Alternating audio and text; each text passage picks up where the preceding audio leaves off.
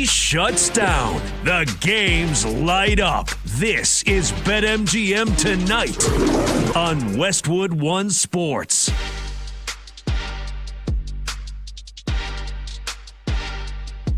Hey,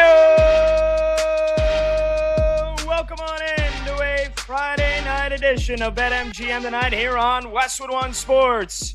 I'm Pat Boyle. I got Cordell Woodland hanging out with me tonight. He's in for Brad Evans. And we are brought to you by BetMGM. Make it legendary. Download the app today. Please gamble responsibly. We're with you every Monday through Friday, 6 to 11 p.m. Eastern. You can watch the show live on YouTube. Just search BetMGM Tonight and hit that subscribe button. You can watch the show live on Twitter at BetMGM Tonight. And you can listen to the program on the Westwood One Sports app, the Odyssey app, SiriusXM Channel 375, and hundreds of local affiliates throughout North America. Our talk and text line to join the show is 310-840-4910. You could call, you could text 310-840-4910. Big Friday night show, baby. Everybody in Major League Baseball is back. We got a loaded slate. We're going to go streaking later this hour. Going to talk about the biggest games tonight and the biggest series this weekend. Rank our top 12 teams in baseball right now as the second half begins. We got a big World Cup final preview to bring you. And since Cordell covers the Ravens and the AFC North for the fan in Baltimore, we're definitely going to talk some AFC North and some Ravens football later. Plus, it's a Friday, so you know we've got another edition of the list, and we'll do some hot or cold. So jam-packed show, but Cordell, we got to start with some troubling news here. The Arizona Cardinals, the NFL is suspending Arizona Cardinals personnel executive Ryan Gold indefinitely for violating the league's gambling policy and leaking draft picks prior to the picks being made. This is a story that was developing only about an hour and a half ago, so still getting some information coming out. But essentially, the league said today that an investigation determined that Gold, who is a long-term tenured member of the Cardinals front office, he's in his 13th season. He was promoted to director of college scouting last June. So that's not too many steps away if you want to say, well, what's the hierarchy in terms of leading up to the GM or the president of football? He ain't that far off from being there. And the league is saying that he provided confidential, non-public inside info regarding draft picks by the Cardinals before the picks were announced, and also that he participated in parlay bets on NFL and college games. Now, the league did not say to whom Gold had provided the information, but pretty strict rules for the NFL. Players and executive personnel must not place any bet on the NFL, throw or fix any NFL game or event, or otherwise manipulate or attempt to manipulate any play or other aspect of an NFL game. And here's the most important one: share confidential, non-public info regarding any NFL game, player, or event with any third party. Apparently, he's given out, hey, this is who the Cardinals are going to draft. Again, to who that was given to, the league doesn't know yet. They haven't said yet, I should say. And he's placing parlays on games. The NFL said pretty confidently that they don't think the integrity of any games were affected. But, man, Cordell, it's pretty simple. You work for an NFL team. You play for an NFL team. You can't bet on the NFL, and you sure as hell can't be sharing draft picks before they're announced to third parties.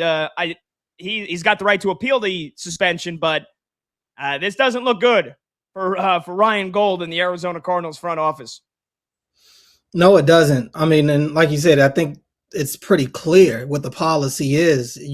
And in the case of league members and staff or organizational staff, they can't place any bets on any sports.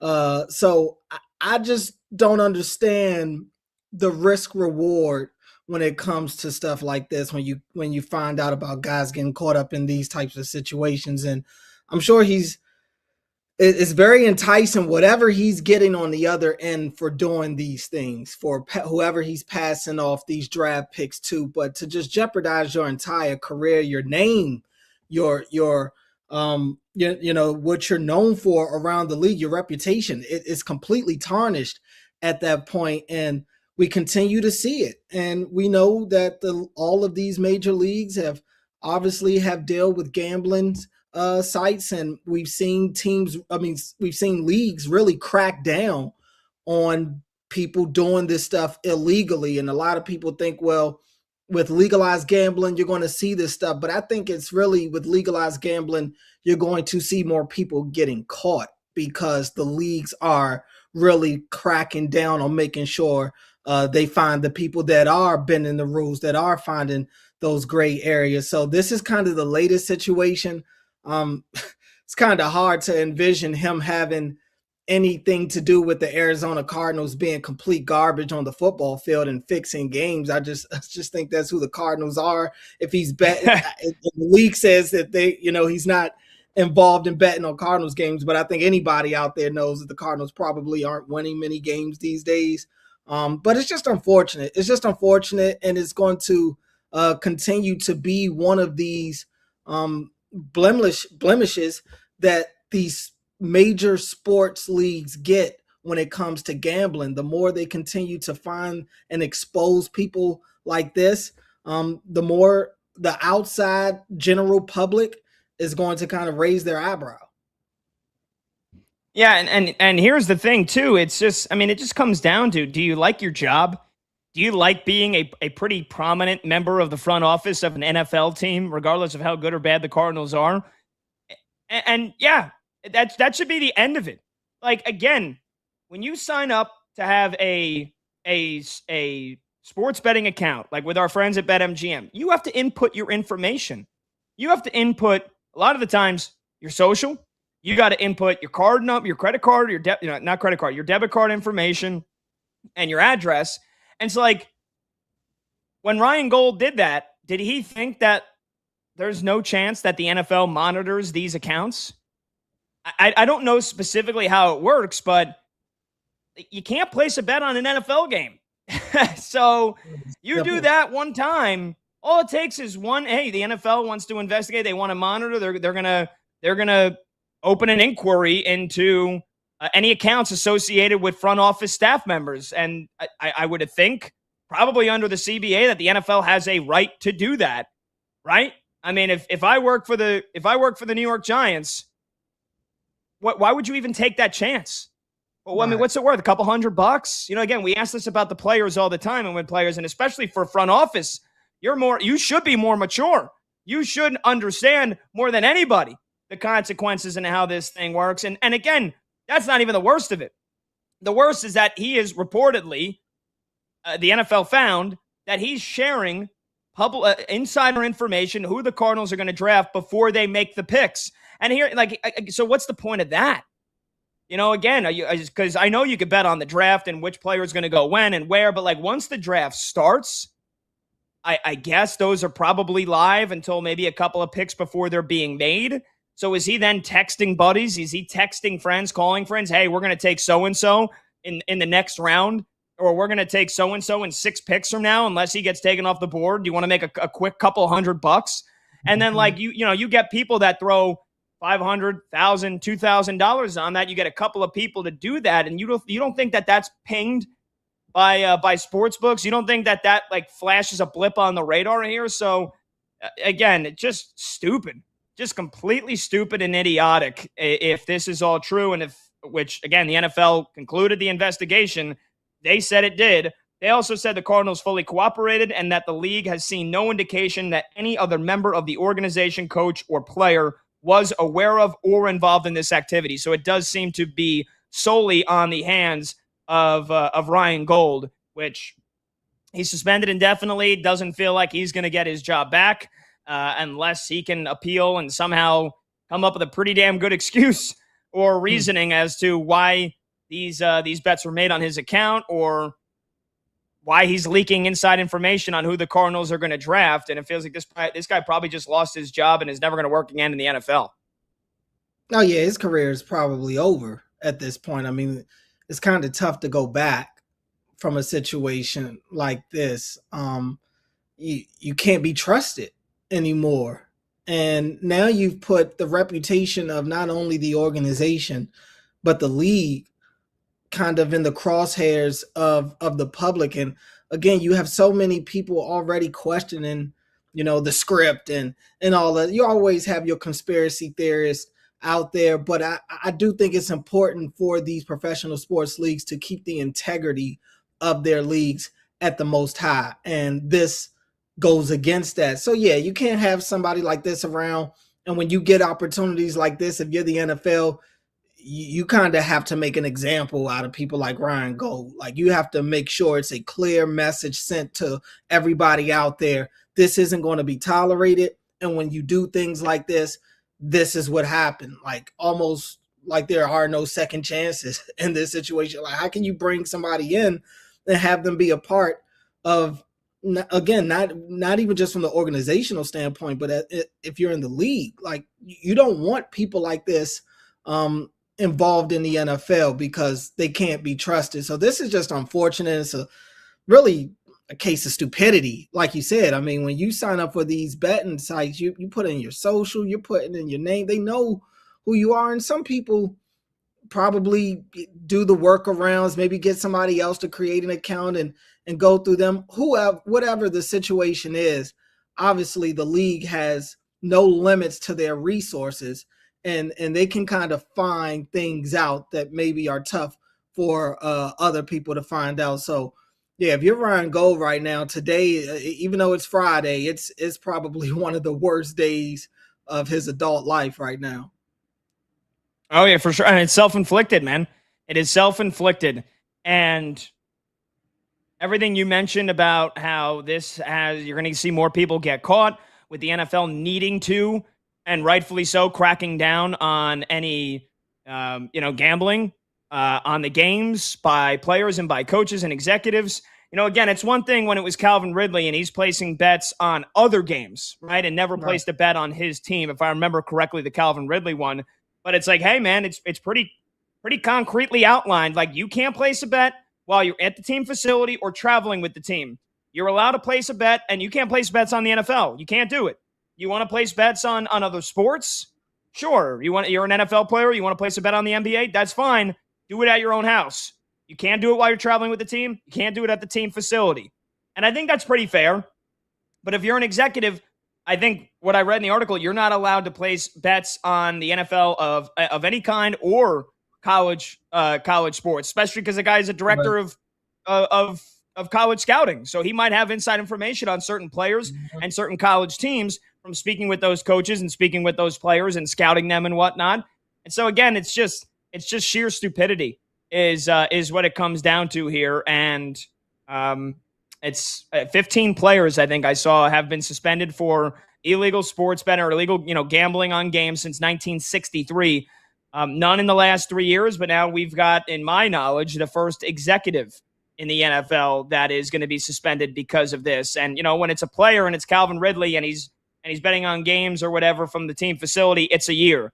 Like we mentioned, this guy's probably cooked. He's probably never getting another job in the NFL again. So, I mean, what was it worth? A couple $100, maybe a couple $1,000 for you or your buddies? Not great. Not great at all.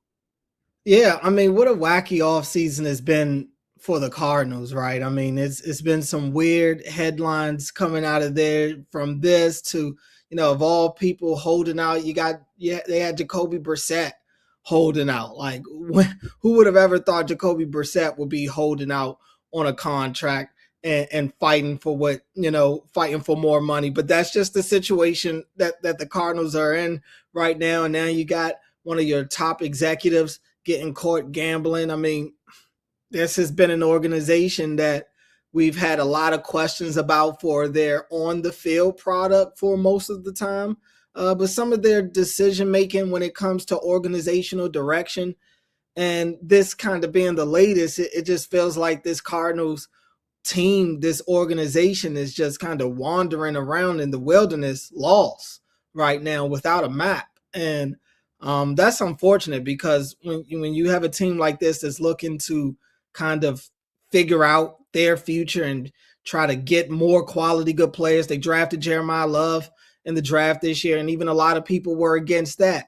But it just seems like they're a team that's has no compass right now. And this being the latest, when you see leadership, front office leadership making poor decision making like this, is no wonder why the football product is probably as bad as it is as well.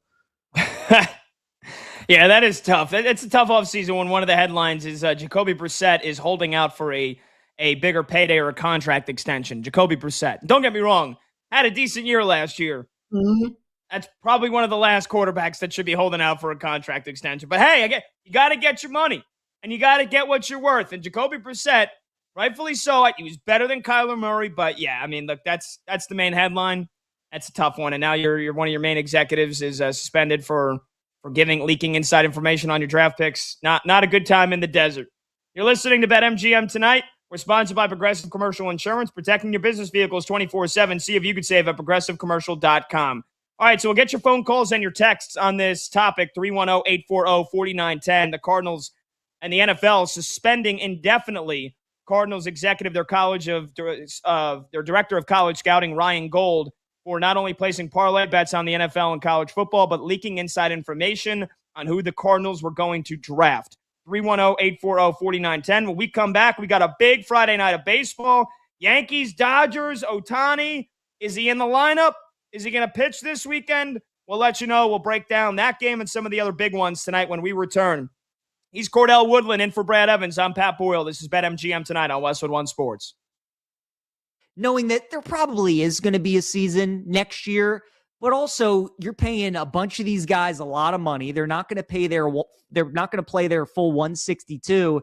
So go after it, get your money's worth, and see if you can try and win a championship this season. So I think the deadline is going to be super, super interesting.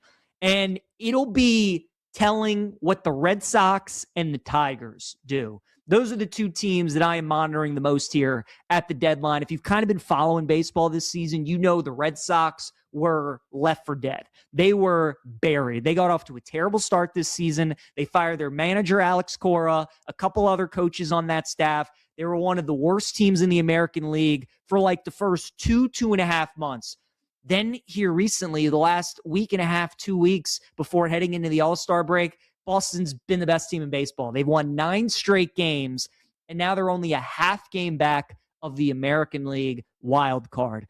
So these are going to be the next big 3 weeks for the Red Sox here, because I'm sure all their fans, their front office, their players were thinking, well, we're going to sell. I could be on a new team this season, but you're a game and a half back now. And their pitching is terrific. Their hitting has been up and down this season. Wilson Contreras was an all-star. He was very good for Boston in the first half of the season. I would expect them to add another hitter or two at the deadline. But with that pitching, they could do some damage if they get into the postseason. So as of now, I think Boston definitely would be buyers, if anything, after this recent hot stretch. But definitely want to see what happens in the next 3 weeks. And then the Detroit Tigers, right? Tariq Skubal's contract is up after this season. You're talking about the best pitcher in baseball. It doesn't look like the Tigers are going to keep him. They can't afford to, and they don't want to pay him all that money. So you would think they're going to trade him at the deadline, try and acquire as many assets as they can. The Tigers were in a similar situation to the Red Sox, though, where it looked like a foregone conclusion that they were going to be sellers. They've started to win a little bit. They're 7-3 in their last 10 games, and they're only 3.5 games out of a wild card spot. So if the Tigers go on a little bit of a run here in the next 3 weeks or so, they also could be a team that maybe looks to buy, maybe hangs on to Skubal, because this was a team that made it to the ALDS last season. They lost to Seattle in that game 5. They go out in the offseason. They get Framber Valdez. They look to bolster that pitching staff. They didn't do enough to that lineup, though, and that's what's really hurt them this year is how bad that lineup has been. The pitching's been fine, but the lineup has just been really bad for Detroit for much of the season. They've also been a brutal team on the road. They're 17-29 away from Detroit this season. But I think the Red Sox and the Tigers are the two teams I'm watching, because both a month ago, you would have never thought they would have been in this situation. Certainly the Red Sox, now after 9 straight, they're right in the thick of it in the playoff picture. And then Detroit, you thought they were cooked too. Skubal was definitely going to be on the move. Now it's like, okay, if they play well in the next 3 weeks, and let's say they're a game and a half, 2 games back of a wild card spot, there's a chance that maybe they could go for it. The entire American League is going to be super interesting, because outside of the A's, outside of the Royals, and outside of the Angels, all those teams feel like if they get hot here over the next 2 or 3 weeks, they could go from potential sellers to being buyers and make it to the playoffs, because that's the thing about the AL this year. There's no team that really scares you to death. There's no Dodgers in the American League. Tampa's been the best team all year, and they're really good. But we kind of all know what Tampa is at this point. They do this every year. The Yankees, that starting pitching is really, really good. Judge will come back at some point, probably in August, and you would think they're going to add to that roster. Seattle and Toronto are both in the ALCS last season. Both have really struggled this year. So the American League is wide, wide open this year in Major League Baseball. It's going to be a huge 2-3 weeks for a lot of these teams. They could go from being buyers to being sellers or vice versa. And I just think watching how all that unfolds is going to be very interesting. Also, the American League Central, I think, is the division that I'm monitoring the most.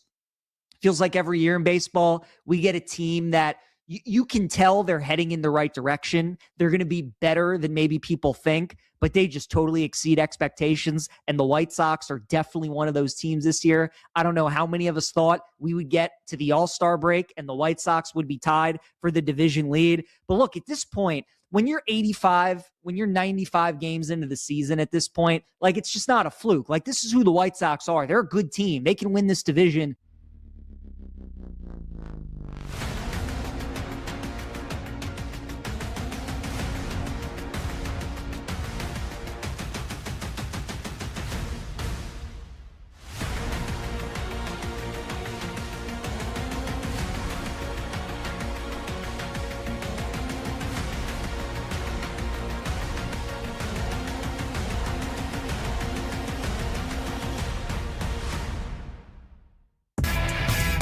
When the game goes live, the conversation turns up. BetMGM Tonight continues now. Welcome on back to BetMGM Tonight, Westwood One Sports. I'm Pat Boyle. I got Cordell Woodland with me tonight, all 5 hours. He's filling in for Brad Evans, and the phone number to join the show, 310-840-4910. In case you're just joining us to start the show last segment, talking about what is pretty recent breaking news as of only about an hour and a half ago. The NFL suspending Cardinals executive, their director of college scouting, Ryan Gold, indefinitely for violating the league's gambling policy and leaking draft picks to third parties prior to the picks being made back in April. Yeah, you can't do that. Yeah, you're gone. You're gone when you do that. He gone. So, number to join, 310-840-4910. We got a big night of baseball. I'm pumped. Friday night. Start the second half after what was a pretty boring game yesterday between the Phillies and the Mets. Couple solo shots. We got a loaded slate tonight, Cordell, and as a big Yankee fan, and I don't know if you've heard this before. I know Combs and Monty have heard it before. As somebody that did about 8 to 10 post-game shows for the Yankees last year and 3 games already this year. I'm pumped. Yankees-Dodgers, it don't get much better than that. World Series rematch from 2 years ago. Dodgers best record in baseball. Yankees one of the best records in baseball. Garrett Cole on the mound for the Yankees. Roki Sasaki on the mound for the Dodgers. And before we get to this game in this series, we got 2 big pieces of information on the star players here of each teams. So Aaron Judge has been out since May 31st because of the stress fracture in his right ribs. Had a scan during the All-Star break that showed partial hearing. Judge said he's waiting to hear from doctors on a plan moving forward.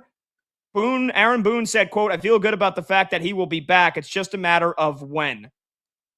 And from knowing the Yankees and having worked for the Yankees and covered the Yankees, that probably, I'm just going to go ahead and say, like, loosely, that's probably a month.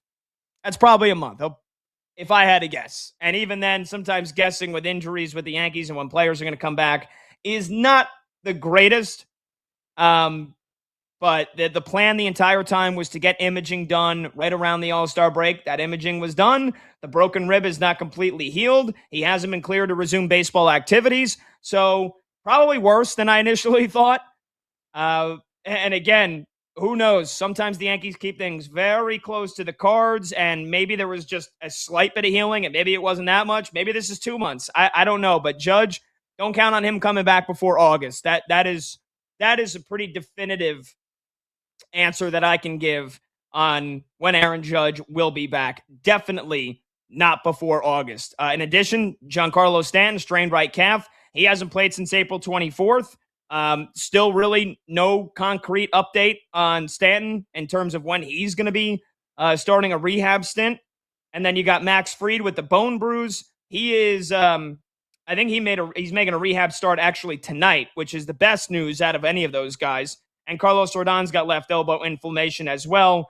And Clark Schmidt, coming back from Tommy John surgery, is throwing an inning of batting practice on Saturday. So a lot of the stars for the Yankees on the sideline right now. That's why they have kind of struggled, although I feel like, Cordell, they're out of the deepest depths of their swoon that they usually go into. And then the big one for the Dodgers, Shohei Ohtani, not going to pitch this weekend. He was scratched from his last start before the All-Star break.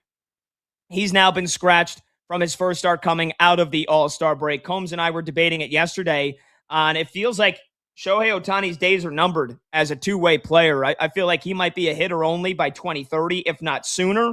But in terms of his left knee inflammation, which has been bothering him throughout the year, he had a lubricant injected into his knee, and he is likely going to make his next start on Wednesday. But Ohtani is in the lineup tonight batting leadoff for the Dodgers. So Ohtani gonna make his start next Wednesday in the lineup. Judge still out for the next couple of weeks. Stanton still out. Max Fried, Carlos Rodon, Clark Schmidt still out. And the Dodgers are it's basically a pick 'em tonight. Garrett Cole came back great. Last couple of starts, been up and down, very rocky here.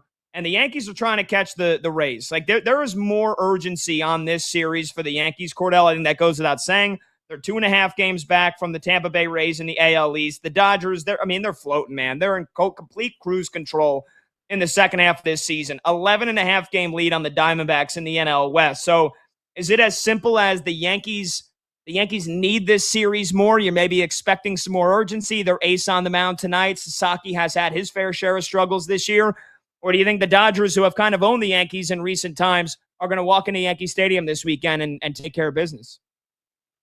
Yeah, I mean, I'm definitely picking the Dodgers this weekend. They're just simply the better team. They're the healthier team, as you documented there. The Yankees did kind of get a little bit of that bad taste out of their mouth going into the All-Star break. They're winners of 6 of their last 10, but like you said, ever since the injuries have piled up on them, they just really haven't been the same team. Now, lucky for them, the Rays have kind of cooled off a little bit, and especially over this last week or so, a large part due to the Red Sox just being scorching hot. I mean, nobody wants to play Boston right now. So, yeah, I think this means a lot more for the Yankees. And you look at the American League as a whole, it stinks. But the Yankees are still in the upper echelon of the conference, of the league itself.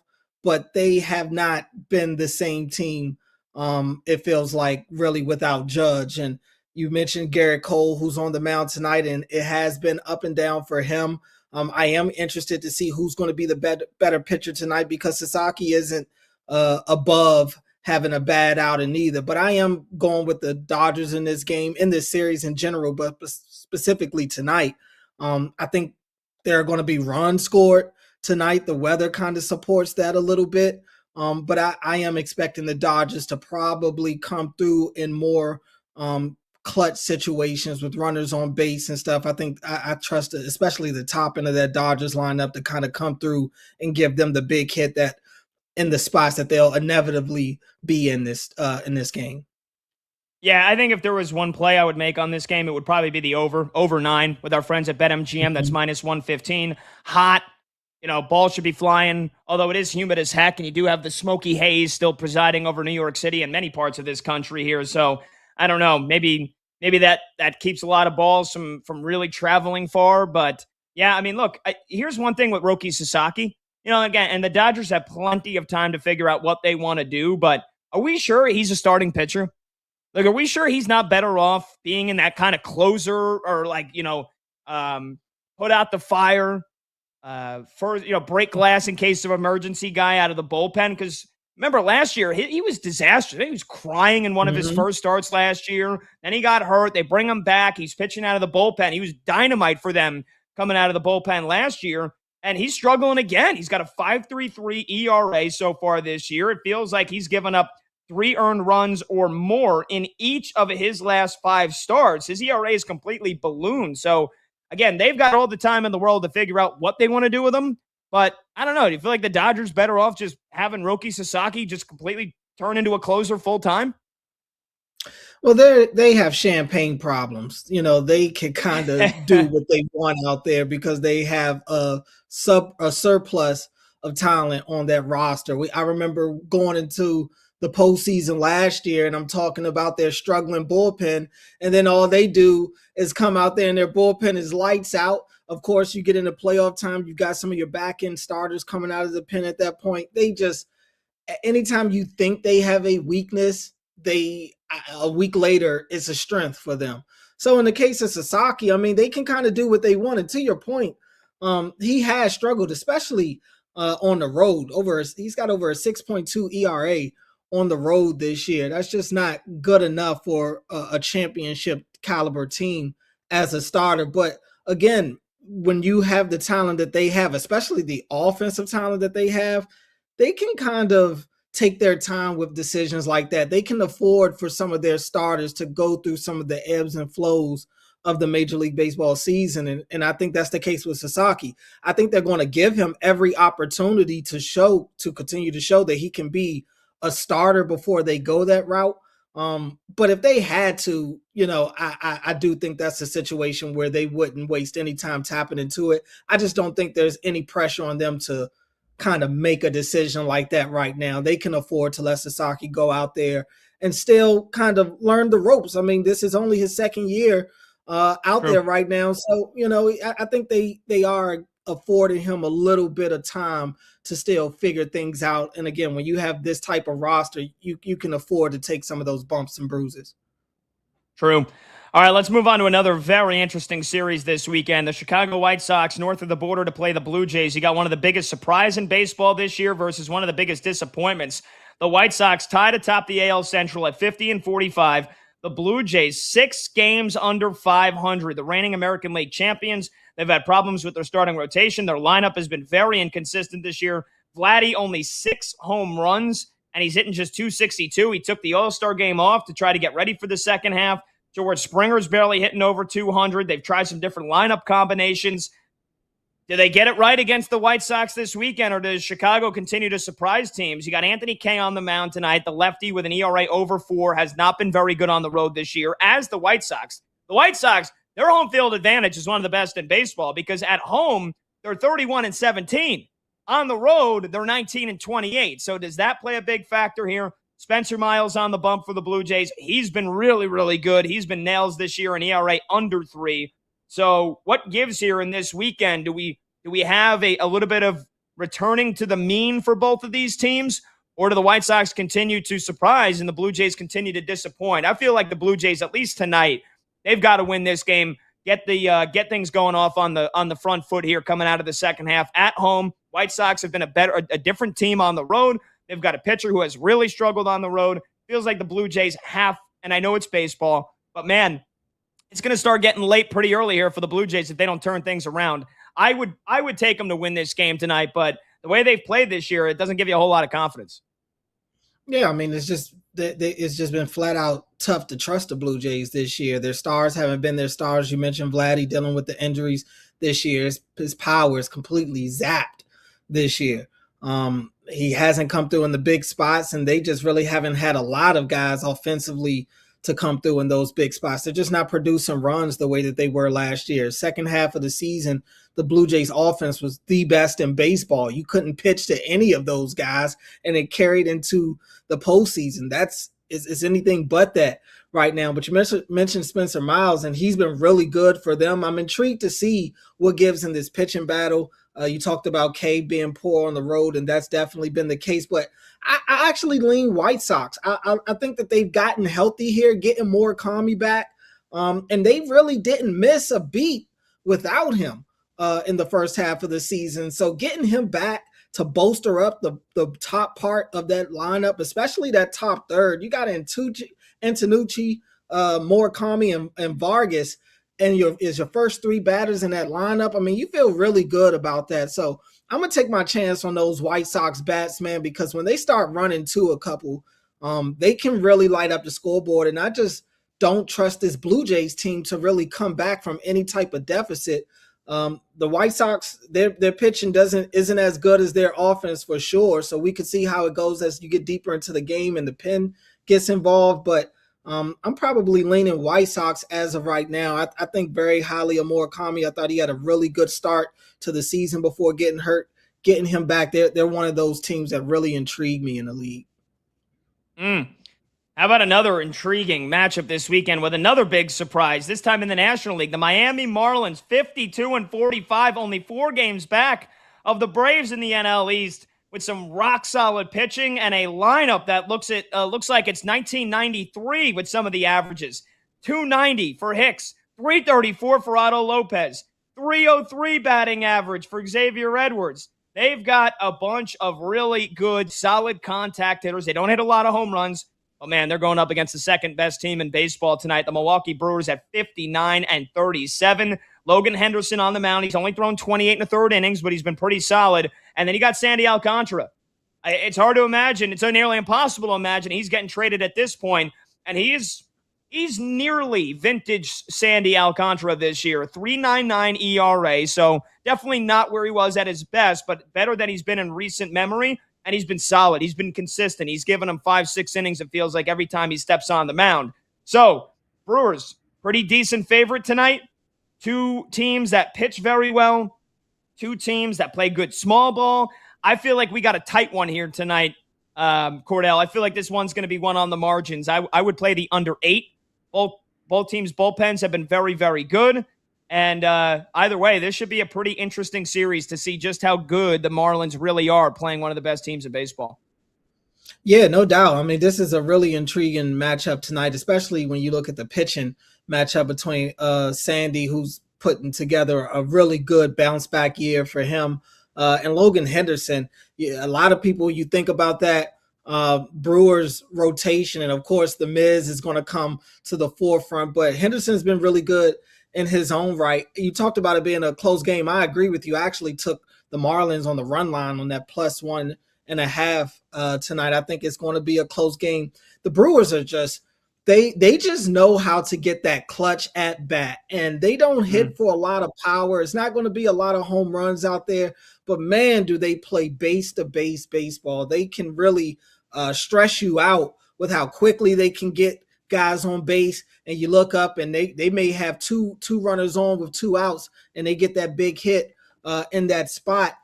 You mentioned the Marlins and the top part of their lineup. I mean, they've been so efficient, and that's really with Kyle Stowers not having the type of first half that he had last year. Remember, he was an all-star last year. This year, he's dealing with some injuries, wasn't as good early. He's heated up since he's come back, though, over the last month and some change. So this is a really intriguing matchup. Like I said, I took the Marlins on the run line +1.5. I do think it's going to be a tough and close battle really all weekend.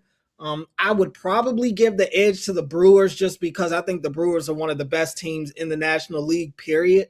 But I am expecting the Marlins to come out there and give them a fight. Okay, finally, let's hit on one more here. Twins and the Cubbies starting it off in Wrigley Field, and you've got a hot night in Wrigley with the wind blowing out to right field, so that's why you've got a very inflated over-under of 11 with our friends at BetMGM. I would probably take the over because you got 2 pitchers on the mound tonight that aren't very good. Barely Ober with an ERA of 4.40 and Colin Rea with an ERA of 4.75. Couple that with the fact that this Cubs lineup has just been mashing lately despite all the injuries to the pitching staff. They're at 54-42. Only 5 games back of the Brew Crew in the NL Central. And the Twins, they're right in the thick of things in that mediocre AL Central. They're only 3 games back of the White Sox and the Guardians. Their lineup at the top, you look at their averages. Larnach hitting 289. Jeffers hitting 292. You know, Bell, the power is a little bit down for him this year. Only 13 home runs, but he's still driving in a bunch of guys. Cody Clemens has been a big bat for them. And so with Byron Buxton still out with an injury, the Twins, they're staying afloat here. But the Cubs have been very good at home. I would expect a lot of runs in this one, Cordell. What do you think? Yeah, I'm right there with you. I'm expecting runs in this one. Anytime the weather is telling you something out there in Chicago, especially at Wrigley, you got to go with it, and the over speaks to that. And look, this is a Twins team that I think we kind of left out for dead. The injury started to pile up on them. The rotation wasn't as good as it usually is. And all of a sudden, here they are scoring runs, winning games, winners of 7 of their last 10. So definitely got to put a little bit of respect on their name. And in the American League, it's just kind of open season for everybody, no matter what your record is these days, at least when you talk about the wild card. But I am going with the over as well. I am going with the Cubs. The Cubs are clearly the better team. And Pete Crow Armstrong, the way that he finished that first half of the season, man, I mean, there are few players as hot as he is at the plate right now. Going to continue to go with those hot bats in Chicago and expect them to kind of impose their will this weekend. Yeah, easy talking about PCA like that. Combs is going to start. He's going to start getting a chubby while he's producing the program, and he just put in our show chat MVP. Too late. You give him an inch, he's going to take a mile, Cordell. But I agree. PCA's batting average has risen like 40 points in the last month and a half. He's in the 2020 club already this year. Pretty good chance he'll be in the 30-30 club. He's been phenomenal. He's the best center fielder defensively in all of baseball. So, yeah, this Cubs team, man, the way that they keep stacking wins despite all the injuries they've had to their rotation, it's pretty impressive to say the least. 310-840-4910. We're going to go streaking when we come back. We profiled some of the biggest games on this Friday night. Now we'll see if we can pick a player correctly that's going to get a hit. See if we go a little 4 for 4 or even a little 5 for 5 if our guy Lee in our Westwood One Studios wants to get in on the action when we return. We'll go streaking for the first time in over a week. He's Cordell Woodland filling in for Brad Evans. I'm Pat Will. This is BetMGM Tonight on Westwood One Sports.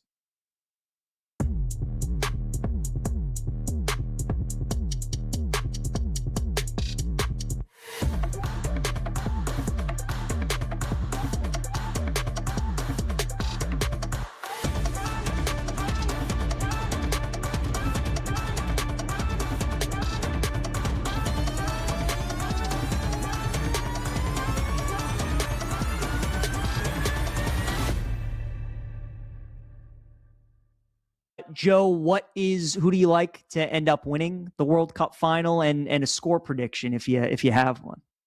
Yeah, I have my head and my heart play here. Both side with Spain. I'm rooting personally for Argentina and Messi and capping off this just crazy run. My head play is Spain in 90 minutes. I just think that they're going to find a goal in this game, and they're going to win it probably 1-0 in 90 minutes or something to that effect. To lift the trophy, if you wanted to do that, you're going to give up some of the juice a little bit, but still Spain. I think Spain is just the efficient team. They match up so well with Argentina in terms of if they get a lead, they're going to hold it, unlike Egypt, unlike England. Like, they are a team that you cannot play from behind against, and Argentina has been falling behind in these games. You cannot fall behind against this Spain team. So I'm looking at Spain to win in 90. I think it was plus 130 the last I looked at it. The heart play, I said the head play. The head play is just Spain winning in 90. The heart play, and you get crazy odds on this, is 1-0 correct score Spain, Lamine Yamal the goal scorer. It just feels, PJ, in this universe where a picture exists of Messi bathing a 4-month-old Lamine Yamal, it just feels like Spain winning this game on a Lamine Yamal goal is the perfect poetic end to Messi's World Cup career and the passing of the torch.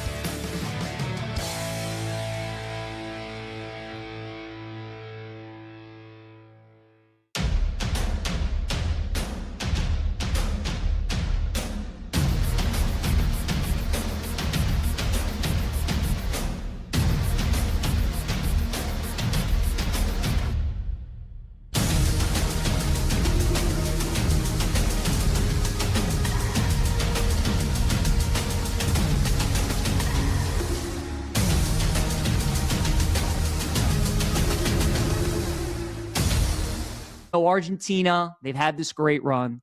They could have lost to Cape Verde. They should have lost to Egypt. They could have lost to Switzerland. They should have lost to England. A lot of shoulda, woulda, couldas. And credit to them for winning all those games. But when the Chiefs lost the Super Bowl, they played against the best team in the NFL. When TCU lost in the national championship, they played against the best team in college football that year. And Argentina going up in this World Cup final, they are playing the best team in the world. That is Spain. They're the European champions. They won 2 years ago. They were the pre-tournament favorite coming in. They reminded us all against France why they are the team to beat and why they are so tough. They're just so fundamentally sound. Argentina's been able to come back on these teams because either they don't have the personnel against them, because it's just the aura of Messi, and like when they get a lead and they're up, they're just kind of in cruise control and they think, oh my God, we're going to win. And they just relax instead of continuing to play.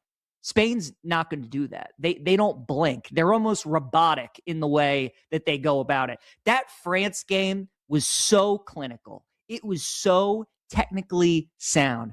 The way they pass the ball, it just looks different. The way they move the ball, it looks different. They're spacing. They're defending. They've only given up 1 goal this entire tournament.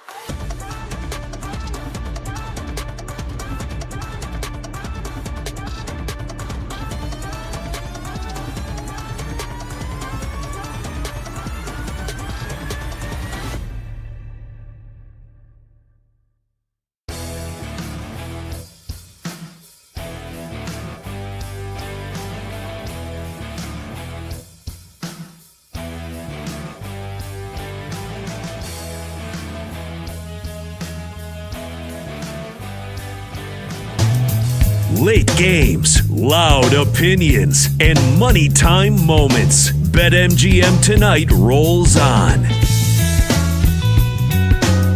I ain't got no crystal ball. If I had $1 left, I'd spend it. That's $1 million.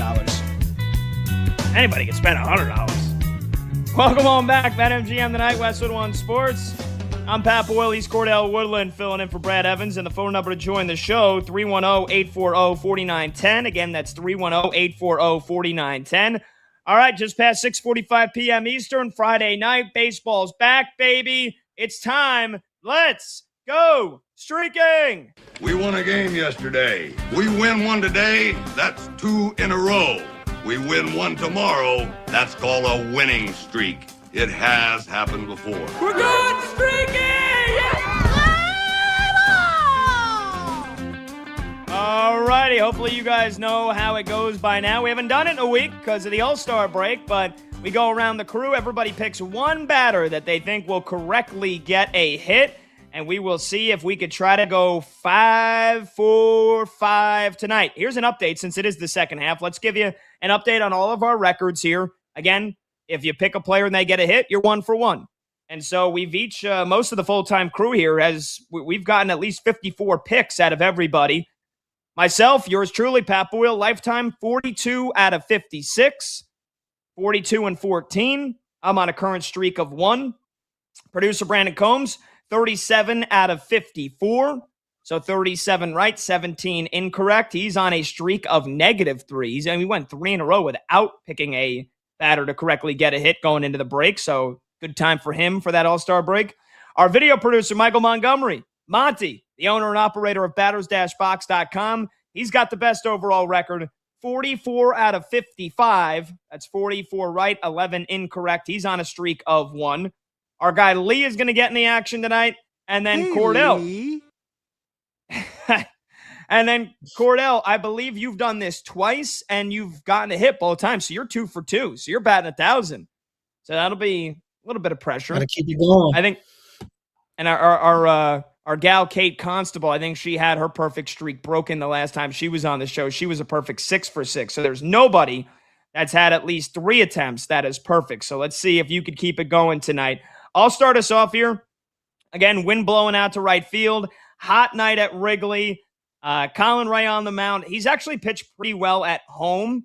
But that being said, his ERA is nearly 5. He's given up 101 hits in 94 and 2/3 innings this year. So give me the guy, the lefty at the top of the Twins lineup that rakes against right-handers. Give me Trevor Larnach to get a hit tonight for the Twins. He's batting .289 on the season. Against right-handed pitchers, he's batting .304. And for whatever it's worth mentioning, because, again, everybody is coming off the All-Star break, but 5 hits in his last 3 games. Give me Trevor Larnach to get a hit tonight for the Twinkies and get my streak up to 2. All right, Cordell, 2 for 2 for you. Looking to make it 3 for 3. Who you rocking with tonight? Yeah, man, I got to play it safe. Got to go with one of the hottest hitters in all of baseball. Going with my guy, James Wood. He and the Nats, that number 1 offense, they're out in Sacramento taking on the A's in that park. That in itself makes it a juicy situation. But you look at James Wood against lefties this year. He's actually been slightly better against lefties than he has been righties, hitting for 280. OPS not as high at 909. But you look at James Wood for the month so far of July, 441 batting average, over 1,700 OPS. This dude is hitting anything that comes over the plate these days, and even pitches that don't. So I trust that James Wood in that park tonight will be able to find a way to get a hit. All right, there you go. Going with James Wood. Hopefully he'll bring the wood with him tonight. Pause. Let's go to producer Brandon Combs. Combs, you got to get off the schneid here, brother. Who you going with tonight to snap a -3 streak? Hey, I got to go with the guy that my guy Cordell pieced out earlier in the show, and that is Mr. Pete Crow Armstrong, MVP. Look, going up against Bailey Ober tonight against the Minnesota Twins. Bailey Ober in his last 8 games versus left-handed hitters has allowed 25 hits, 9 home runs, and 7 walks in those 8 games. That's not very good against left-handed pitching, or left-handed hitters, I should say. Lefties are crushing Bailey Ober. So give me PCA to get me back on the board. Bang. All right. He's going with his guy. He's putting all his hope into his guy, putting all his stock into his guy to get him back on the right direction here and get his streak cooking again. And finally, the man with the best record, the man with the best percentage. Again, batters-box.com. Make sure you check out his website. That is the beautiful, the GOAT, the goatee, Michael Montgomery. Monty, who are you rocking with? Give me Ohtani against your boy Garrett Cole in New York. Is the highest rated hitter on the board. Elite matchup against Cole. Only hitter today I have with an elite rating in the 3 key categories I have on the website. That's WOBA, ISO, and hard contact rate. Cole getting murdered by the last 60 lefties he's faced. 55% hard hit rate, 14% barrel rate, expected batting average close to 400. In over 300 games with an elite rating, Ohtani is getting a hit 75% of the time. And I have a 5-star pitch mix rating for Shohei against Cole with an expected batting average of at least 397 against all 5 of Cole's pitches. If you want that information, I got an all-star break sale on the site, batters-box.com. Get all the stats through the World Series for $35. Check it out. Bang! All right, finally, last but not least, I didn't want to forget him here. Our guy Lee in our Westwood One studios. Lee, got about 30 seconds, brother. Who you going with tonight? Oh boy, let me get into that perfect club with Miguel Vargas coming off that homer in the All-Star game.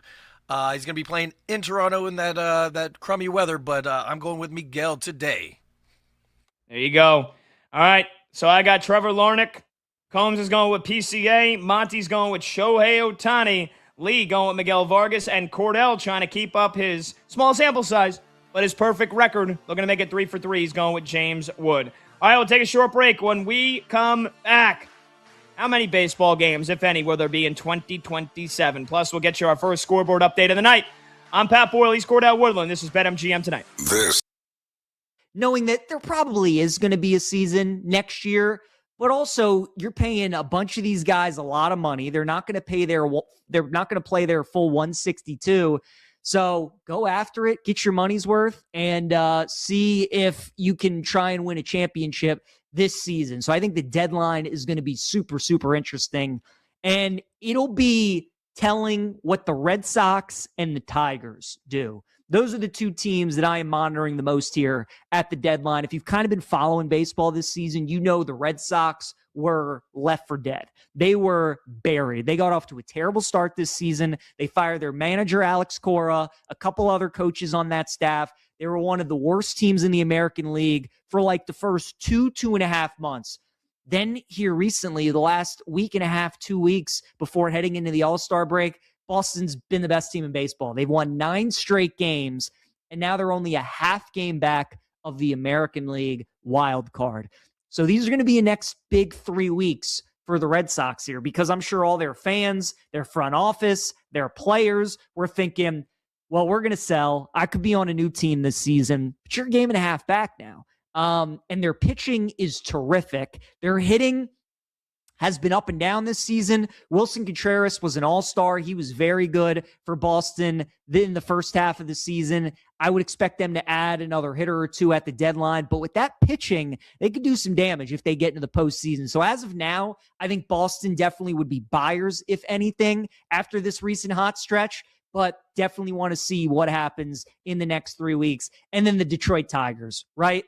Tariq Skubal's contract is up after this season. You're talking about the best pitcher in baseball. It doesn't look like the Tigers are going to keep him. They can't afford to, and they don't want to pay him all that money.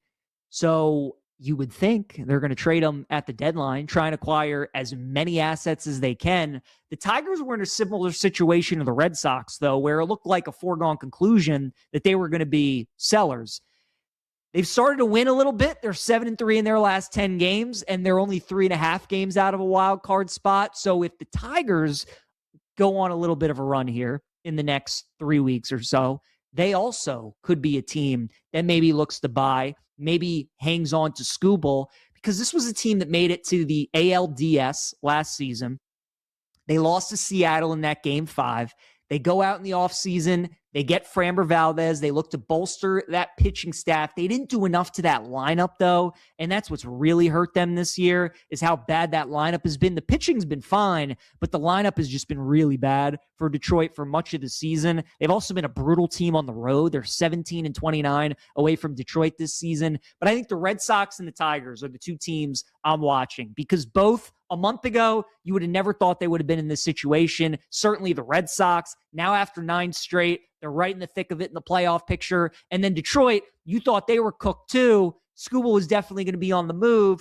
Now it's like, okay, if they play well in the next 3 weeks, and let's say they're a game and a half, 2 games back of a wild card spot, there's a chance that maybe they could go for it. The entire American League is going to be super interesting, because outside of the A's, outside of the Royals, and outside of the Angels, all those teams feel like if they get hot here over the next 2 or 3 weeks, they could go from potential sellers to being buyers and make it to the playoffs, because that's the thing about the AL this year. There's no team that really scares you to death. There's no Dodgers in the American League. Tampa's been the best team all year, and they're really good, but we kind of all know what Tampa is at this point. They do this every year.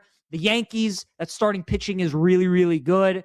Judge will come back at some point, probably in August, and you would think they're going to add to that roster. Seattle and Toronto are both in the ALCS last season. Both have really struggled this year. So the American League is wide, wide open this year in Major League Baseball. It's going to be a huge 2-3 weeks for a lot of these teams. They could go from being buyers to being sellers or vice versa. And I just think watching how all that unfolds is going to be very interesting. Also, the American League Central, I think, is the division that I'm monitoring the most.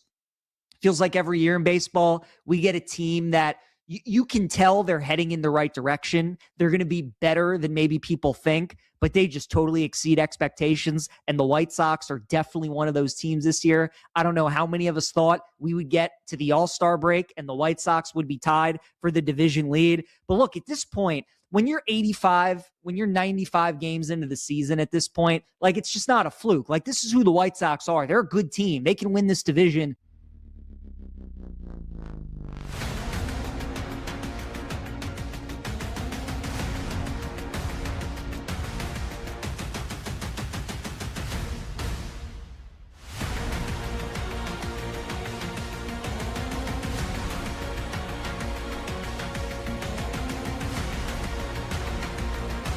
The day shuts down. The games light up. This is BetMGM Tonight on Westwood One Sports.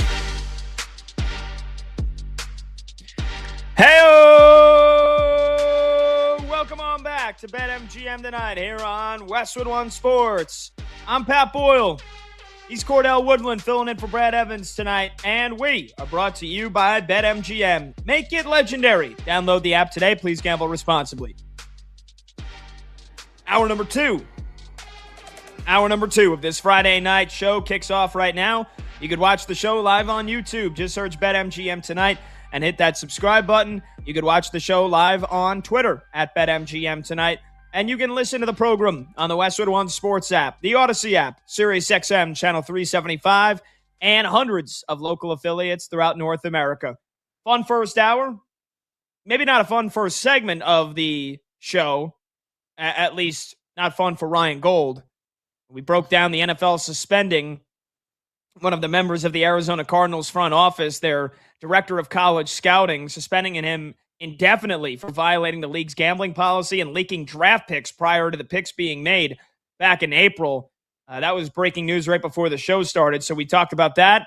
And then it's Friday night, and the second half of baseball begins for everybody. We got a loaded slate, so Cordell and I were going through some of the big games and the big series this weekend, and then we went streaking last segment. So talking text line to join the show, 310-840-4910. Again, that's 310-840-4910. This segment is sponsored by Progressive Insurance. Save on commercial auto insurance from Progressive.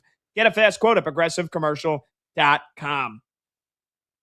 All right, Cordo, we got baseball back here in the second half. And these last couple of days, I was thinking, because I missed baseball. And I don't want to take for granted. It reminded me not to take baseball for granted in the first place. You know, you get just a couple of days off. I know we had that Mets-Phillies game yesterday, so technically Wednesday was the only day this week where we didn't have something. We had the Home Run Derby Monday, which I thought was awesome. The All-Star game on Tuesday stunk. It was terrible. But at least it was something.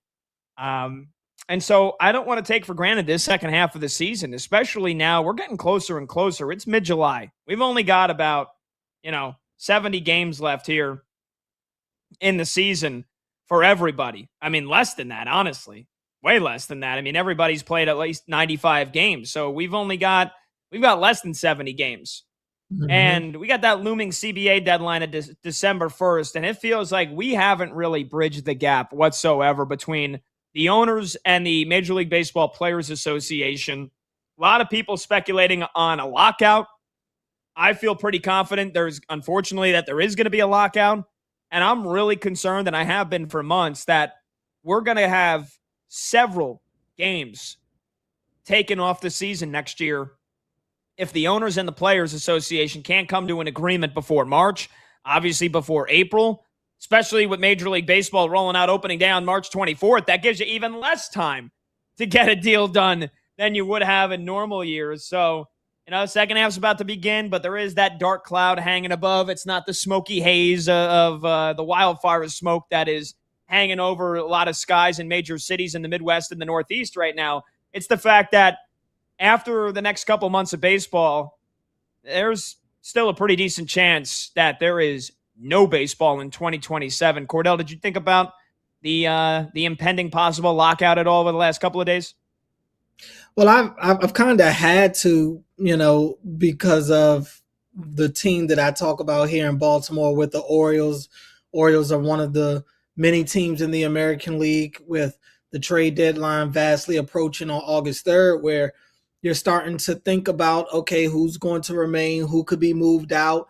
And when you start thinking about that, you're looking at some of the contract situations for some of these guys. So you look at some of your rentals like Taylor Ward, or even certain guys like Adley Rutschman, who next year is his last year of team control. And like you said, next year is kind of up for grabs right now. So it's been a big talking point, at least here in Baltimore, about what are the Orioles going to do with Adley Rutschman. Could he stay? Could he be traded? And even when you talk about Mike Elias and his job security with the Orioles, all of that gets talked about with the idea of a pending lockout coming in 27. And how does that impact all of those decisions for the Orioles? And that's just for them. So I'm sure it's a lot of other teams that are in those same type of spots that are having to make some decisions based off of this pending lockout. Now, we just saw Chase Burns get a contract extension yesterday. So, we've seen quite a few young guys this year get some extensions. How much does the lockout play into that? I'm not sure. But yeah, I mean, I think it's definitely on people's minds. And for me, look, I've been watching a lot of baseball this year. And over the last couple of weeks, one thing that has stuck out to me, and I even saw some during All-Star break as well, they're running commercials. I don't know if you've seen this. They have commercials for, it's almost like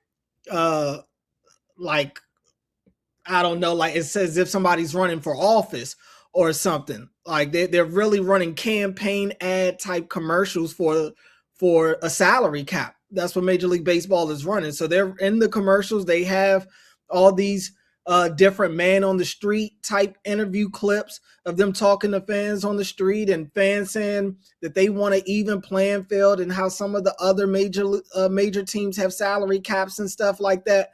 So that kind of raised my eyebrow a little bit, but it also kind of made me say to myself internally, this could get ugly. This could get ugly because now with commercials like that, you're essentially starting to negotiate in the public. And that has been a big talking point that I've heard a lot of major league front office guys, owners, sides, the league side of people talk about, is that all these fans want a salary cap. I'm not so sure that that's what all the fans want. Maybe I should speak for myself, but I've not once come out of my mouth and said I want Major League Baseball to have a salary cap. Would I like there to maybe be a floor? Sure, because I think we can all agree one of the big issues is that you've got a handful of teams that are willing to spend an unlimited amount of money, and you've got some teams that are just not really willing to spend at all. So I think it's more so about kind of closing that gap and maybe forcing some of those teams to actually put a little more financial effort into their off seasons and building their teams, and not allowing it to be so easy for some of these big dogs with these deep pockets who are probably going to get these guys anyway, but to kind of they've made it so easy for the Dodgers to continue to do what they do, the Yankees to do what they do. And look, spending money doesn't always result in championships. There are multiple ways to skin a cat, but in Major League Baseball, typically the teams that spend usually are the teams that win. So if we could find ways for some of these teams that have gotten real, now I say that, and the Tampa Bay Rays are one of the lower spending teams in baseball usually, and look at what they do. They find ways to win. It hasn't resulted in a World Series, but they do find ways to consistently be one of the better teams in the American League. I don't know if I still don't sit here today and say that I expect the salary cap to actually happen. I do think a lockout in some sort of form happens. But yeah, I have no type of optimism right now that they're going to be able to avoid that lockout. I do think we'll get there. How much of the season we miss, I'm not sure just yet. Yeah, 310-840-4910, the number to join the show. You want to call, you want to text regarding your optimism or pessimism about how many baseball games, if any, get played in 2027, and your thoughts on what the solution would be. It's going to be a salary cap, and it's got to be a salary floor. If there is a cap, there better be a floor, Cordell, because I hate all the time, Rob Manfred, he spoke with Bruce Meyer, the executive director of the Players Association, on Tuesday, as they normally do, their annual Q&A session with the Baseball Writers Association of America. And of course, right, like you said, they're doing like man on the street campaign ads for asking fans, oh, what's the biggest issue? Oh, it's the fact that the little teams can't win. and only the Dodgers who spend all this money and the Yankees who spend all this money. It's like, that's only part of the problem. How about the fact that so many of these franchises refuse to spend money? I mean, Cordell, you heard it firsthand yourself with the former owners of the Orioles, basically talking about, well, there's no way we're going to keep that core together when Rutschman and Gunnar Henderson had that incredible season a couple of years ago, because they just flat out do not want to pay those guys. Now, can teams like the Orioles and the Pirates and the Marlins and the Brewers, can they afford to have a $300 million payroll? No, absolutely not. They can't. But to see some of these teams blatantly refuse to spend money, roll out payrolls that are under $100 million, and then basically say, well, there's no way we can compete, it's because you have a lot of cheap owners leading a lot of these teams that just want the revenue stream kickback, the shared revenue that they're going to get from the teams like the Yankees and the Mets and the Cubs and all these bigger teams, and they want the trickle-down effect. That's what they want, and they want to build a team that's just good enough to sell some tickets, get their shared revenue, make a profit, and call it a day. They actually have no real interest in winning. Same with John Fisher, that loser of the A's. Well, but now he's going to have his big, beautiful stadium in Vegas now, paid a lot by taxpayer money, so I'm sure he's happy. So again, if you want a salary cap, there better be a salary floor. And I know Major League Baseball's initial proposal was a floor that was actually pretty damn high, $171 million. Here's the thing: the cap was embarrassingly low, $245 million. You can't have that. The cap's got to be probably $285 if I had to give you a number here. And I feel like the couple of times we've talked about this over the last few months, I feel like I've stayed pretty much within the margins, a couple million here or there on a floor and a cap. I'd be fine with a salary floor of 150, but like you've got to let teams that have the money, want to spend the money, want to win, be able to do that. And so the biggest thing with the Dodgers is the deferred contracts. You've probably got to get rid of that, or you've got to put a limit on it. The fact that they were able to give Shohei Ohtani defer $70 million freaking dollars every year, basically for the next 10 years, that should have never been allowed. That's got to get tweaked to a certain degree. But the other thing for me, it's going to come down to a cap in the floor. We know the Players Association want no part of a salary cap. And that's why I think it still has to be it's got to be way higher than what Major League Baseball's initial proposal would be. And I think the salary floor, if you're going to force teams to spend money, I think $150 million is a fair number. It's all about continuing to get players paid what they deserve, where baseball viewership continues to go up, continues to rise, and it just feels like baseball has not really caught up there in terms of how they view their biggest product, which is their players. And I hate the competitive balance argument of it because, you look at some of the best teams this year, and there's some of the teams that spend the fewest. And that's what Bruce Myers said. He goes, the fact of the matter is baseball has a better competitive balance than the cap sports. That was his quote. And I agree to a certain extent. Cap sports certainly don't guarantee competitive balance. Look at the Chiefs. Look at the Patriots. Look at the Oklahoma City Thunder. And even then, they didn't even win a title this past year. So it doesn't, just because you want to cry competitive balance because teams are allowed to spend whatever they want, the other end of that spectrum, teams not spending enough, for me, is as big of an issue. Yeah, I think that's really the biggest issue, is that a lot of the cheap owners have been able to kind of build their pockets up and not invest in the product. And that's unfortunate because the fans are the ones that suffer. I mean, you mentioned a couple of those teams. You could throw teams like the Rockies in there, and I know they have new ownership now, and they're hoping that they'll be able to kind of jump in there and start spending more money as well. But I think that's the biggest thing. It's so tough in baseball. I think baseball is the toughest sport to be a rebuilding team in. You typically don't see a lot of successful rebuilds in a 3 to 5 year span in baseball. We're watching a team in the White Sox who were literally one of the worst teams in all of baseball, had the worst record in baseball history. They abandoned their rebuild process and essentially restarted all over again. And now it's working out for them.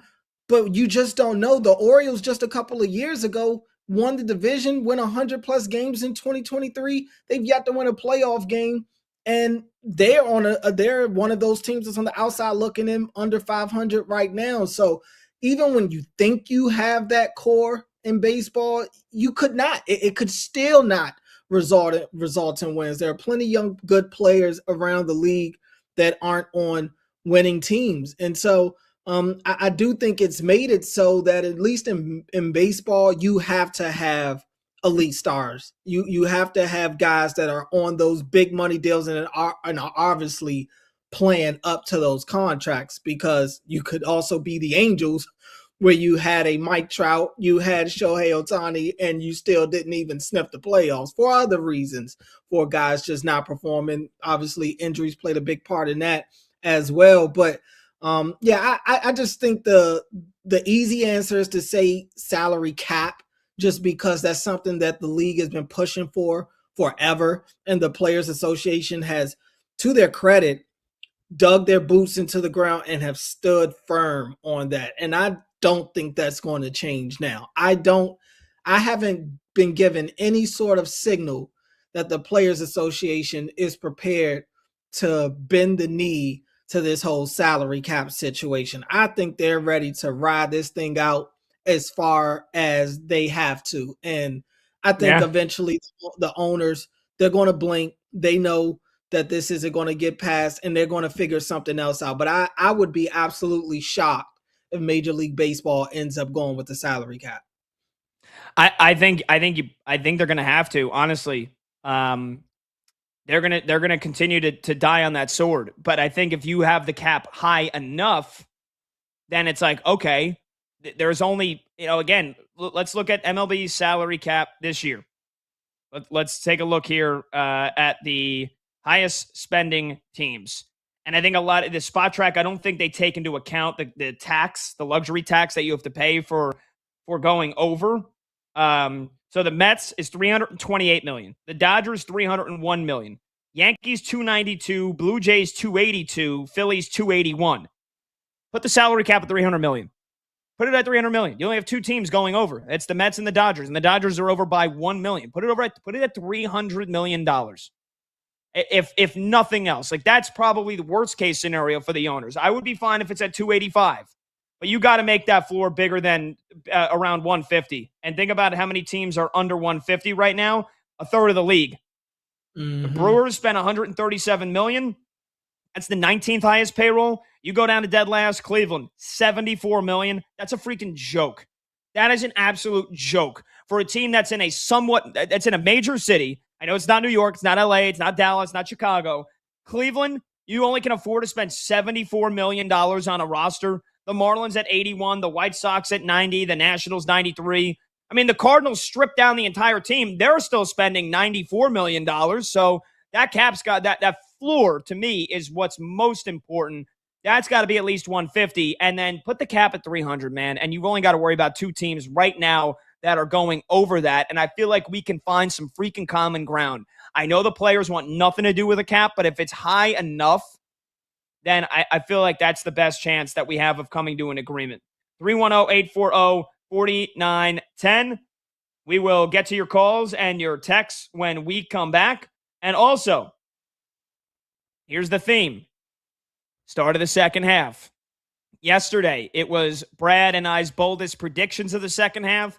Today, Cordell and I, we're going to rank the top 12 teams in baseball right now. Not even, regardless of record, which will play a little bit of a factor, obviously. 12 teams make the postseason. We're going to rank the top 12 teams regardless of the league when we return. He's Cordell Woodland filling in for Brad Evans. I'm Pat Boyle. This is BetMGM Tonight, right here on Westwood One Sports.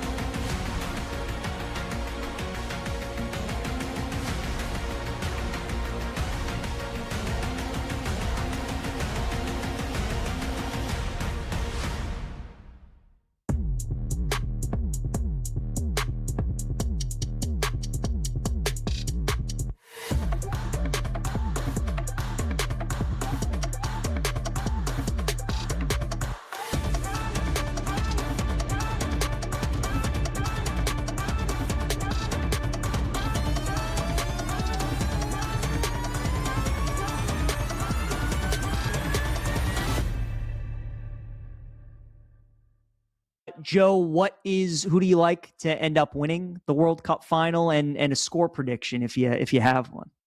Yeah, I have my head and my heart play here. Both side with Spain. I'm rooting personally for Argentina and Messi and capping off this just crazy run. My head play is Spain in 90 minutes. I just think that they're going to find a goal in this game, and they're going to win it probably 1-0 in 90 minutes or something to that effect. To lift the trophy, if you wanted to do that, you're going to give up some of the juice a little bit, but still Spain. I think Spain is just the efficient team. They match up so well with Argentina in terms of if they get a lead, they're going to hold it, unlike Egypt, unlike England. Like, they are a team that you cannot play from behind against, and Argentina has been falling behind in these games. You cannot fall behind against this Spain team. So I'm looking at Spain to win in 90. I think it was plus 130 the last I looked at it. The heart play, I said the head play. The head play is just Spain winning in 90. The heart play, and you get crazy odds on this, is 1-0 correct score Spain, Lamine Yamal the goal scorer. It just feels, PJ, in this universe where a picture exists of Messi bathing a 4-month-old Lamine Yamal, it just feels like Spain winning this game on a Lamine Yamal goal is the perfect poetic end to Messi's World Cup career and the passing of the torch.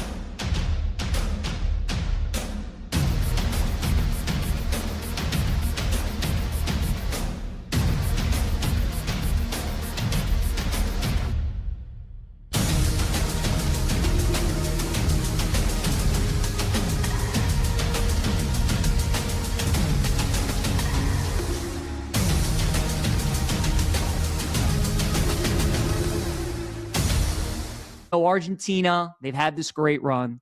They could have lost to Cape Verde. They should have lost to Egypt. They could have lost to Switzerland. They should have lost to England. A lot of shoulda, woulda, couldas. And credit to them for winning all those games. But when the Chiefs lost the Super Bowl, they played against the best team in the NFL. When TCU lost in the national championship, they played against the best team in college football that year. And Argentina going up in this World Cup final, they are playing the best team in the world. That is Spain. They're the European champions. They won 2 years ago. They were the pre-tournament favorite coming in. They reminded us all against France why they are the team to beat and why they are so tough.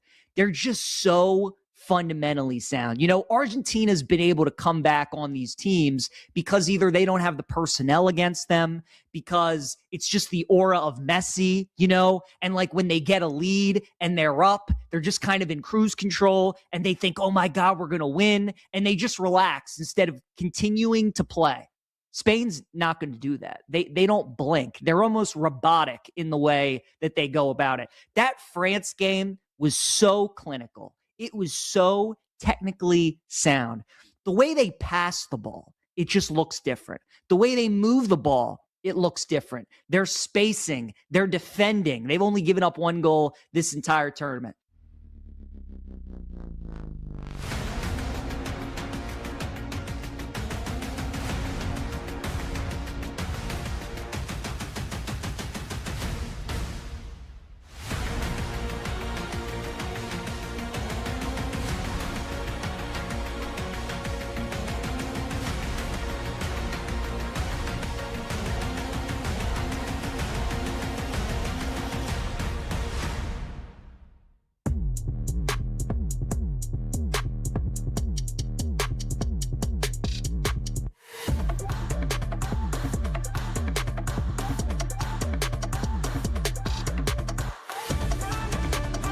When the game goes live, the conversation turns up. BetMGM Tonight continues now.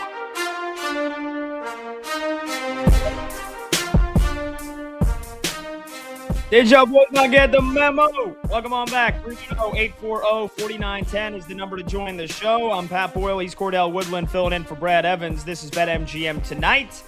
All right, let's get you an early score. It feels good. A little baseball scoreboard update. I don't even think there's a single run that's been on the board yet today in any of the evening games, but screw it. We got Dodgers-Yankees scoreless at the top of the second. Garrett Cole and Sasaki, I believe, both had 1, 2, 3 innings. Rays have the bases loaded with 2 outs in the top of the first against the Red Sox. That game is scoreless. And the Sox, they played a doubleheader today. Boston beat the snot out of Tampa Bay earlier in game 1 of their doubleheader, 10-0 at Fenway. So Rays trying to answer the bell and get off the mat. They've got the bases juiced with 2 outs here. White Sox and the Blue Jays scoreless in the bottom of the first. And then Rangers and the Braves, Chris Sale on the mound for the ATL. They are scoreless in the bottom of the first as well. Cordell, we got the second half starting tonight. Why don't we go ahead and rank the top 12 teams in baseball right now? Why don't we do, we can wrap, probably 30 seconds, 30 to 45 seconds for each team, for each of us here. We'll go tit for tat. So you give me your number 12, I'll give you my number 12, and we'll work our way all the way up to number 1. So without further ado, who do you have at number 12? Yeah, number 12, I'm going with going in the National League. I'm going with the Pirates. This is a team that intrigues me for multiple reasons, and it's not just because of Paul Skeens, but this is actually a lineup that has multiple guys, especially in that top 4 or 5 spots, that could really take over a series for you. We just saw Valdez do it for them over the weekend going into the All-Star break, and that's one of their young bats up there helping them now. But on any given day, it could be a guy like Brian Reynolds. It could be Ryan O'Hearn. They have multiple guys that could beat you in that lineup. I do think their starting pitching is good enough. They're starting to give guys like Paul Skeens more run support. So I'm going to put the Pirates in at number 12 on this list. Okay, I like that, and I got the Pirates coming up very shortly, so I'm in very much agreement with that.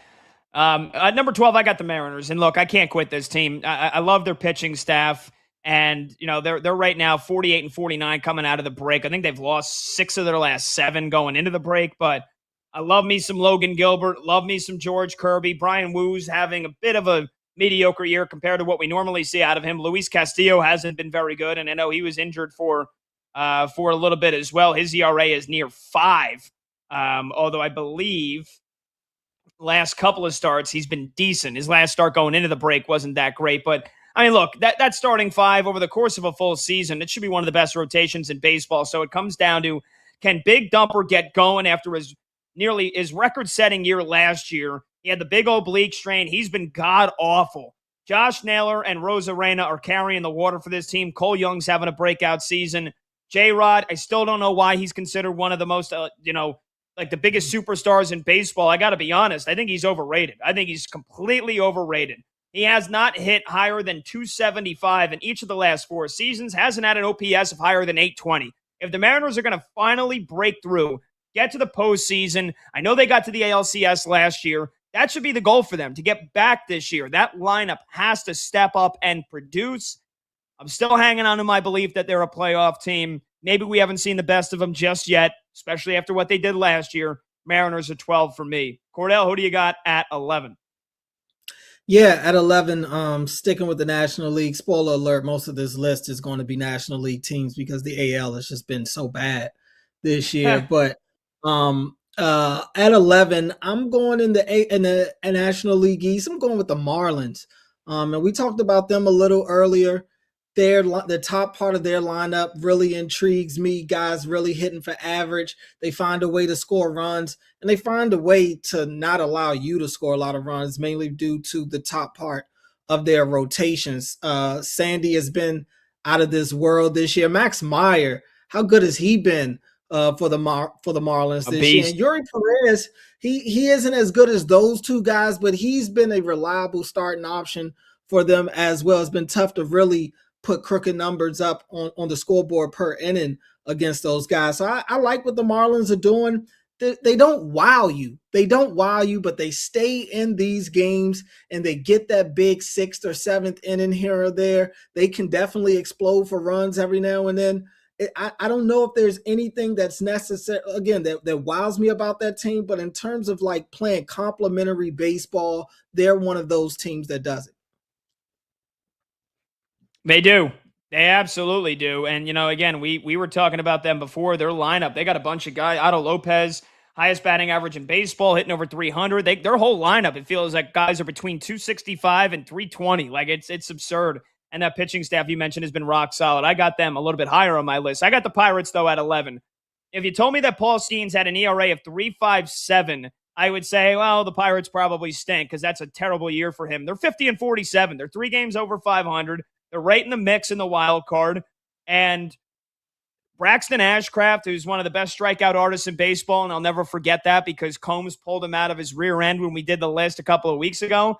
And here's the thing, too. Bubba Chandler, Mitch Keller's also had a really bad year. His ERA is over 5, and they've been, basically having him No, never mind. I lost my train of thought. Yeah, Mitch Keller's been having a terrible year. His ERA is over 5, and yet the Pirates are 3 games over 500. It's because their lineup is great. Their lineup is awesome. Brandon Lau is looking like he did when he was in Tampa Bay. His OPS is over 800. You mentioned O'Hearn when you talked about them. You mentioned Brian Reynolds. All these guys that are just, they're above average with their OPS. They're driving in runs. They might strike out a lot at times, but damn, these guys know how to hit the gaps, and they've got some incredibly young, exciting players on this team. I think it's only a matter of time before Connor Griffin turns into an absolute superstar. His average is up at 276, so he's hitting for contact. Yeah, the Pirates, they're hanging around, man. They're hanging around, and it feels like they haven't even played their best baseball consistently, haven't even gotten their best years from some of their best players, Paul Skeens included. So the fact that they're 3 games over 500 feels like if they get hot and they start firing on all cylinders, I mean, this team could win 90 games this year.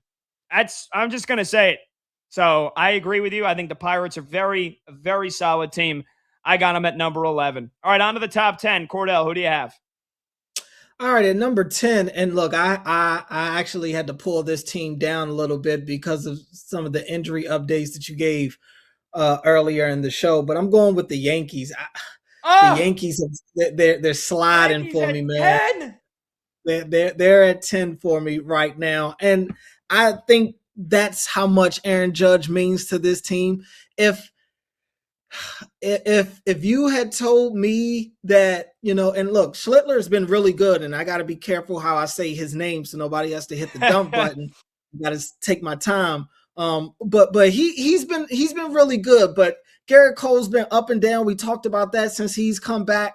They haven't been the Bronx Bombers on a consistent enough basis for me. Their offense can kind of flatline, and I don't like the way that I don't like what I've seen from them when they go up against some of the, and it ain't many, but some of the better teams in the American League recently, especially without Judge. So once they get healthier, this is a team that could easily move up into the top 5. But I got to see how they look in this second half of the season over these next couple of series while they're still trying to get some of these guys back. They just don't look like a team that I can trust right now. Damn, that's you're killing me putting them at 10. All right, it's your list. It's your list. Yankees at 10 because of the injuries. I understand it. I don't like it. Cordell. All right, I got the White Sox at 10. We talked about them before. Again, they continue to surprise. And Munetaka Murakami goes down with a hamstring strain. He's missed the last 25 games, and they just keep winning baseball games. He's the power phenom and OPS over 900. But how about the year Miguel Vargas is having? You picked him, or you picked him? Somebody picked him for Let's Go Streaking tonight. I think it was Lee. Lee picked him. He's what the Dodgers thought they had. Over 20 homers, nearly 60 RBIs. He's leading them. Colson Montgomery, not having the big breakout year I expected him to have, but a solid batting lineup 1 through 9. And then you look at the rotation. And again, not a lot of household names. Sean Burke, Davis Martin. And how about the corpse of Eric Fetty? Yeah, I feel like that guy has been on 8 different major league teams in the last 8 years, and yet he's given them quality innings. Anthony Kay, when he pitches at home, is good, and their bullpen's been solid. So they're 5 games above 500. I still keep asking myself, how are they doing it? Well, they're doing it one way or another. I got the White Sox at 10. All right, number 9, Cordell, who's your 9th best team in baseball right now? Number 9, sticking with the American League, going out to Cleveland. I'm going with the Guardians at 9. It's something about the Guardians, and I will admit, over the last maybe 2 to 3 years, I've had this soft spot for them. I just like the way that they play. It's something about the way they play. They're so pesky. They fight it in every at bat.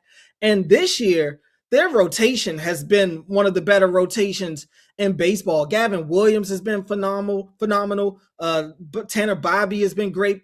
Parker Messick, how good has he been throughout the year? I mean, it just feels like all of the guys that they trot out there to start these guys, to start these games, whether it's Cantillo, any of them, Sassoni, they give them a chance. And that's with them dealing with some injuries.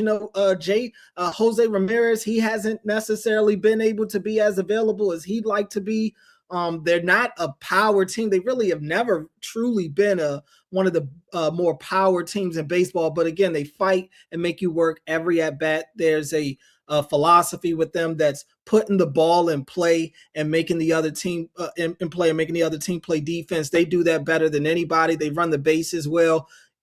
You look at their lineup that they trot out there sometimes, and you're wondering how they're going to score runs, and they might score 6 on that day. They are just a tough team to beat. So I'll put them just ahead of the Yankees at 9. Even crazier than putting the Yankees at 10 is putting the Guardians at 9. But okay. All right, Cordell, it's your list. I got the Red Sox at 9, and you would have had to slap the taste out of my mouth if we made this 3 weeks ago when they were 14 games under 500. And here they are. They've won 14 out of their last 16, 9 in a row going into the All-Star break. They fired Alex Cora after a brutal start. I never would have thought they would have rebounded like this, but Wilson Contreras having one of the greatest seasons of his career. Masataka Yoshida's hitting the cover off the ball. They're just getting production from all up and down the lineup. And then you look at the pitching staff here. I mean, Sonny Gray has been phenomenal. He's in the Cy Young conversation. Connolly Early was just a young lefty with a lot of potential last year. He's blossomed into a tremendous starter. Ranger Suarez as well.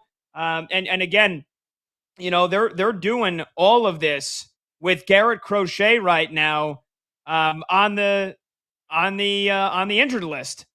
And it's incredible that there's still no timetable for him yet to throw. That was the update I was looking for that came down here today. So imagine doing all of this, rebounding, being that hot without Garrett Crochet, one of the best pitchers in baseball. It's absurd. I don't know how they're doing it. I don't know how long it's going to continue. But for now, I have to have the Red Sox in the top 10. I got them at number 9. All right, Cordell, on to the top 8. Where are you at? Yeah, I'm at 8. I'm going to Chicago. I'm going with the White Sox. I talked about how optimistic I am with this team this year. They are the good story, and is primarily due to that lineup, man. They mash. They put up runs, and then they have some of these crazy comebacks that you've seen throughout the year so far in some of these high-scoring games. I trust them. And you get into what I like to call hitting season right now, where the weather's heating up, the ball is starting to fly. These games are going to become more and more high scoring. And when it gets to that realm, I think that's their wheelhouse right now. I don't think they're afraid to score north of 7 runs if they have to. They're able to do it. We've seen them in some of these tight games in the late 7, 8, 9 high leverage situations, and they come through. So this seems like a team that really doesn't understand that they're not supposed to be here right now. They really showed me a lot with Murakami going down and them still being able to be an explosive offense, still finding ways to win games. Now with him back, I feel even better about them right now. And it just seems like they're in a division that nobody wants to win. And if nobody's going to take it from them, they're going to continue to win it. So they're my pick to win the Central, and that's who I'm going with at 8. All right, very good. I've got the Marlins. You had them a couple of teams ago. I got the Marlins at number 8. Again, just incredible. 52 and 45. You look at their average. You look at their lineup up and down. Liam Hicks, their catcher's hitting 290, and he leads the team with 58 RBIs. the story of Otto Lopez leading baseball with a .334 batting average. Owen Casey has been is turning into a star for them. Heriberto Hernandez is a guy that in the last couple of weeks is just absolutely mashing. And then the pitching staff, Alcantara, solid. Max Meyer, awesome. Yuri Perez, great, and still being limited. Guy should have had a chance to throw a perfect game. And their bullpen is solid. So, we're talking about the Braves, and all of a sudden it was everybody else. Then it was the Phillies clawed their way back from the dead, and here are the Marlins now threatening in that division as well. So I got the Marlins at 8. On to number 7. Cordell, who do you have? Yeah, number 7, I'm back in the National League. I'm going with the St. Louis Cardinals. The Cardinals, man, they were a team that wasn't even on my radar really coming into this season, and that's primarily because I didn't expect Jordan Walker to have a career year, and what a week it's been for him, winning the home run derby in fantastic fashion. That was just you talked about the derby being exciting earlier. It absolutely was, but Jordan Walker's been phenomenal this year. JJ Weatherholt has been great. That lineup, man, they can score runs. They're solid defensively. I forget who it was I was talking about earlier. I think the Marlins, that they just play complementary baseball. That's how I feel about this Cardinals team. Their pitching isn't nothing to write home about, especially their starting pitching, but the quality. They give you depth. They're not out there getting rocked every single night, and they give these guys a chance. And I just think they have enough clutch bats in their lineup. They play good enough defense as well. I just think the Cardinals are a well put together team right now. Not one of the more expensive teams in all of baseball, but still a team that plays complementary baseball and honestly has kept them afloat so far, especially in that tough Central division. All of the goodwill you built up with producer Brandon Combs and VP Monty by hyping up PCA, that might have just gotten flushed down the drain because you put the Cardinals in the top 7 of baseball right now. I'm going with the Phillies at number 7. Again, another team that has clawed their way back from the dead. They fire Rob Thompson after a 9-19 start, and Donnie Baseball has resurrected them. Schwarber's having another hell of a season. He's going to hit 45 bombs, probably 50. Harper is having an okay year. I still think it's a long year. There's time for him to get hot and get that average up over 280, get that OPS up over 900. Still a decent year. Not a great year by his standards. Brandon Marsh, an all-star, was hitting 300 just going into yesterday. And you look at the pitching staff. Christopher Sanchez was unhittable for basically a month and a half. Jesus Luzardo has been super solid for them. Wheeler has been dominant, and I know he was banged up for a little bit. So the biggest thing for the Phillies is the bullpen and hitting with runners in scoring position come October. But it feels like they've already back from the dead. They got a second lease on life here in this season, and we talked about them going into the year as one of the contenders, and it feels like they're finally living up to that. All right, we'll hit our top 6 when we come back. 310-840-4910 if you want to get in the conversation. Cordell Woodland and myself, Pat Boyle, ranking the top 12 teams in baseball right now as the second half is underway tonight for everybody. This is BetMGM tonight here on Westwood One Sports.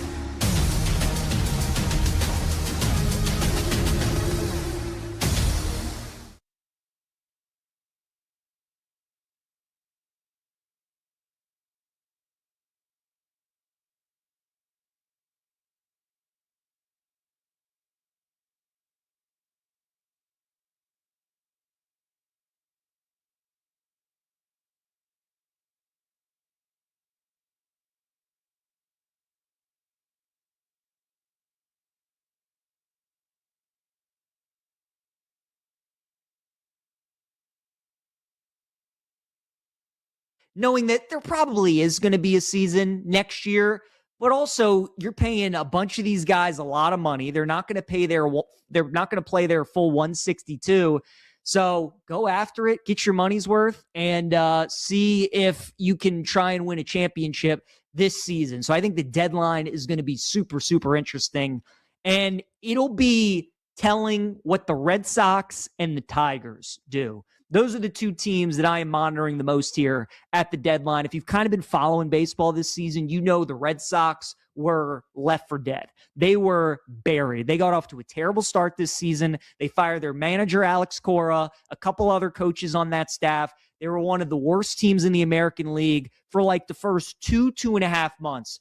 Then here recently, the last week and a half, 2 weeks before heading into the All-Star break, Boston's been the best team in baseball. They've won 9 straight games, and now they're only a half game back of the American League wild card. So these are going to be the next big 3 weeks for the Red Sox here, because I'm sure all their fans, their front office, their players were thinking, well, we're going to sell. I could be on a new team this season, but you're a game and a half back now. And their pitching is terrific. Their hitting has been up and down this season. Wilson Contreras was an all-star. He was very good for Boston. When the game goes live, the conversation turns up. BetMGM Tonight continues now. All right, welcome on back. BetMGM Tonight, Westwood One Sports. I'm Pat Boyle. He's Cordell Woodland filling in for Brad Evans. Phone number to join the show, 310-840-4910. We're ranking the 12 best teams in baseball right now. We're on to our top 6. Cordell, who do you have at 6?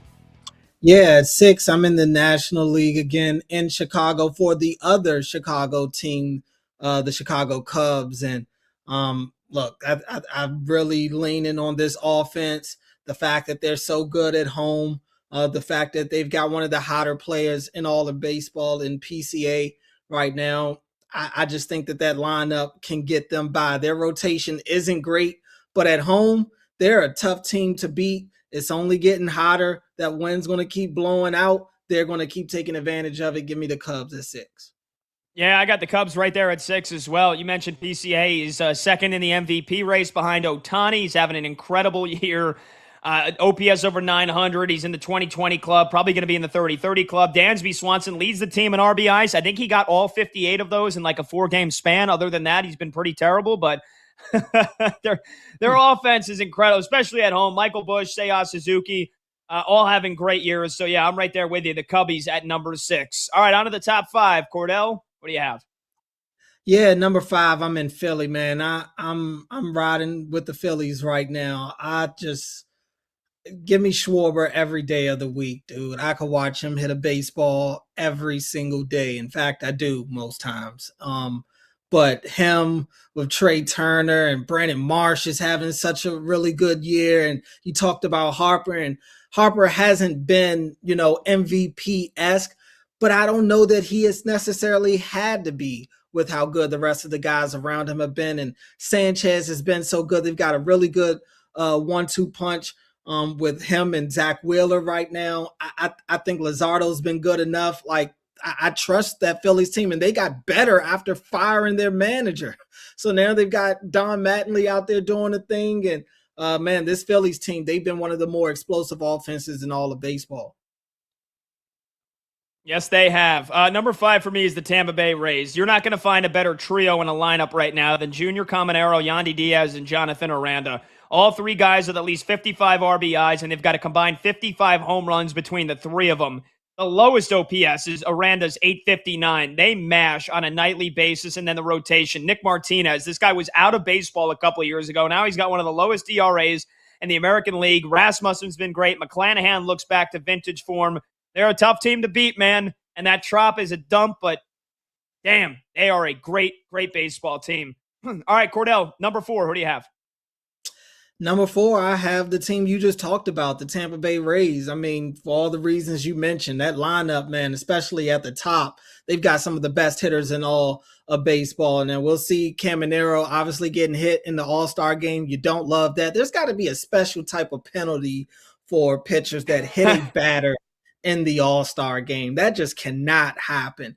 But Junior has just been so good this year, man. He hits the ball so well. And Yandy, Aranda, I mean, they've been fantastic. And look, I love Cedric Mullins, but Cedric Mullins has been a huge offensive liability for them. They still have him hitting in the heart of their order, and it hasn't impacted anything. You talked about the pitchers, Martinez, Rasmussen, McClanahan. They've been great. And this experiment that they've been doing with Griffin Jacks, it seems to be working for them, and they know when to go and get these openers, and they've transitioned a lot of bullpen guys into starters. It just feels like everything that the Rays do typically works, at least during the regular season. Yeah, it does. All right, number 4 for me, I got the Braves, and they're still hurting right now a little bit, still missing some key guys in the rotation, still missing Ronald Acuna, but Matt Olson raking, Michael Harris raking, Mauricio Dubon, Ozzie Albies, Drake Ball, like the guys that they need to step up, they step up. They've been stepping up. And then you got Chris Sale once again pitching like a Cy Young candidate, pitching like he's one of the best in baseball. The rest of the rotation, solid enough to hold down the fort for a lot of the injuries they have. Give me the Braves at number 4. All right, on to the top 3. Cordell, who do you have at 3?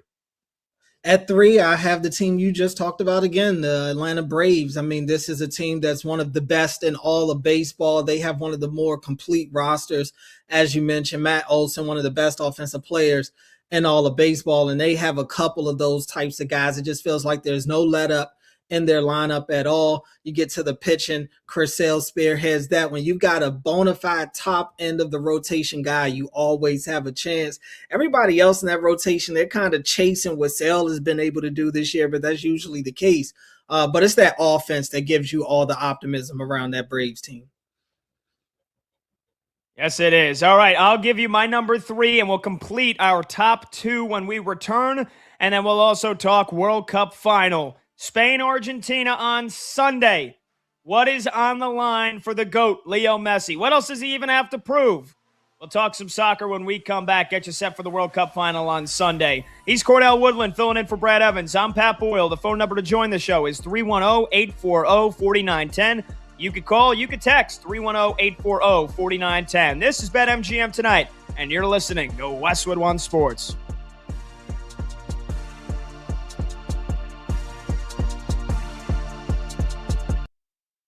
Knowing that there probably is going to be a season next year, but also you're paying a bunch of these guys a lot of money. They're not going to play their full 162.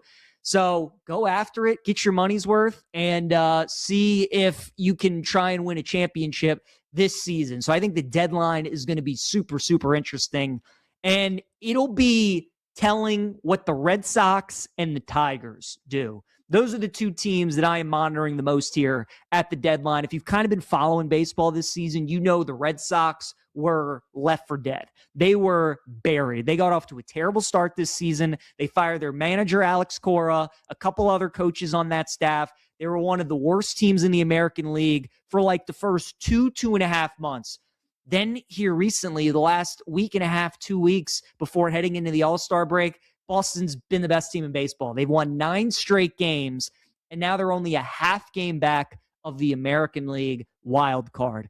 So these are going to be the next big 3 weeks for the Red Sox here, because I'm sure all their fans, their front office, their players were thinking, well, we're going to sell. I could be on a new team this season, but you're a game and a half back now. And their pitching is terrific. Their hitting has been up and down this season. Wilson Contreras was an all-star. He was very good for Boston in the first half of the season. I would expect them to add another hitter or 2 at the deadline. But with that pitching, they could do some damage if they get into the postseason. So as of now, I think Boston definitely would be buyers, if anything, after this recent hot stretch. But definitely want to see what happens in the next 3 weeks. And then the Detroit Tigers, right? Tariq Skubal's contract is up after this season. You're talking about the best pitcher in baseball. It doesn't look like the Tigers are going to keep him. They can't afford to, and they don't want to pay him all that money. So you would think they're going to trade him at the deadline, try and acquire as many assets as they can.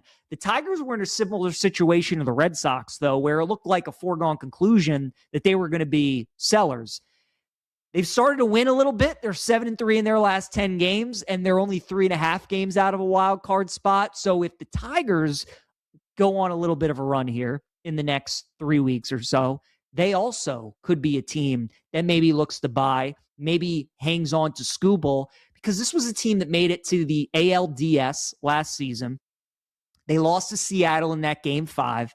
They go out in the offseason. They get Framber Valdez. They look to bolster that pitching staff. They didn't do enough to that lineup, though, and that's what's really hurt them this year is how bad that lineup has been. The pitching's been fine, but the lineup has just been really bad for Detroit for much of the season. They've also been a brutal team on the road. They're 17-29 away from Detroit this season. But I think the Red Sox and the Tigers are the two teams I'm watching because both a month ago, you would have never thought they would have been in this situation. Certainly the Red Sox, now after 9 straight, they're right in the thick of it in the playoff picture. And then Detroit, you thought they were cooked too. Skubal was definitely going to be on the move. Now it's like, okay, if they play well in the next 3 weeks, and let's say they're a game and a half, 2 games back of a wild card spot, there's a chance that maybe they could go for it. The entire American League is going to be super interesting because outside of the A's, outside of the Royals, and outside of the Angels, all those teams feel like if they get hot here over the next 2 or 3 weeks, they could go from potential sellers to being buyers and make it to the playoffs because that's the thing about the AL this year. There's no team that really scares you to death. There's no Dodgers in the American League. Tampa's been the best team all year, and they're really good, but we kind of all know what Tampa is at this point. They do this every year. The Yankees, that starting pitching is really, really good. Judge will come back at some point, probably in August, and you would think they're going to add to that roster. Seattle and Toronto are both in the ALCS last season. Both have really struggled this year. So the American League is wide, wide open this year in Major League Baseball. It's going to be a huge 2-3 weeks for a lot of these teams. They could go from being buyers to being sellers or vice versa. And I just think watching how all that unfolds is going to be very interesting. Also, the American League Central, I think, is the division that I'm monitoring the most. Feels like every year in baseball, we get a team that you can tell they're heading in the right direction. They're going to be better than maybe people think, but they just totally exceed expectations. And the White Sox are definitely one of those teams this year. I don't know how many of us thought we would get to the All-Star break and the White Sox would be tied for the division lead. But look, at this point, when you're 85, when you're 95 games into the season at this point, like it's just not a fluke. Like this is who the White Sox are. They're a good team. They can win this division.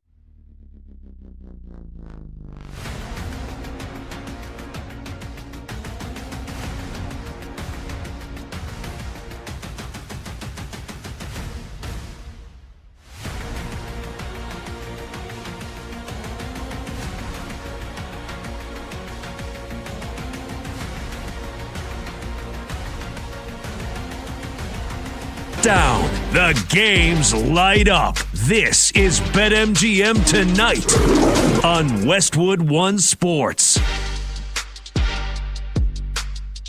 Hey-o! Welcome on back to BetMGM Tonight here on Westwood One Sports. I'm Pat Boyle. I got Cordell Woodland with me tonight. He's in for Brad Evans. And we are brought to you by BetMGM. Make it legendary. Download the app today. Please gamble responsibly. Hour number 3 of this Friday night extravaganza kicks off right now. You can watch the show live on YouTube. Just search BetMGM Tonight and hit that subscribe button. You can watch the show live on Twitter at BetMGM Tonight. And you can listen to the show on the Westwood One Sports app, the Odyssey app, SiriusXM Channel 375, and hundreds of local affiliates throughout North America. Talking text line to join the show, 310-840-4910. We are about to finish off our ranking of the best 12 teams in all of baseball right now. Second half officially underway for everybody. All 30 teams in baseball tonight. We'll get you another scoreboard update here coming up in a bit. But again, the number to join the show is 310-840-4910. All right, so when we last left off, I am at number 3, just to give you guys, in case you're just joining us here, a glimpse of where we're at so far. From 12 all the way up, Cordell's list, he's got the Pirates, the Marlins, the Yankees at 10, the Guardians at 9, White Sox, Cardinals, Cubbies at 6, Phillies at 5, Rays at 4, and the Braves at 3.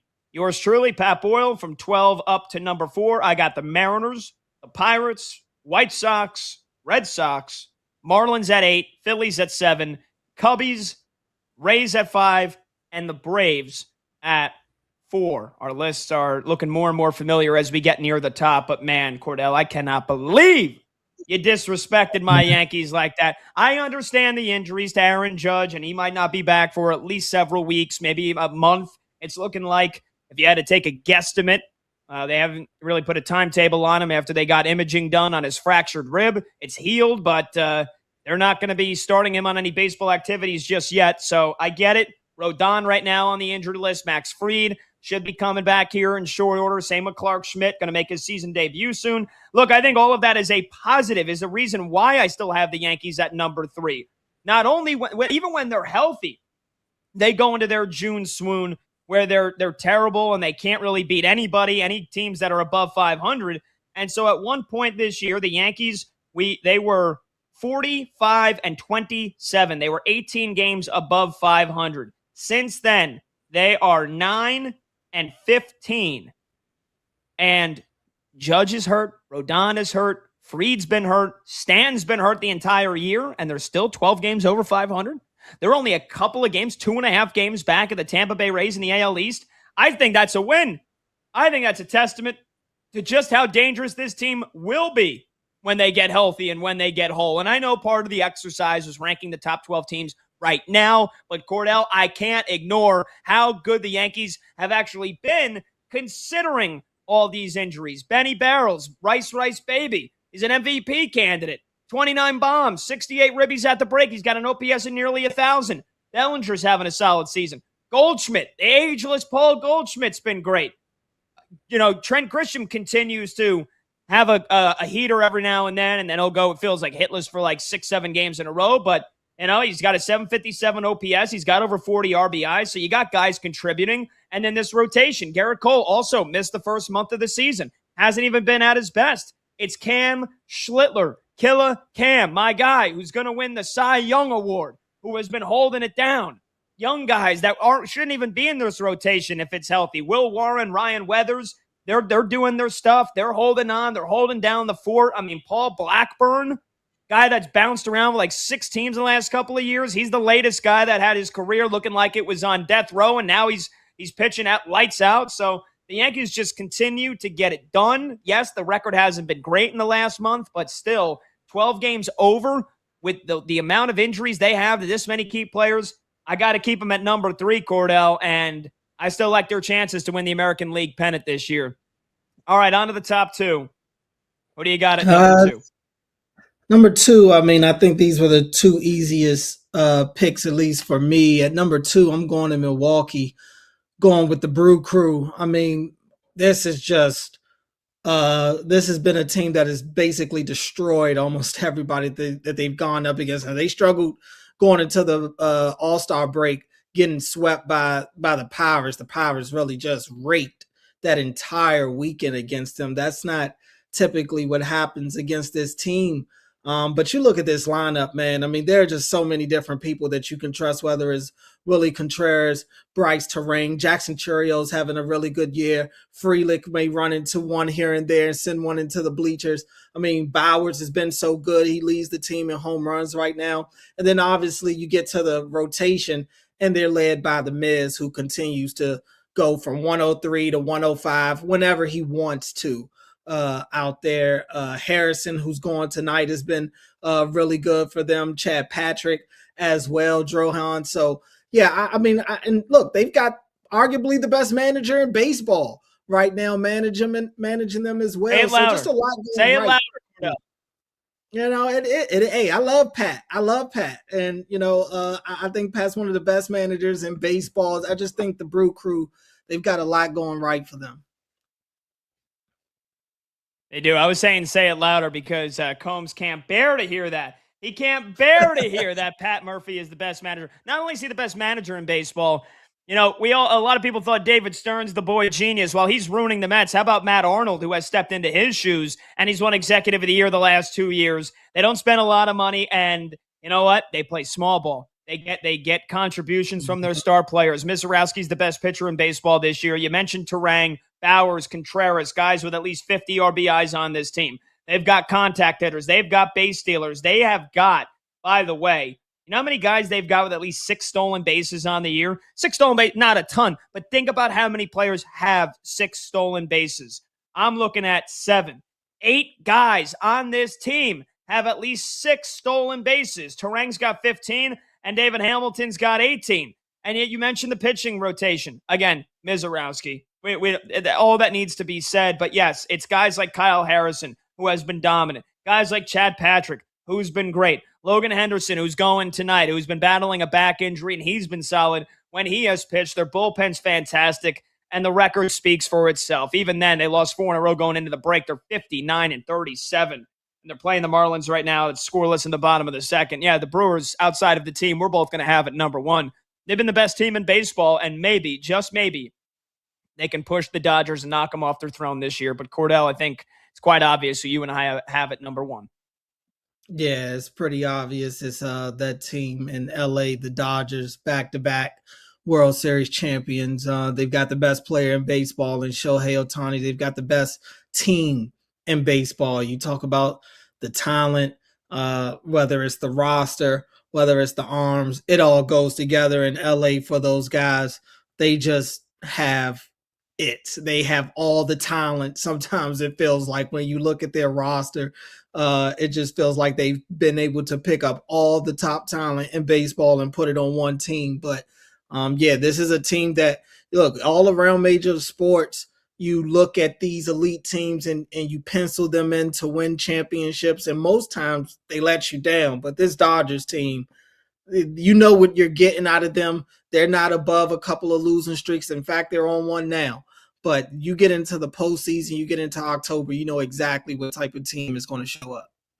Exactly. I mean, and think about this. Teoscar Hernandez is having a poor year, and he's been hurt. He's only played 63 games. Mookie Betts has only played 60 games. He was hurt, and he's having a poor year. And Kyle Tucker's having a terrible year. 3 of the guys in the middle of that order are having down years or have missed a chunk of time with injuries, and they're just rolling over the competition. They have 61 wins, which, I mean, I feel like in years past, we've even seen a Dodgers team right now at the break, like 70-28. And so 61-36, you know, they're just to continue to be the best team in baseball. Yamamoto, as dominant as he's ever been. Justin Robleski has been phenomenal. Shohei has been incredible. And so it's just, they are inevitable, man. I hope the Brewers can knock them off their perch this year, but until proven otherwise, they've got the best record in baseball and the 2-time reigning world champions. The Dodgers are still atop the throne at number 1. 310-840-4910 is the number to join the show. All right, let's pivot here. Talk a little soccer. We're going to preview the World Cup final in just a bit. But since we're already midway through this segment, I figured there was another soccer topic here that we could get into the mix, and it has to do with Team USA. As we are getting ready to watch France versus England in the 3rd place game tomorrow, and some might say, well, it's completely meaningless. I'm still looking forward. It should be a great game. I mean, the star power. Hopefully Mbappe plays at least 65, 70 minutes. Harry Kane, Jude Bellingham, Dembele, and all the stars that France have. And then we've got the whole enchilada, the world's biggest sporting event on planet Earth on Sunday, Argentina, Spain at MetLife Stadium. You know, American soccer fans are, now that we've had 2 weeks to really process that horrible loss against Belgium, you can look back and say, well, just how far are we really?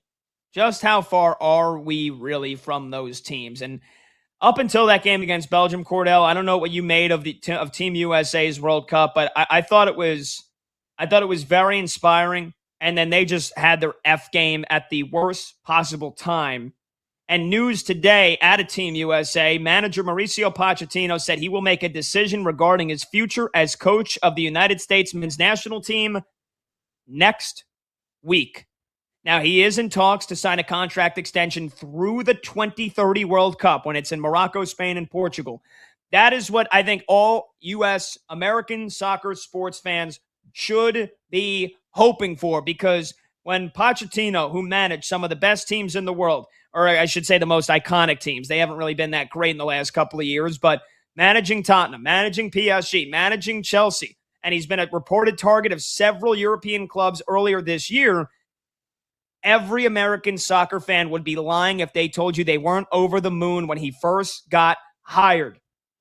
And despite the brutal loss against Belgium, I still think he is the best manager for this job. And I don't pin that loss on him at all. I mean, all you had to do was look at that game. Sloppy defending, sloppy mistakes. That had nothing to do with a manager that picked the wrong lineup or picked the wrong tactics. The best players are on the field. You got lucky that President Trump got the red card overturned for faux balloting so he could play. Not that he did anything, but who knows? We had a best team on the field, and they just played completely scared. They played like they had never been in that kind of moment before, which is like the exact same stage that Team USA continued to get knocked out of. But I think it's, for me, you got to focus on the whole. You got to focus on everything that led up to that game, which was a smashing of Paraguay, who knocked out Germany in the knockout stage. A convincing win over Australia, who then went to penalties with Egypt, who nearly beat Argentina. And a pretty convincing 2-0 win over Bosnia, who knocked out Italy in the playoffs on the way to the World Cup. They beat some really damn good teams. They played great. They were the favorite in that game against Belgium. It was a pick-em, but USA was a slight favorite once Balogun got back. And I think that's a testament to what everybody kind of thought of Team USA. And again, like I said, they had their worst game at the worst possible time. But if there was anybody out there that thinks that there is a better manager for this job, or that the grass might be greener on the other side, or that, wow, like they brought in this guy Pochettino, he was supposed to take them above and beyond, and it was the same old thing, I think you're nuts. I think you're stupid. Maybe, I don't know if you have this opinion, Cordell. Hopefully not. Otherwise, I'm going to look like a jerk here. But I just think it should be a no-brainer to get him extended through the 2030 World Cup and give them 4 full years to work with this squad and see what they can do and how much damage they can do, not only at the Gold Cup next year, which is the tournament for all the North American clubs, but what they can really do in 4 years from now, a second crack at the World Cup. It won't be on our soil, but Mauricio Pochettino is still the man for the job, and I hope he signs a contract extension. Yeah, I mean, I would tend to agree. I mean, I while their exit was disappointing, I think we can all agree that they made a run. You know, it seems like, and I'm not the biggest soccer expert, but it seems like that the run that Team USA had this year compared to years past was far more satisfactory than it's been. And obviously that ending, that was just a poor effort against Belgium. I mean, their stars weren't their stars. They played with no energy. They were chasing from the opening kickoff. I mean, 10 minutes into that game, you could have turned it off. You could have, and you could have checked back an hour and a half later, and you would have gotten the result that you expected. They just did not play with any sort of life. And I don't know if it was the distractions going into the game, like you had mentioned, or Belgium just really being the better team. It could be a combination of both, but for me, it was just the fact that, it was a lot of people's first time probably laying eyes on that men's national team in that Belgium game. And it was just really disappointing, the effort that was put out there. I think it probably turned a lot of people off, the casual watchers, the people that just tuned in because it's what everybody was talking about leading up to that day. But yeah, in terms of their coach, like, absolutely, I would keep going with him. I think it's important for USA to keep building. That's what it seems like. That's where that's the stage that they're at right now. Just continuously building, keeping what's working, letting go of what's not. And Pochettino seems to be one of the pieces that was working. I think if you get better play from some of your players out there, specifically your stars, maybe it's a different conversation. But I just think that exit was going to leave a bad taste in everybody's mouth. And look, this is a guy that has options. This is a dude that isn't tied down to anything. He knows he's going to be fine no matter what decision he makes. But I think it would bode well for him to stick around with Team USA. Yeah, I agree wholeheartedly. And you know what? Again, I don't really care too much about what the casual soccer fan thinks. They're going to probably tune in 4 years from now anyway, and that might be the next time they do tune in. But it was disappointing, Cordell, that there was so much excitement that was building with each passing game.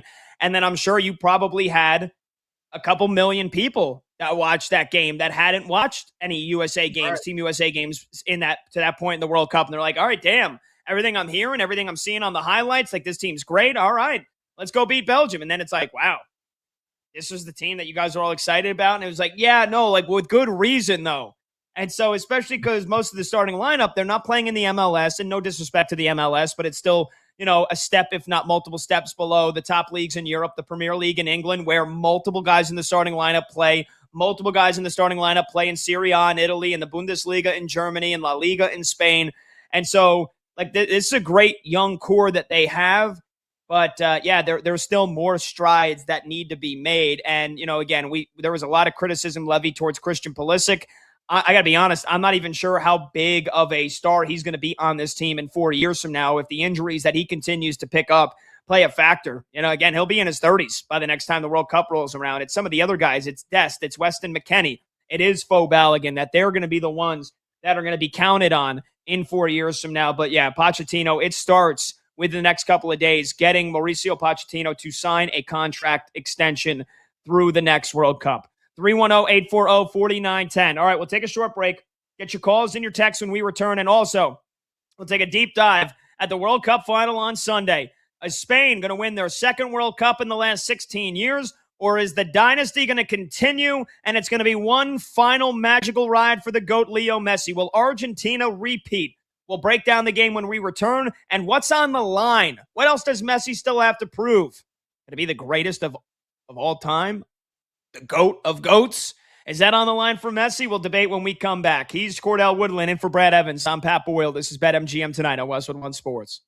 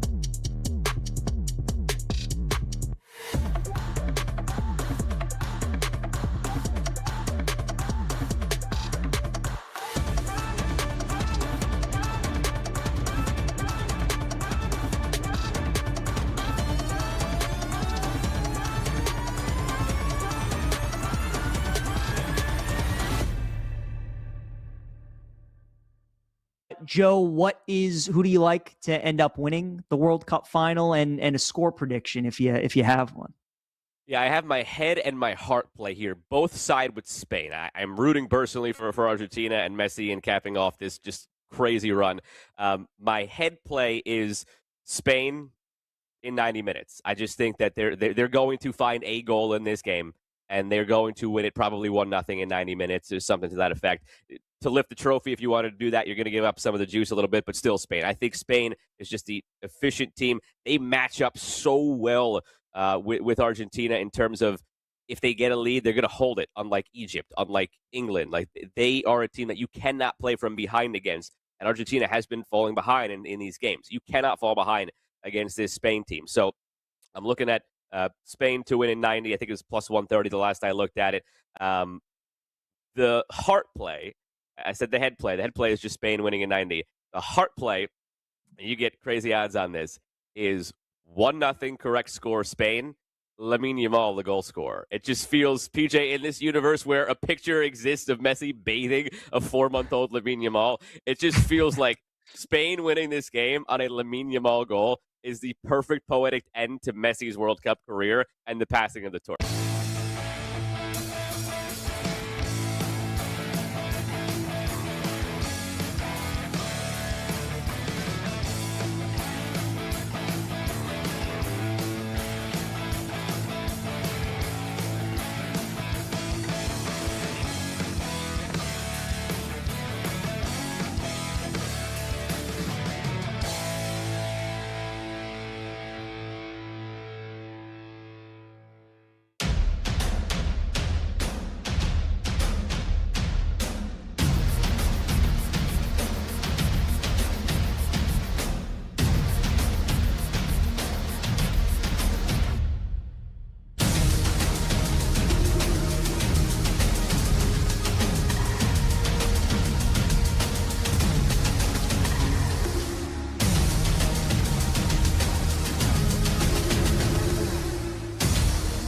know, Argentina, they've had this great run.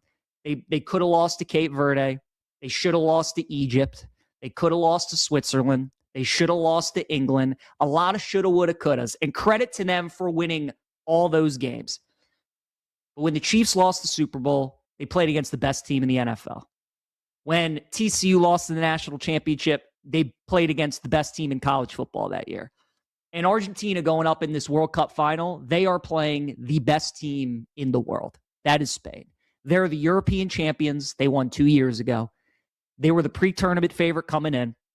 They reminded us all against France why they are the team to beat and why they are so tough. They're just so fundamentally sound. You know, Argentina's been able to come back on these teams because either they don't have the personnel against them, because it's just the aura of Messi, you know, and like when they get a lead and they're up, they're just kind of in cruise control and they think, oh my God, we're going to win. And they just relax instead of continuing to play. Spain's not going to do that. They don't blink. They're almost robotic in the way that they go about it. That France game was so clinical. It was so technically sound. The way they pass the ball, it just looks different. The way they move the ball, it looks different. They're spacing. They're defending. They've only given up 1 goal this entire tournament.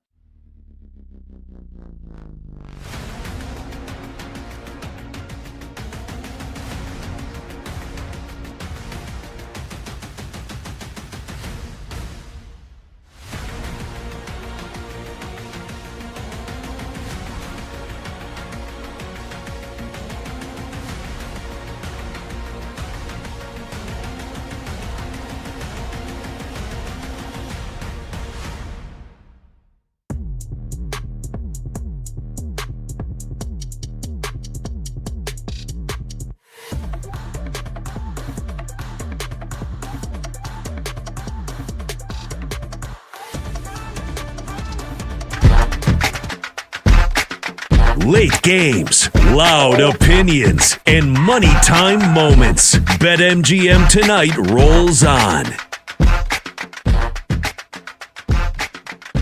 Welcome on back. BetMGM tonight, Westwood One Sports. I'm Pat Boyle. He's Cordell Woodland, filling in for Brad Evans. The phone number to join the show, 310-840-4910. You could call, you could text, 310-840-4910. You can also hit us up on Twitter. I am at Pat Boyle44. Cordell is at Cordell Woodland. And there you have it. I had somebody tweeting at me, Tom Brady going full Pat Boyle mode on Jake Paul. Tom Brady slapped Jake Paul in the face? What the hell am I watching here? I saw Combs, I think it was Combs before putting our show chat, Cordell. Brady going to the WWE. I haven't seen, the only thing that I've seen this is because somebody tweeted it at me, Kyle Gilman. Brady going full Pat Boyle mode on Jake Paul. I don't know a full Pat Boyle mode. I don't think I've slapped anybody in the face publicly. Is that what y'all doing, Pat? Y'all slapping people? I'm not. I don't think I've ever publicly slapped anybody. I haven't been in a fight in like 20 years. And even then, I was like 12. And it was like a half a punch was thrown and then people broke it up. So I don't know what that means, Kyle. I appreciate it. I mean, I'm guessing that was a compliment. But yeah, what is this? So where did this happen? Was this Fanatics Fest? Tom Brady smacking Jake Paul in the face? Yeah, it's at Fanatics Fest. They've been having some dust ups, I guess you could call it, a couple of times that they've crossed paths over, I would say, within the last year or so. So I do think, obviously, Jake Paul's in the WWE. I think they're teasing something here coming. WrestleMania, they like to have their celebrities be a part of WrestleMania. We've seen that over the years. Would not shock me if a Jake Paul and Tom Brady match in some form or fashion ends up happening at this year's WrestleMania. Logan Paul, I think. Sorry, Logan Paul, not Jake Paul. Yeah, Logan Paul. I'm sorry. I was going to say, Jake Paul, as much as he is a douche, and I hate him and everything he stands for, he is like a semi-professional boxer, right? And so that would not be a fair fight. Logan Paul, I mean, has he done an exhibition fight or two? I think he's mostly just a WWE character, right? I mean, the guy looks pretty shredded. I got to give him that, as much as he is also a douche. That also probably wouldn't be a fair fight, but I mean, my God, do we care? Cordell, do we care about this?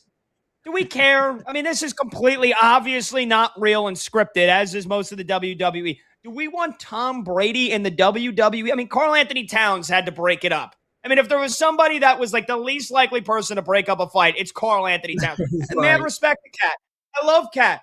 NBA champion, baby. Go New York, go New York, go. Cat stepped up and delivered. But let's be honest, is he actually breaking up a fight? And is Tom Brady actually would really fight Logan Paul? Like, come on. Why? Why? I guess because it's the middle of July and it's Fanatics Fest and they knew we're talking about it. So I guess they job well done. That's what it is. Well it worked. My God, we should not care. We shouldn't care about this. Yeah, I don't know if they're going to put it into any of the WWE storylines. I typically don't care about celebrity guys being brought in, but if it's Brady, it'll get some people going. Maybe not so much me. If anything, I'd have some level of concern for Tom Brady in the ring. But other than that, it's not bringing any extra attention from me. I was honestly going to give them my attention anyway. So, yeah. Yeah. All right. Well, I just want the only reason I mentioned it is because somebody tweeted it at me and I saw the clip. I mean, he does slap him. It's kind of like it's not like one of those slap fights, which by the way, Cordell, I don't know if you have nephews or nieces or whatnot. That's all my nephews keep doing to me now. They keep coming up to me and they do this, like the measure, like it's like those slap fights that you can find on YouTube. Yeah. I'm like, will you stop? I'm like, that's what you guys are watching for entertainment? Those stupid slap fights. My God. What is wrong with this world? All right. I can't wait for Sunday. Get me to Sunday, Cordell. Get me to the World Cup final.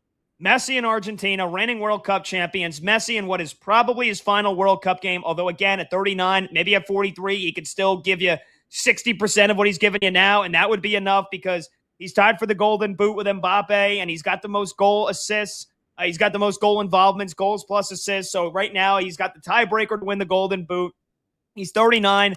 He's looking to win back-to-back World Cups. And you got Spain, who is, for as much as they are a powerhouse, and they have been in the last 2 decades, they don't have a rich history. They basically didn't win anything before they won the Euros in 2008. Then they won their first ever World Cup in 2010. Won the Euros again in 2012. Won the Euros again in 2016. Won the Euros again in 2024. And so it feels like this was coming after a couple of really disappointing World Cups for them in the last 12 years.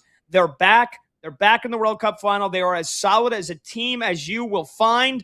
Not a lot of individual stars. Everybody keeps hyping up Lamine Yamal, even though he hasn't done much at this tournament. His biggest play was it was an easy dive to take, but drawing the penalty when he got kicked in the thigh. That's been his biggest play. Rodri, who I love, I think he's the best midfielder in the world, and they've got the best defense in the world. Can Spain finally be the team to keep Argentina down when they've got their foot on their throats? Or is Messi going to be like The Undertaker, to give you another WWE reference? Are they going to rise from the dead again and do it against all? And as an underdog, is it inevitable that Messi and Argentina win this World Cup final on Sunday? Here's the odds from our friends at BetMGM. Spain to lift the trophy, which means they can win in any fashion. 90 minutes, extra time penalties, minus 165.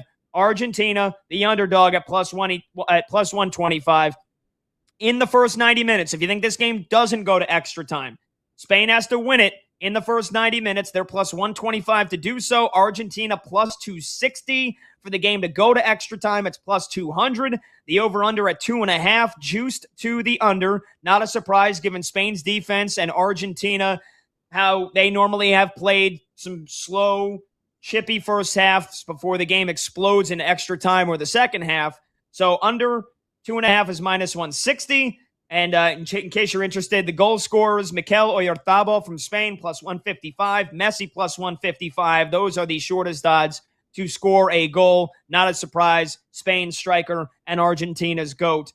I'm going to give you my favorite play. I think Spain finally ends this dream. I think Spain finally is the team to keep Argentina down when they've got their feet on their throats. Cordell, I think Spain's defense, they're not going to collapse like England did. They're not going to collapse like Egypt did. Argentina has continued to scrape past teams that are inferior to them. And England was finally a good test. And then Thomas Tuchel blew the whole thing, playing basically prevent defense in the middle of the third quarter, to give you a football comparison. Spain's not going to do that. They're a complete team. They're composed. They've got a great blend of youth and experience. Two teenagers in the starting 11, but plenty of experience outside of that. Spain finally gets it done and kills the beast that is Messi in Argentina. So I'll go Spain to lift the trophy and under 3.5 goals in regular time. I'd be stunned if this is like 3-1 or 2-2. So I think Spain to lift the trophy under 3.5 goals in regular time. A little SGP with our friends at BetMGM. That is even money, plus 100 odds. Because I could see this being 1-1 and going to extra time. Or I could see Spain winning it 1-0 or 2-1. But I'd be surprised if we get a lot of goals in the first 90 minutes. But I do think Spain finally ends this reign of terror from Argentina and Messi. He is the GOAT. It's an incredible story, but enough is enough. I think this is Spain's time. I think they finally get it done, Cordell. Yeah, I mean, this is kind of going to be one of those classics, I think, where you get, a total complete team in Spain that's going up against, maybe the team of destiny, honestly, when you look at how Argentina's been able to win these games. Fox showed the stat during their last game that Argentina they lead the World Cup in goals scored after the 75th minute. I mean, they have just been the team that won't die. And you look at some of their comebacks, but they were down 2-0 with only a couple of minutes to go earlier in the tournament. And then this past one, they come back from the dead. Messi, he ends up getting the 2 assists. I mean, they have just found different ways to get it done. I think Spain is probably the more likely winner, but look, I don't think it's out of the realm of possibility that if Argentina gets a run early and puts one in early, they still all that momentum.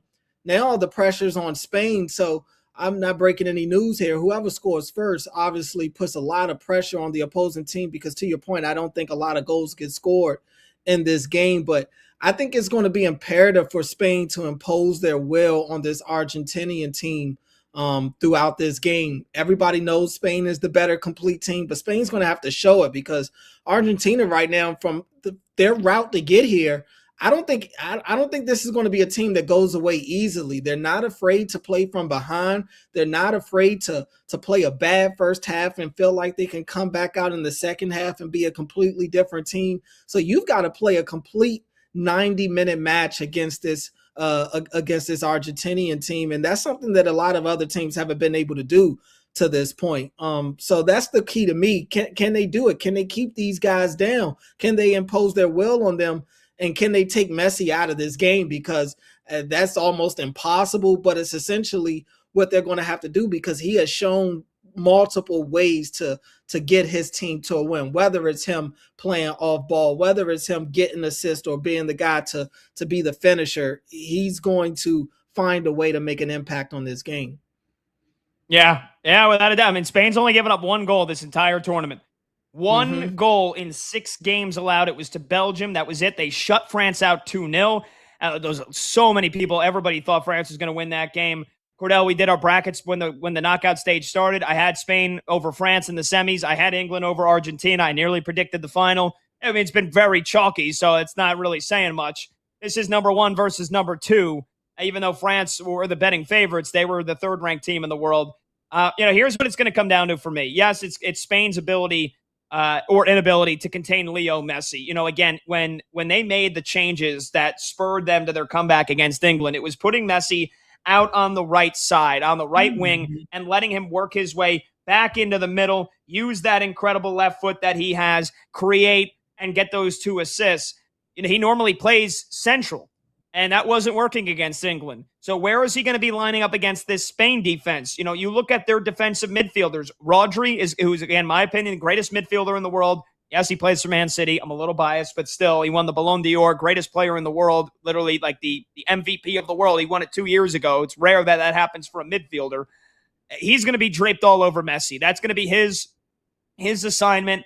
Fabian Ruiz, which has been an excellent managerial move by Luis de la Fuente. Pedri is the young, very technically sound,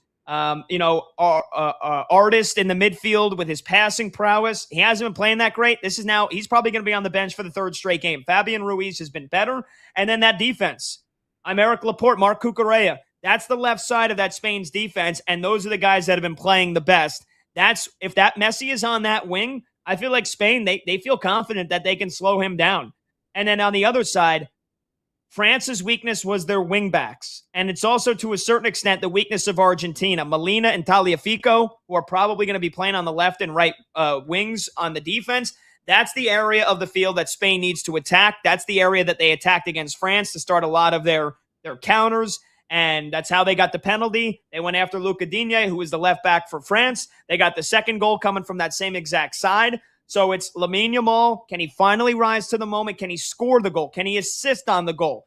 Or are they going to have to rely on a set piece or a penalty from Oyarzabal, who is always in the right place at the right time? Could it come down to one of their subs? Mikel Merino scored 2 game-winning goals in a row in the round of 16 and in the quarterfinals. Does he pop up and make a big impact off the bench? These are all the big questions, and you got 2 really good goalkeepers. Emiliano Martinez for Argentina hasn't been playing that great, but he's got the experience. He's got the composure of playing in massive games like this. He was their goalie when they won the World Cup final last time. And then you got Unai Simon, who, again, is the goalie for a team that's given up 1 goal in this freaking tournament so far. So I cannot wait for this thing to go down. One other debate here, Cordell. If Messi wins the World Cup again, they go back-to-back, and at 39 years old, he wins the Golden Boot in the process. Again, he's got 8 goals for the tournament, tied with Mbappe. Messi has the tiebreaker because he's got the most goal involvements, goals plus assists at this World Cup. 39 years old. He might be playing in the MLS. He's not the star of Barcelona or PSG anymore, but at 39 years old, he is truly and without a doubt the greatest of all time in soccer. If he wins this World Cup on Sunday, does he become the greatest athlete of all time, Cordell? At the bare minimum, is he in the conversation with Tom Brady, with Tiger Woods, with Michael Jordan, with Michael Phelps, with Serena Williams, with Novak Djokovic, the most accomplished athletes of all time for their sport and dominant over basically everybody else that played that sport? Is Messi in that conversation, or is he even atop Mount Olympus if he wins this World Cup? I think, depending on what happens, he scores the game-winning goal, they win the World Cup, he goes back-to-back, wins the Golden Boot in the process. I think at a bare minimum, he is in that conversation, not even like on the fringe. He is right knee-deep in the middle of that combo with all those athletes, and you could probably make the case he might be the greatest athlete of all time if he wins this World Cup on Sunday. I don't think that that's a stretch, and I don't think that that's prisoner of the moment. Yeah, I mean, I think he'll definitely be in the conversation. I think that conversation will be had because of how big this game is, just the game of soccer, just internationally, and especially this tournament to win back-to-back World Cups. I mean, that's got to mean something, and it's the fact that he's also been one of the best players, if not the best player in this tournament. So I definitely think he'll be in the conversation. For me, when I name like my top athletes of all time, I won't name Messi at the top, but that's just because I don't, soccer isn't as big for me. But yeah, I think he'll be in that conversation without a doubt, and especially if you're going to talk about one of the more decorated athletes in all of sports. Without a doubt, he's probably near the top of that list, especially if he wins this tournament. So, I mean, I think that's all you can ask for. When you get near the top, you're always going to have that debate anyway. It's never going to be 100% one way or the other, but he will, without a doubt, be in the conversation. Okay. Okay. And I think that we as, we as Americans, I think we, and not that there's a big problem with this. I just think we fail to understand the world scale scope that soccer has, and how many people probably outside of the U.S. probably already has Messi as the greatest athlete of all time. They're probably saying, oh, Tom Brady? Tom Brady? No, he can't. He can't do what Messi does. Tiger Woods? No, Messi's better. Michael Jordan? Maybe. But yeah, I think outside of the U.S., this might This might not be much of a debate. If Argentina wins on Sunday, he scores the game-winning goal. Maybe everybody outside of the USA will have Messi as the greatest athlete of all time. But yeah, without a doubt, he is in that conversation if they win on Sunday. 310-840-4910. We'll take your predictions, your thoughts on the GOAT of GOATs debate. Where do you have Messi if he wins on Sunday, scores the game-winning goal in the process, wins the Golden Boot at 39 years old, and Argentina go back-to-back? Your predictions for Sunday when we come back, 310-840-4910. We've also got a bunch of texts to get to. We've got some callers on hold, so we'll do that, and we'll get you a scoreboard update on Major League Baseball as well. I'm Pat Boyle. He's Cordell Woodland in for Brad Evans. This is BetMGM tonight on Westwood One Sports. Knowing that there probably is going to be a season next year, but also you're paying a bunch of these guys a lot of money. They're not going to play their full 162. So go after it, get your money's worth, and see if you can try and win a championship this season. So I think the deadline is going to be super, super interesting. And it'll be telling what the Red Sox and the Tigers do. Those are the two teams that I am monitoring the most here at the deadline. If you've kind of been following baseball this season, you know the Red Sox were left for dead. They were buried. They got off to a terrible start this season. They fired their manager, Alex Cora, a couple other coaches on that staff. They were one of the worst teams in the American League for like the first 2.5 months. Then here recently, the last week and a half, 2 weeks before heading into the All-Star break, Boston's been the best team in baseball. They've won 9 straight games, and now they're only a half game back of the American League wild card. So these are going to be a next big 3 weeks for the Red Sox here, because I'm sure all their fans, their front office, their players were thinking, well, we're going to sell. I could be on a new team this season, but you're a game and a half back now. And their pitching is terrific. Their hitting has been up and down this season. Wilson Contreras was an all-star. He was very good for Boston in the first half of the season. I would expect them to add another hitter or two at the deadline. But with that pitching, they could do some damage if they get into the postseason. So as of now, I think Boston definitely would be buyers, if anything, after this recent hot stretch. But definitely want to see what happens in the next 3 weeks. And then the Detroit Tigers, right? Tariq Skubal's contract is up after this season. You're talking about the best pitcher in baseball. It doesn't look like the Tigers are going to keep him. They can't afford to, and they don't want to pay him all that money. So you would think they're going to trade him at the deadline, try and acquire as many assets as they can. The Tigers were in a similar situation to the Red Sox, though, where it looked like a foregone conclusion that they were going to be sellers. They've started to win a little bit. They're 7-3 in their last 10 games, and they're only 3.5 games out of a wild card spot. So if the Tigers go on a little bit of a run here in the next 3 weeks or so, they also could be a team that maybe looks to buy, maybe hangs on to Skubal, because this was a team that made it to the ALDS last season. They lost to Seattle in that game 5.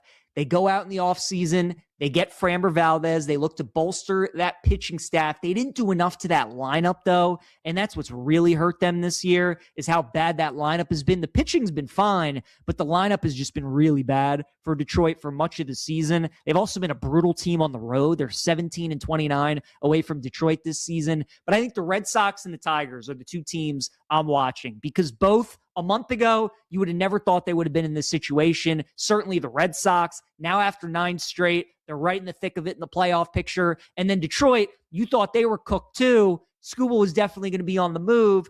Now it's like, okay, if they play well in the next 3 weeks, and let's say they're a game and a half, 2 games back of a wild card spot, there's a chance that maybe they could go for it. The entire American League is going to be super interesting, because outside of the A's, outside of the Royals, and outside of the Angels, all those teams feel like if they get hot here over the next 2 or 3 weeks, they could go from potential sellers to being buyers and make it to the playoffs, because that's the thing about the AL this year. There's no team that really scares you to death. There's no Dodgers in the American League. Tampa's been the best team all year, and they're really good, but we kind of all know what Tampa is at this point. They do this every year. The Yankees, that starting pitching is really, really good. Judge will come back at some point, probably in August, and you would think they're going to add to that roster. Seattle, and Toronto are both in the ALCS last season. Both have really struggled this year. So the American League is wide open this year in Major League Baseball. It's going to be a huge 2-3 weeks for a lot of these teams. They could go from being buyers to being sellers or vice versa. And I just think watching how all that unfolds is going to be very interesting. Also, the American League Central, I think, is the division that I'm monitoring the most. Feels like every year in baseball, we get a team that you can tell they're heading in the right direction. They're going to be better than maybe people think, but they just totally exceed expectations. And the White Sox are definitely one of those teams this year. I don't know how many of us thought we would get to the All-Star break and the White Sox would be tied for the division lead. But look, at this point, when you're 85, when you're 95 games into the season at this point, like, it's just not a fluke. Like, this is who the White Sox are. They're a good team. They can win this division.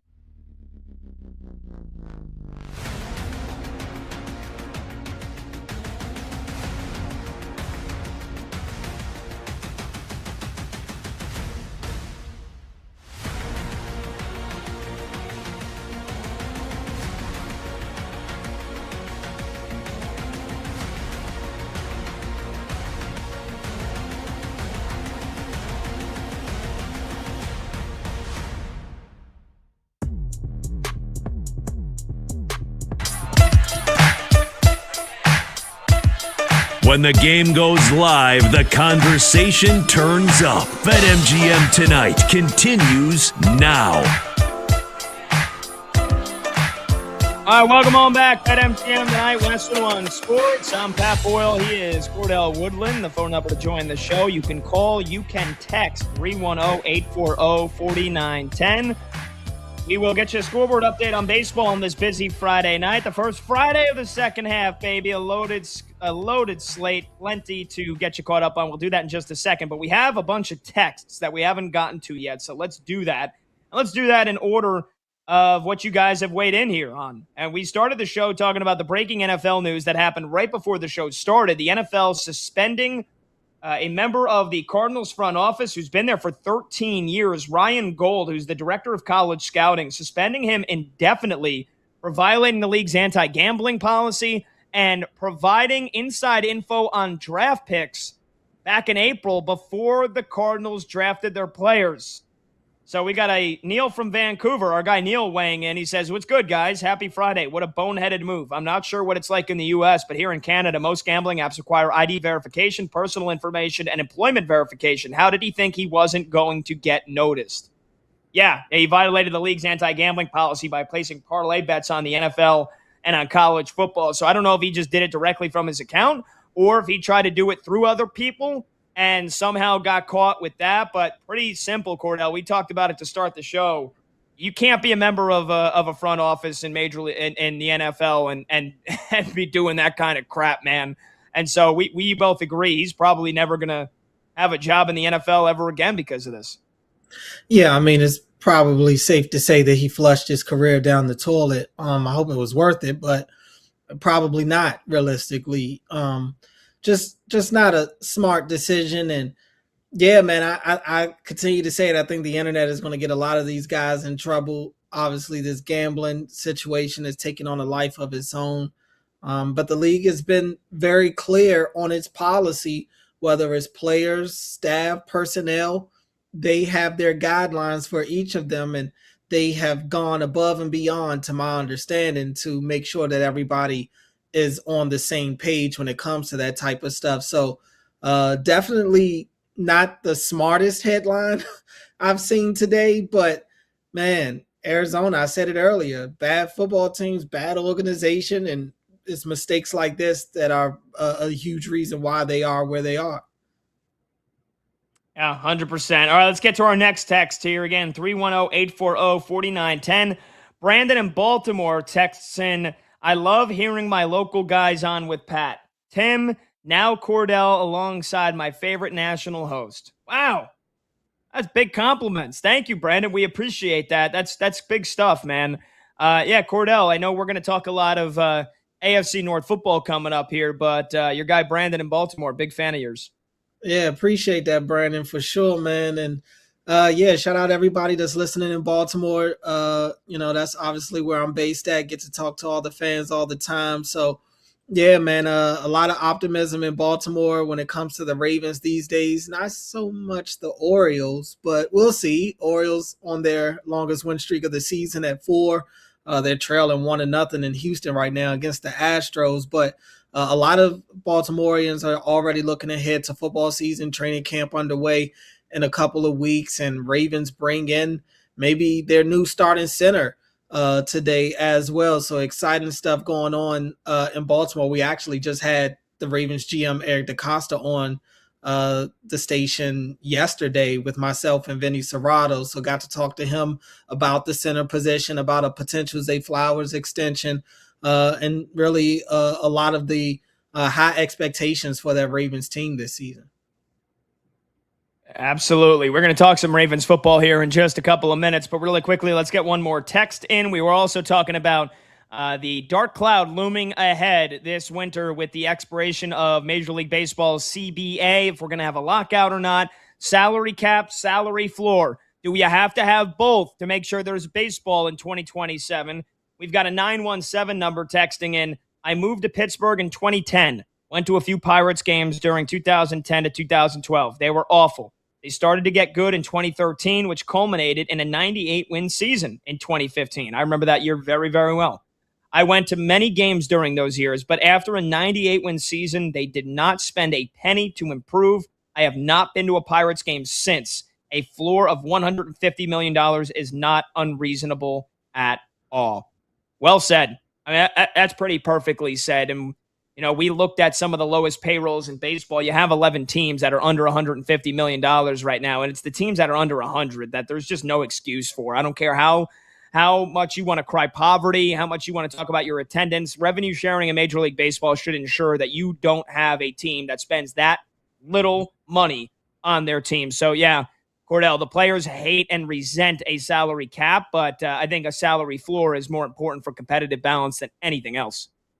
Yeah, I would definitely agree. You've got to get these teams to spend competitively, and a lot of these teams. It's unfortunate because we've seen multiple teams. We both went through our top 12 list.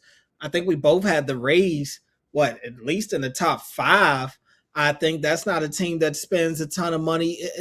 Every now and then you do get these cheaper teams to have some form of success, and I think that's when it goes into what is success for each team. And for some teams, just going out there winning 70 games and putting together a quote-unquote competitive product, that's good enough for them. But they owe it to their fans and really to the balance of the league to go out there and start spending more money.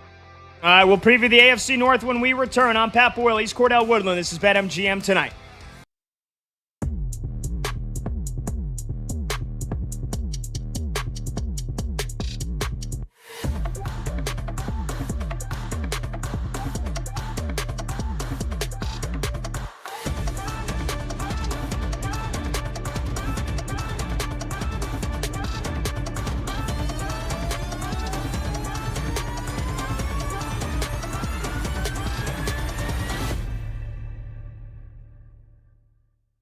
Joe, who do you like to end up winning the World Cup final, and a score prediction if you have one?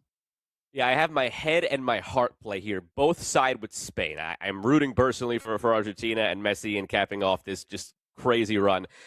My head play is Spain in 90 minutes. I just think that they're going to find a goal in this game, and they're going to win it probably 1-0 in 90 minutes or something to that effect. To lift the trophy, if you want to do that, you're going to give up some of the juice a little bit, but still Spain. I think Spain is just the efficient team. They match up so well with Argentina in terms of if they get a lead, they're going to hold it, unlike Egypt, unlike England. Like, they are a team that you cannot play from behind against, and Argentina has been falling behind in these games. You cannot fall behind against this Spain team. So I'm looking at Spain to win in 90. I think it was plus 130 the last I looked at it. The heart play, I said the head play. The head play is just Spain winning in 90. The heart play, and you get crazy odds on this, is 1-0 correct score Spain. Lamine Yamal, the goal scorer. It just feels, PJ, in this universe where a picture exists of Messi bathing a 4-month-old Lamine Yamal, it just feels like Spain winning this game on a Lamine Yamal goal is the perfect poetic end to Messi's World Cup career and the passing of the torch.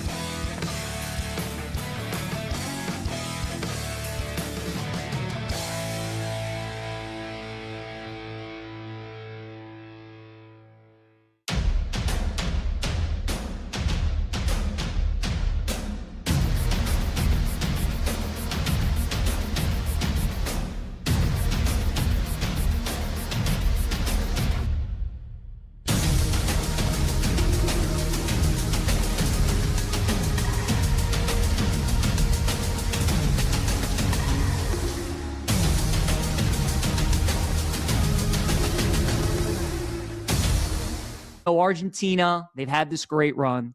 They could have lost to Cape Verde. They should have lost to Egypt. They could have lost to Switzerland. They should have lost to England. A lot of shoulda, woulda, couldas. And credit to them for winning all those games. But when the Chiefs lost the Super Bowl, they played against the best team in the NFL. When TCU lost in the national championship, they played against the best team in college football that year. And Argentina going up in this World Cup final, they are playing the best team in the world. That is Spain. They're the European champions. They won 2 years ago. They were the pre-tournament favorite coming in. They reminded us all against France why they are the team to beat and why they are so tough. They're just so fundamentally sound. You know, Argentina's been able to come back on these teams because either they don't have the personnel against them, because it's just the aura of Messi, you know, and like when they get a lead and they're up, they're just kind of in cruise control and they think, oh my God, we're going to win. And they just relax instead of continuing to play. Spain's not going to do that. They don't blink. They're almost robotic in the way that they go about it. That France game was so clinical. It was so technically sound. The way they pass the ball, it just looks different. The way they move the ball, it looks different. They're spacing. They're defending. They've only given up 1 goal this entire tournament.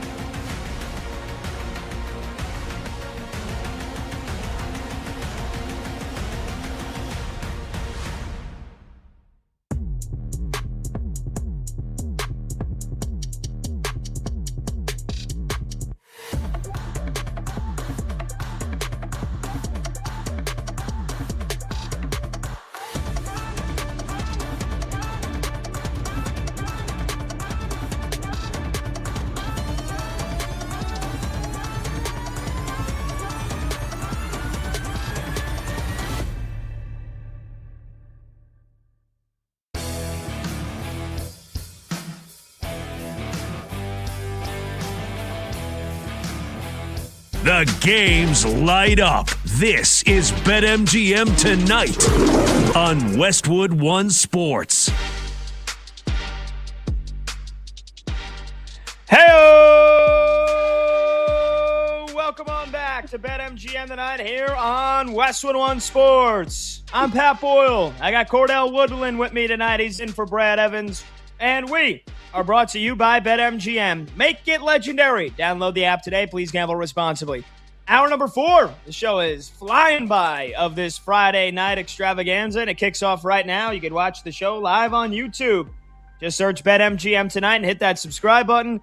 You can watch the show live on Twitter at BetMGM Tonight, and you can listen to the program on the Westwood One Sports app, the Odyssey app, SiriusXM Channel 375, and hundreds of local affiliates throughout North America. A lot of topics for you to weigh in on. The earliest, we started the show, again, talking about the big NFL news of the day. Another gambling scandal. The Cardinals Director of College Scouting, Ryan Gold, who's been with the Cardinals for 13 years, suspended indefinitely by the NFL for violating the league's anti-gambling policy. He was placing parlay bets on the NFL and college football, and also was leaking their draft picks before they made the draft picks. Crazy. So suspended indefinitely. Pretty good chance he might never work again in the National Football League, especially not for the Arizona Cardinals. We've been keeping you posted on the Friday night that's going on in Major League Baseball. We'll get you a scoreboard update here in a bit. We ranked our top 12 teams in baseball right now. Cordell and I both have the Dodgers and the Brewers at number 1 and number 2, but we've got some awfully different lists after that. So also, we previewed the World Cup final on Sunday. Our predictions, I think Spain is finally going to do it, finally going to kill the unkillable, finally going to slay the beast that is Leo Messi and the reigning World Cup champions. So I think Spain to lift the trophy and under 3.5 goals in regular time with our friends at BetMGM. That's plus 100. That's even money. I think that gets it done. Also debating on what's it going to take for there to be baseball in 2027 and not have an extended lockout. So any of those topics you want to weigh in on, 310-840-4910. But let's talk some football because, Cordell, you do cover the Baltimore Ravens. You cover the Ravens and the Orioles for 105.7 The Fan, our sister station in Baltimore. You're the co-host of The Fresh Take. And, you're as close to the Ravens as you could possibly be. So let's start there as we kind of take a sky-high look at the AFC North this season. And again, in terms of the odds with our friends at BetMGM, your Baltimore Ravens, a pretty heavy favorite, minus 115. Considering the Cincinnati Bengals, we know, right? Every time Joe Burrow gets hurt every other year, and there's a lot of disappointing seasons. But when the Bengals are healthy, man, are they good. And they are plus 200 to win the division with our friends at BetMGM. The Steelers, a long shot at 5-1, plus 500. And then the Browns, nearly 20-1 to win the division. So it feels like it's the Ravens again to lose. A lot of changes this offseason, Cordell. John Harbaugh's gone. He's coaching the Giants. Jesse Minter comes from the Chargers to take the head coaching job. You lose Tyler Linderbaum. You lose Pat Ricard. You lose Isaiah Likely. Can Lamar Jackson stay healthy? That was a problem last year. And is this defense going to get back to being a top 5 unit? As you're getting ready for training camp, and you mentioned you spoke to GM Eric DaCosta on your show on the station on 105.7 The Fan. What's your overall feel? What's your confidence level right now going into 2026 with the Ravens favored to win the division? Yeah, I mean, I feel pretty good about that. You never really know with the North. It's a dogfight every year with all of those teams. I mean, even the Browns being as bad as they are, the Browns aren't an easy team to beat in division. And honestly, I think the Browns could take, it's crazy to say because they just traded arguably the best defensive player in football, Myles Garrett, to the Rams, but at least they get Jared Verse back. I mean, we've seen teams do way worse trades than that. And I'm not acting like Jared Verse is Myles Garrett. He's not. But Jared Verse is at least one of the better young pass rushers in the NFL. It's not like they lose, that they don't get anything back. But I think Todd's going to help with that offense. So while I do expect the Browns to be the worst team in the division still, I just don't expect them to be maybe as Brownsy as we're accustomed to seeing. Pittsburgh is always the easy team to kind of overlook, but you never really know with them. And they won a division last year. They swept the Ravens twice. I mean, they swept the Ravens last year by beating them twice, including Week 18. Tyler Luke misses that field goal in Pittsburgh. So, yeah, I mean, I think it's a bounce back year for the Ravens. It's a lot of new, like you said, first-time head coach in Jesse Minter. They do also get a first-time play caller in Declan Doyle on the offensive side of the ball. He comes over from Chicago, and a lot of people are high on him because of some of the systems that he's been in with under Sean Payton, under Ben Johnson more recently, and you do feel good about that, especially teaming him up with Lamar Jackson, 2-time MVP, Derrick Henry, first ballot Hall of Famer, Zay Flowers, who's coming off a career year, who's looking for an extension. So I think there are a lot of reasons to be optimistic around this Ravens team. The Ravens still have to go do it. They've got to go do it. Last year, the injuries plagued them. I don't expect Lamar to deal with those injuries the way that he did last year. This isn't a Joe Burrow situation where I think Joe Burrow is clearly more injury prone than Lamar. He's had actual surgeries. Lamar's had some knick-knack injuries and really some unfortunate timing injuries that I think have caused him the rest of his season. But I'm expecting the Ravens defense to be elite this year, top 5 to top 10, probably more top 5 if you ask me honestly. I think they have the personnel to do it. Their investment in the trenches. I think Roquan Smith is a due for a bounce back year, and they have the best safety in football in Kyle Hamilton. Offensively, I think that they could be a top 10 unit during the regular season, but I do have questions about that offense, whether it's offensive line, and they go and get Ethan Piocic, I think that's how you say his name, that was the center for the Browns. He's coming off an Achilles injury, so you kind of got to see what that looks like with him.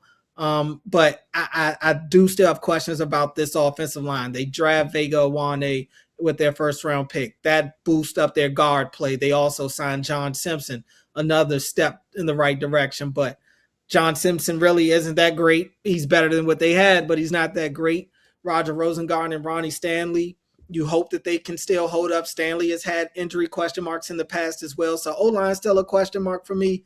And pass catcher, like outside of Zay Flowers, there's not another receiver on this Ravens team, or pass catcher for that matter, that I can say that I think that they're going to have a big year this year. Bateman's coming off a 19-catch season. They drafted 2 rookies, so that tells you what they think about their wide receivers.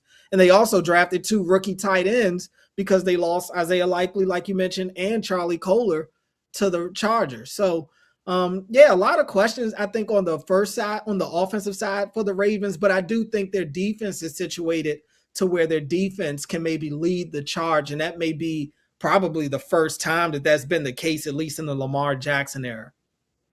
Yeah, I mean, look, it's a familiar face of weapons. Derrick Henry, he feels ageless, but then again, is this the first year maybe Derrick Henry, King Henry, takes a step back? He is 32 years old, but that being said, he's got 34 touchdowns in the last 2 years and nearly 3,500 rushing yards. So, I mean, that you'd have to be super pessimistic to think that. Zay Flowers, again, the number 1 receiver. Rashad Bateman, he's coming off of a really, really down year. That's one of the more underrated things, Cordell, I feel like, is how is Rashad Bateman going to look?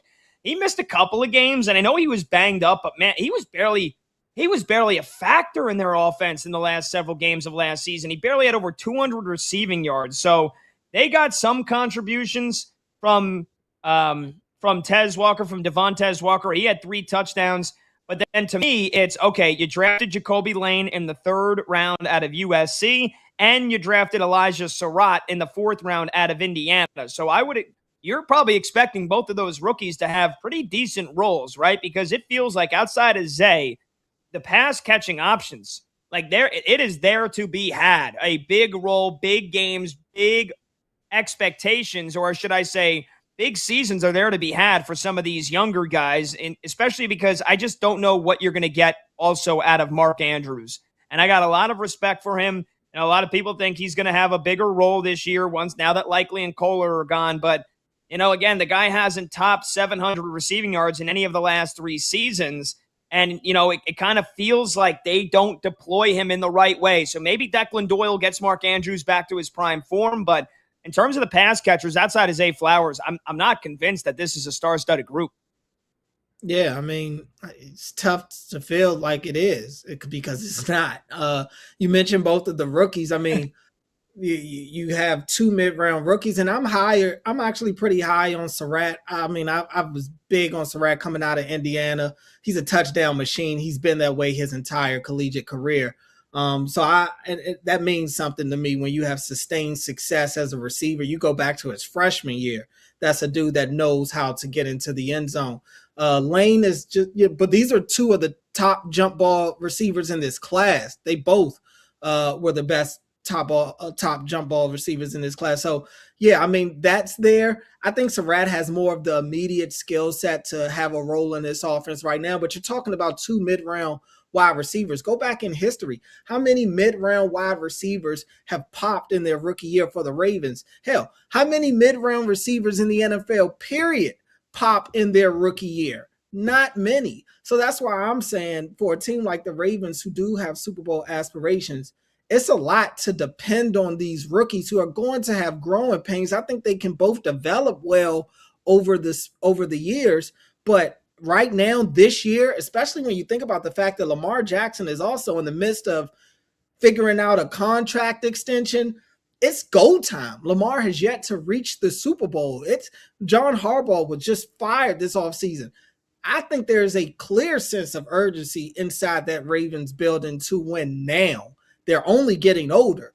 And so I don't think that it's extremely wise, to be honest with you, to go into the season depending on two rookie wide receivers and Rashad Bateman, who's coming off a 19-catch season, and Mark Andrews, who's trending in the wrong direction athletically these days. He doesn't have the explosive ability. Mark has never been the most explosive tight end, but Mark at least used to have some yak ability. That has escaped him to this point in his career. So, yeah, I would think that the Ravens would go out and maybe add a Keenan Allen or a Deebo Samuel, or maybe even a Stephon Diggs or somebody like that. Those are guys that immediately walk in their second best wide receiver on this team without question. I mean, you mentioned Tez Walker. He's got, I think, 7 or 9 career catches. So not a lot of experience in that wide receiver room, whether it's lack of experience or just guys that you can't really trust. Yeah, and it's hard. It's kind of hard to believe that Stephon Diggs is still a free agent now. Maybe not entirely when you realize he's dealing with multiple civil lawsuits. He just had a male sexual assault accuser come out against him. And so is that what's holding him up here? I mean, again, we're seeing what's happening with Josh Jacobs with the Packers, with other players that have had some off-field issues to say the least.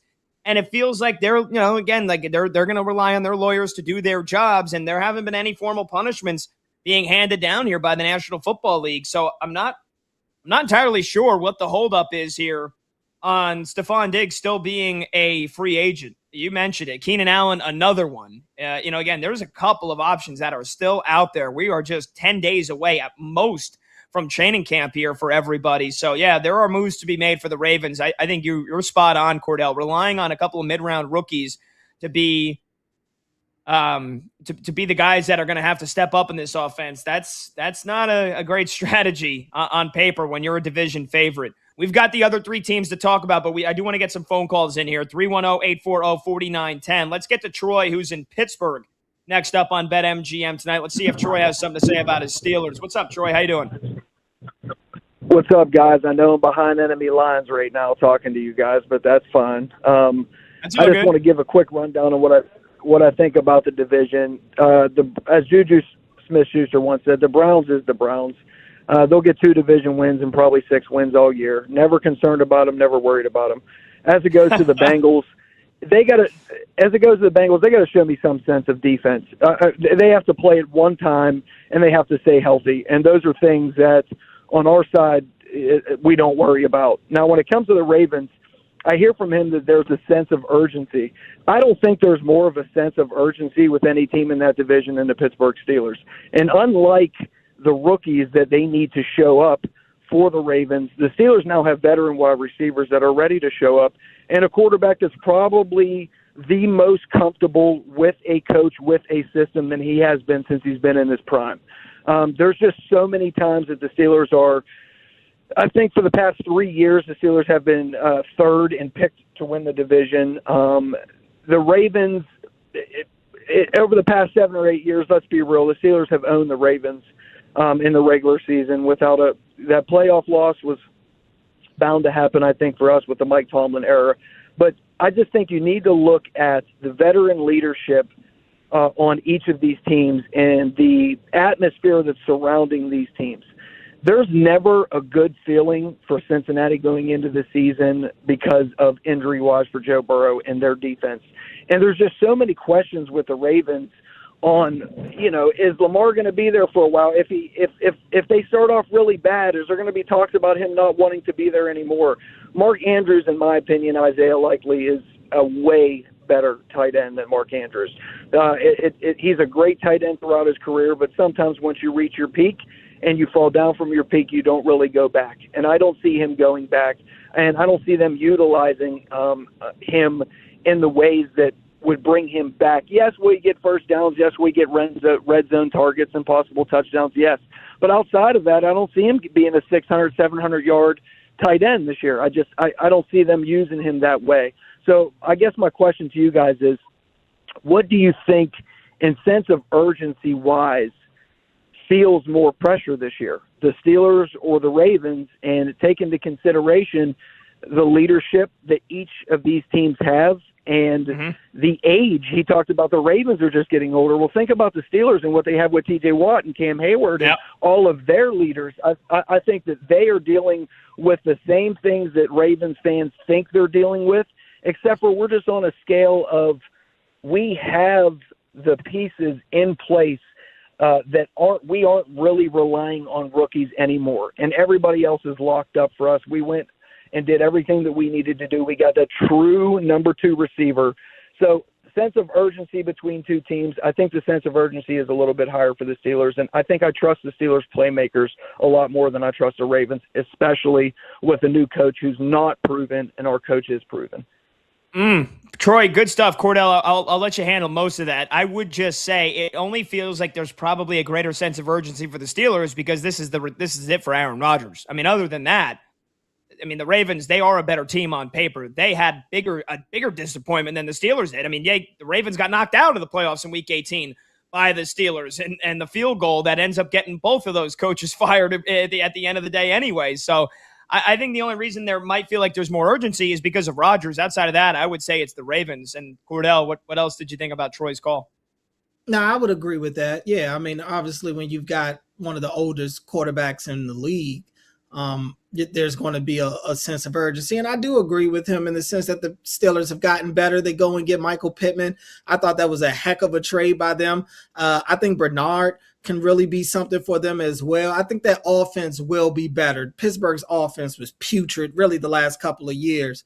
So I do think their offense will be better. Now that defense, like he said, that defense is pretty old. And last year, that defense wore down in large part due to their offense not being able to carry their weight, but also I think the age started to show a little bit on that defense. Joey Porter also might not be as good as maybe Pittsburgh hoped that he'd be when they drafted him in the first round. I think that's a part of it too.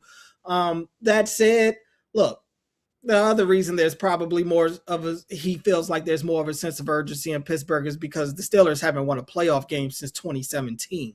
So, they need to actually find a way to get a win in January. But I think the Ravens, their sense, the two teams' sense of urgency is just different. I don't know that one team has more than the other. I just think it's different. In the Ravens case, their sense of urgency is because, all right, John's gone. And John has been the guy, has basically been the shield for a lot of the criticism that the Ravens have taken for a while now. Anytime there's a blown lead in any sports, you now see the John Harbaugh meme of him looking shocked on the sideline. Yep. He's become the poster boy for that. So with him gone, a lot of the attention is going to be put on GM Eric DeCosta and Lamar Jackson. Nobody, they can't kind of hide behind anybody anymore. Now, like I mentioned, Lamar doesn't have a new deal yet. Next year is his last true deal on his contract. He has a no franchise tag clause and he has a no trade clause. So I think the sense of urgency for the Ravens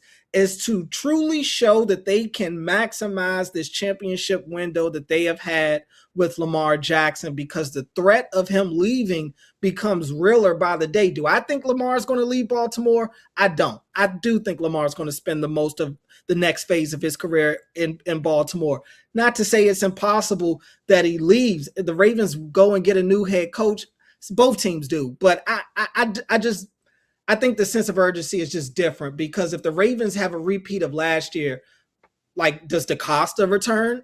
I don't know. Like, it would be more changes in Pittsburgh. I don't know what the new changes are. It's just, all right, figuring out who your quarterback of the future is, figuring out how you can get younger and start prioritizing the future of that old roster. The Ravens, they need to show that they can win a Super Bowl with Lamar Jackson now.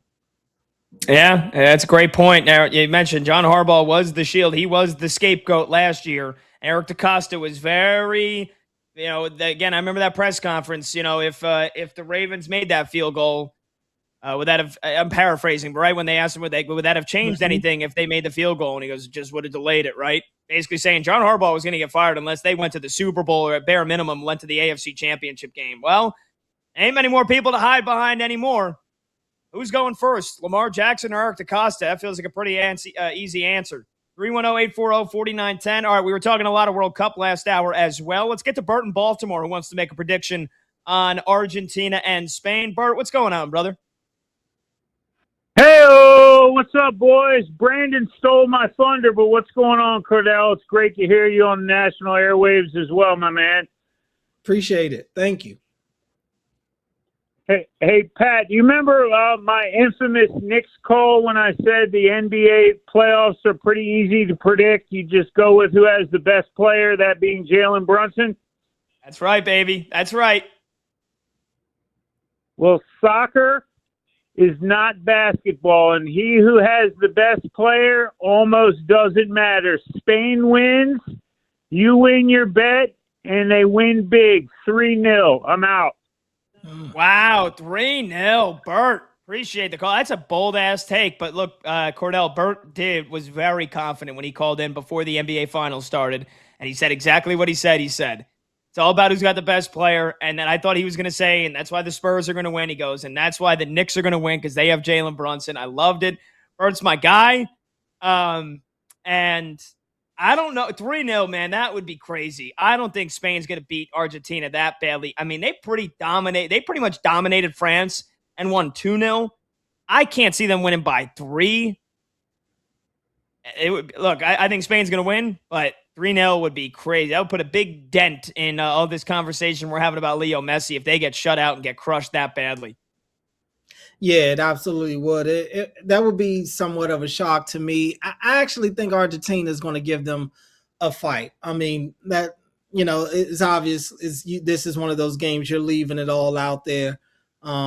I think Messi and those guys have been on this crazy, magical roller coaster of a World Cup to this point. And man, in sports, they're always that team of destiny. And I'm not usually the believer of the team of destiny, but when you've got arguably the GOAT on your team in Messi, it's tough for me to go against it. So I'm just hoping it's a good match, honestly. I'm hoping that it lives up to the billing. Really, even when you look at the third place game, you've got 2 really good teams going at it with quality stars in that one too. I'm hoping this one lives up to the billing. You've got, one of the best offensive players that the game has ever seen going up against just a powerhouse of a complete team. So that's the best you can look for. I'm just hoping that it delivers on Sunday. 310-840-4910. More of your calls and texts on the World Cup when we return. More of your calls and texts on the AFC North when we return. We'll take a look at the Steelers and the Bengals and, of course, that quarterback room in Cleveland. I'm Pat Boyle. He's Cordell Woodland filling in for Brad Evans. This is BetMGM tonight right here on Westwood One Sports. Knowing that there probably is going to be a season next year, but also you're paying a bunch of these guys a lot of money. They're not going to play their full 162. So go after it, get your money's worth, and see if you can try and win a championship this season. So I think the deadline is going to be super, super interesting. And it'll be telling what the Red Sox and the Tigers do. Those are the 2 teams that I am monitoring the most here at the deadline. If you've kind of been following baseball this season, you know the Red Sox were left for dead. They were buried. They got off to a terrible start this season. They fired their manager, Alex Cora, a couple other coaches on that staff. They were one of the worst teams in the American League for like the first 2.5 months. Then here recently, the last week and a half, 2 weeks before heading into the All-Star break, Boston's been the best team in baseball. They've won 9 straight games, and now they're only a half game back of the American League wild card. So these are going to be the next big 3 weeks for the Red Sox here, because I'm sure all their fans, their front office, their players were thinking, well, we're going to sell. I could be on a new team this season, but you're a game and a half back now.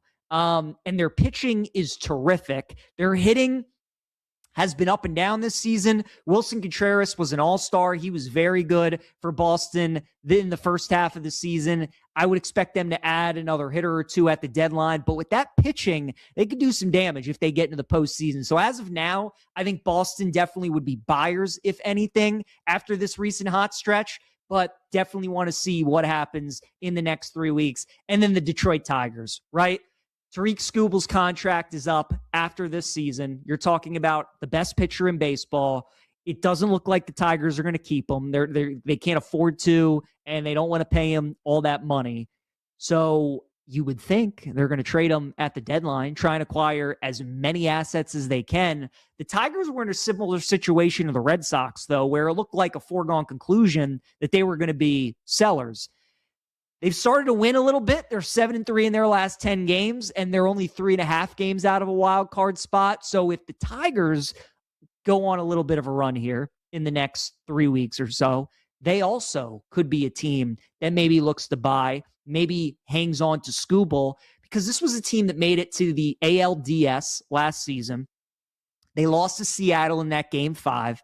They go out in the offseason. They get Framber Valdez. They look to bolster that pitching staff. They didn't do enough to that lineup, though, and that's what's really hurt them this year is how bad that lineup has been. The pitching's been fine, but the lineup has just been really bad for Detroit for much of the season. They've also been a brutal team on the road. They're 17-29 away from Detroit this season. But I think the Red Sox and the Tigers are the two teams I'm watching because both a month ago, you would have never thought they would have been in this situation. Certainly the Red Sox, now after 9 straight, they're right in the thick of it in the playoff picture. And then Detroit, you thought they were cooked too. Skubal was definitely going to be on the move.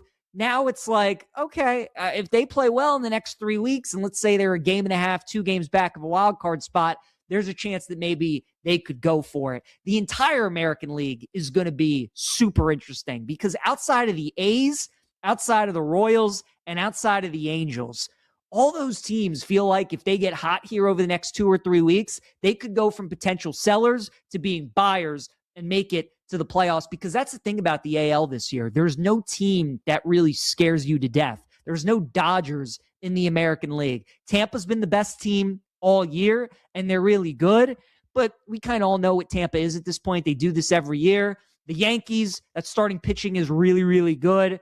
Judge will come back at some point, probably in August, and you would think they're going to add to that roster. Seattle and Toronto are both in the ALCS last season. Both have really struggled this year. So the American League is wide, wide open this year in Major League Baseball. It's going to be a huge 2-3 weeks for a lot of these teams. They could go from being buyers to being sellers or vice versa. And I just think watching how all that unfolds is going to be very interesting. Also, the American League Central, I think, is the division that I'm monitoring the most. Feels like every year in baseball, we get a team that you can tell they're heading in the right direction. They're going to be better than maybe people think, but they just totally exceed expectations. And the White Sox are definitely one of those teams this year. I don't know how many of us thought we would get to the All-Star break and the White Sox would be tied for the division lead. But look, at this point, when you're 85, when you're 95 games into the season at this point, like it's just not a fluke. Like this is who the White Sox are. They're a good team. They can win this division.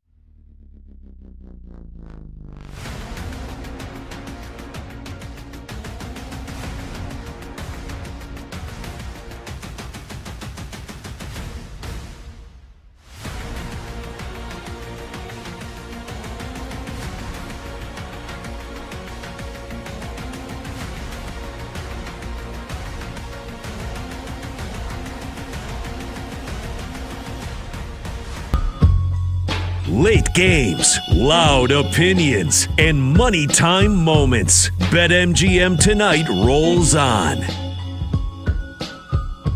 All right, welcome on back. BetMGM Tonight, Westwood One Sports. I'm Pat Boyle. He's Cordell Woodland filling in for Brad Evans. Phone number to join the show, 310-840-4910. Before we get back to the AFC North preview here, diving deep on the Steelers, Bengals, and then that quarterback room for the Browns. Let's get you a scoreboard update here. It's been over an hour since we last gave you a scoreboard update for baseball. Busy Friday night. Everybody in action to start the second half.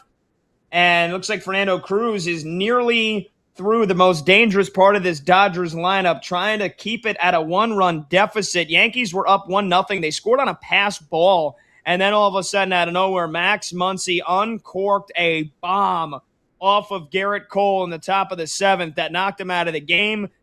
2-run shot for Max Muncy. Dodgers lead the Yankees 2-1 right now in the top of the 8th in the first of a 3-game set between the 2-time reigning World Series champions and the 2024 American League champions. Pretty damn good game so far. Ohtani, though, 0 for 4, so not good news for our guy Monty and his streak. But Trevor Larnach's already got me a knock tonight. Cordell, refresh my memory. Who did you had Miguel Vargas, right? Does he have a hit yet? I went with James Wood. So I don't even know. I don't think that game is even. Yeah, that game hasn't started yet. But I 9:40 Eastern. Yeah, I have all the confidence in my boy James to go out there and continue to stay hot tonight. That's right. Lee, our guy Lee in our Westwood One Studios took Miguel Vargas, and he does have a hit. So congrats to Lee. Lee to lap. And a lap of luxury. Wait a second, he does have a hit? Yeah, he's 1 for 4. Oh, it updated. Hooray. Thanks, guys. So Lee's got a knock with his guy Miguel Vargas. Trevor Larnach's got a knock for me. Ohtani, 0 for Monty says in our show chat, oh no, my streak of 1 is at 0. Oh no, that's right, Monty. And you know what? Better yet, I'm coming for you. I'm gonna catch you, Monty. I'm gonna have the best record out of every one of us, out of all of us on Let's Go Streaking. So yeah, you should be shaking in your boots. Monty says he ain't coming for nothing. I'm coming for all King Midas's silver. That's what I'm coming for. And then finally, Combs had PCA. I know he scored a run in the first inning. That's the only thing the Cubs have done against Bailey Ober. Can't touch him. PCA 0 for 2. So much for MVP. Guy can't hit a pitcher that's got a 7 ERA on the road. Terrible. So there you go. So, and James Wood, like we said, Nationals game starting in about 10. Yeah, Cubs can't touch Bailey Ober. At home on a hot night at Wrigley with the wind blowing out the right field. They scored a run in the first inning. They've got Ugats since. 4-1 Twins going to the top of the 6th. Ryan Jeffers with a 3-run bomb, the big difference maker so far in that one in Minnesota. And then Cordell, your O's trying to, they got a little bit of a heater going into the All-Star break, and they're in H-Town to play the Astros. What's going on there?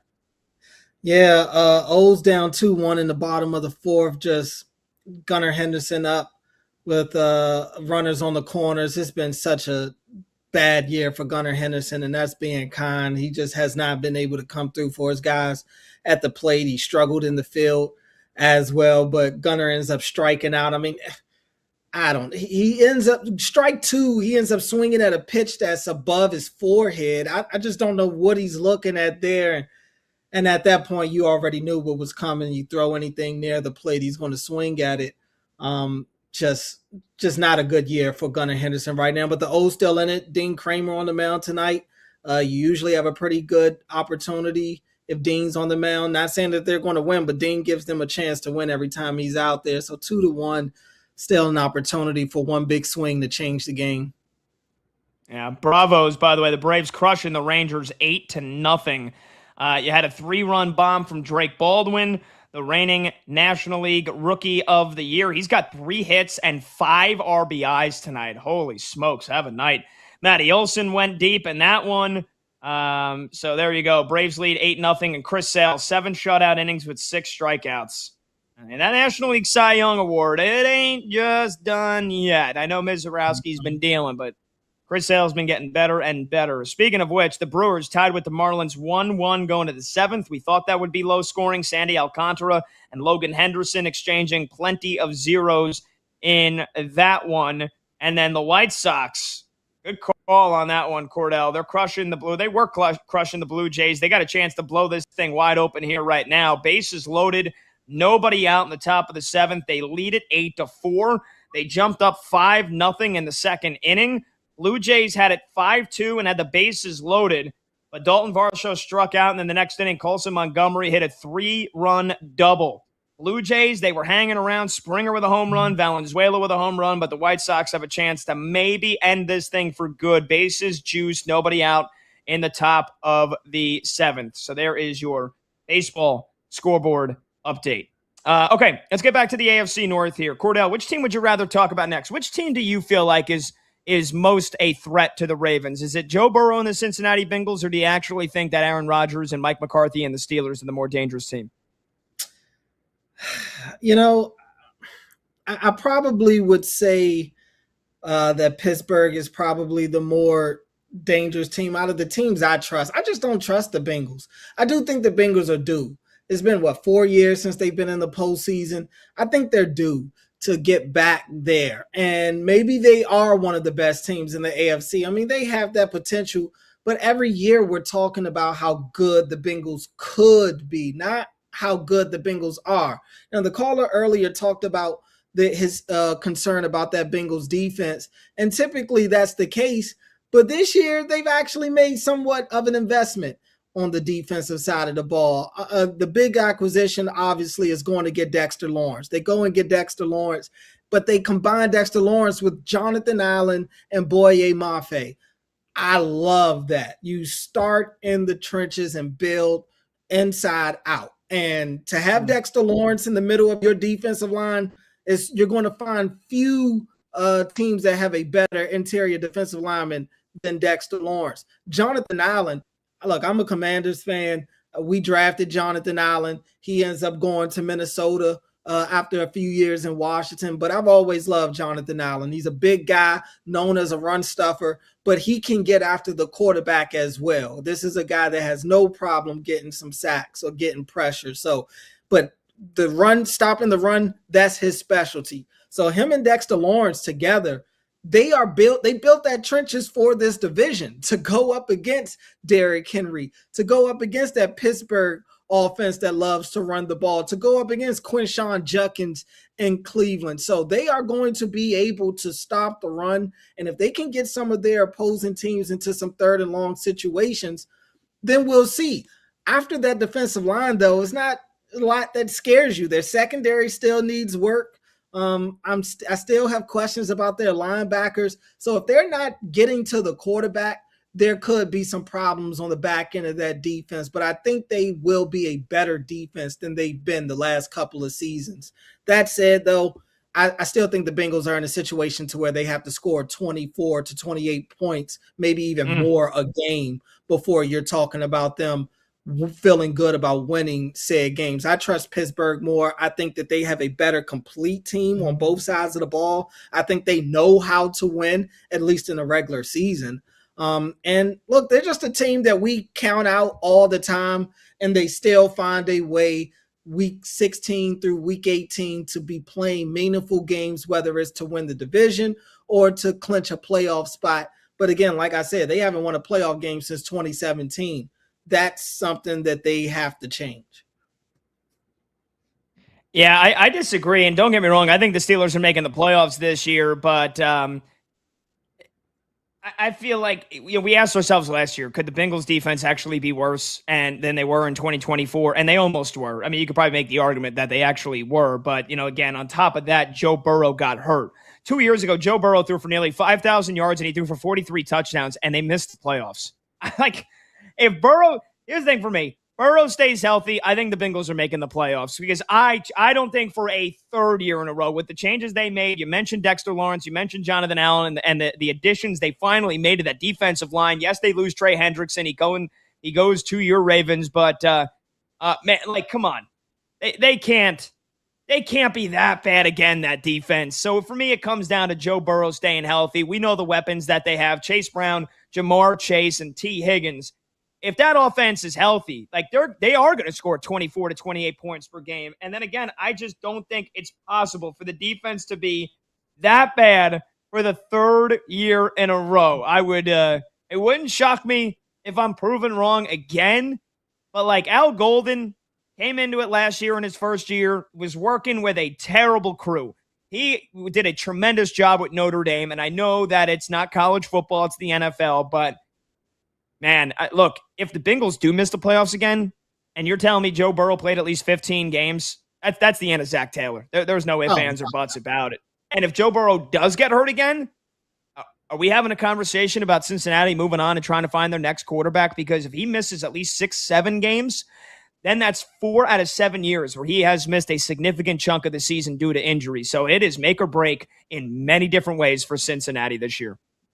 Yeah, I mean, Burrow's got to show that he can be there for his team. I mean, that's just what it is. And a big reason why it's tough for me to trust the Bengals is I just feel like too much has to go right for them.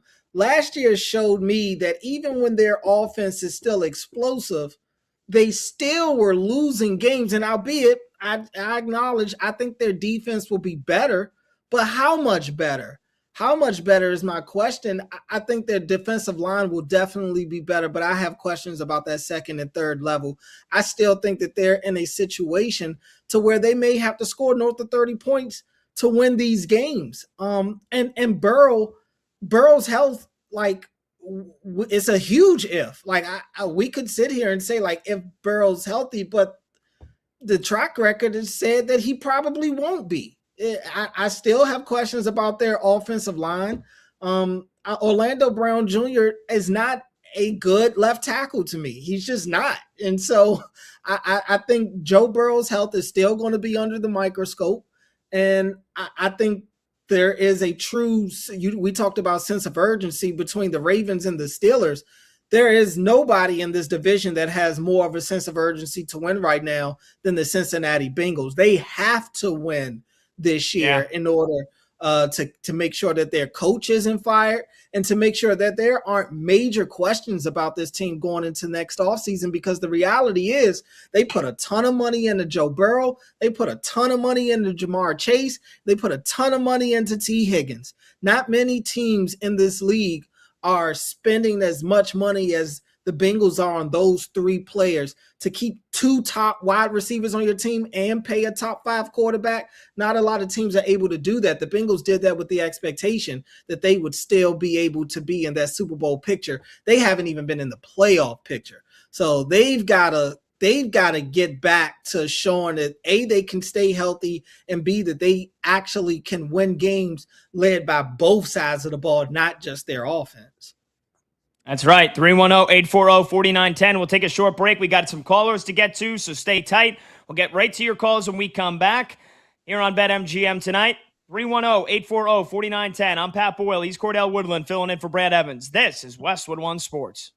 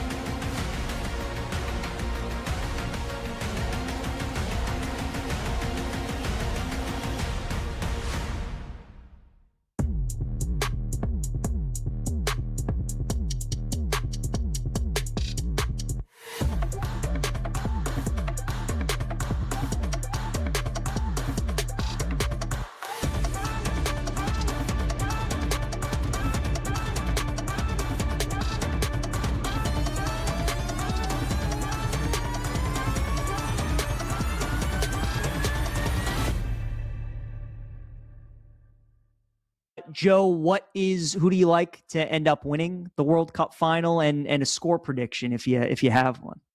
Yeah, I have my head and my heart play here. Both side with Spain. I'm rooting personally for Argentina and Messi and capping off this just crazy run. My head play is Spain in 90 minutes. I just think that they're going to find a goal in this game, and they're going to win it probably 1-0 in 90 minutes or something to that effect. To lift the trophy, if you wanted to do that, you're going to give up some of the juice a little bit, but still Spain. I think Spain is just the efficient team. They match up so well with Argentina in terms of if they get a lead, they're going to hold it, unlike Egypt, unlike England. Like, they are a team that you cannot play from behind against, and Argentina has been falling behind in these games. You cannot fall behind against this Spain team. So I'm looking at Spain to win in 90. I think it was plus 130 the last I looked at it. The heart play, I said the head play. The head play is just Spain winning in 90. The heart play, and you get crazy odds on this, is 1-0 correct score Spain. Lamine Yamal, the goal scorer. It just feels, PJ, in this universe where a picture exists of Messi bathing a 4-month-old Lamine Yamal, it just feels like Spain winning this game on a Lamine Yamal goal is the perfect poetic end to Messi's World Cup career and the passing of the torch.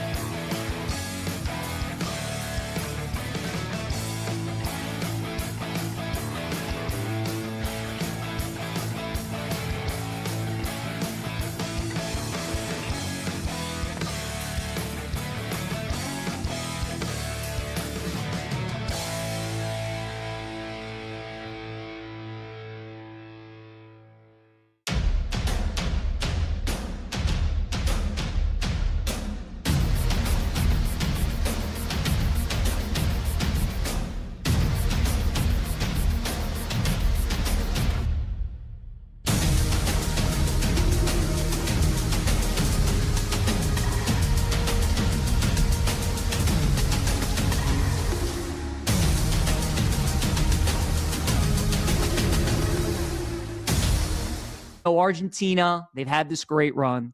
They could have lost to Cape Verde. They should have lost to Egypt. They could have lost to Switzerland. They should have lost to England. A lot of shoulda, woulda, couldas. And credit to them for winning all those games. But when the Chiefs lost the Super Bowl, they played against the best team in the NFL. When TCU lost in the national championship, they played against the best team in college football that year. And Argentina going up in this World Cup final, they are playing the best team in the world. That is Spain. They're the European champions. They won 2 years ago. They were the pre-tournament favorite coming in. They reminded us all against France why they are the team to beat and why they are so tough. They're just so fundamentally sound. You know, Argentina's been able to come back on these teams because either they don't have the personnel against them, because it's just the aura of Messi, you know, and like when they get a lead and they're up, they're just kind of in cruise control and they think, oh my God, we're going to win. And they just relax instead of continuing to play. Spain's not going to do that. They don't blink. They're almost robotic in the way that they go about it. That France game was so clinical. It was so technically sound. The way they pass the ball, it just looks different. The way they move the ball, it looks different. They're spacing. They're defending. They've only given up 1 goal this entire tournament.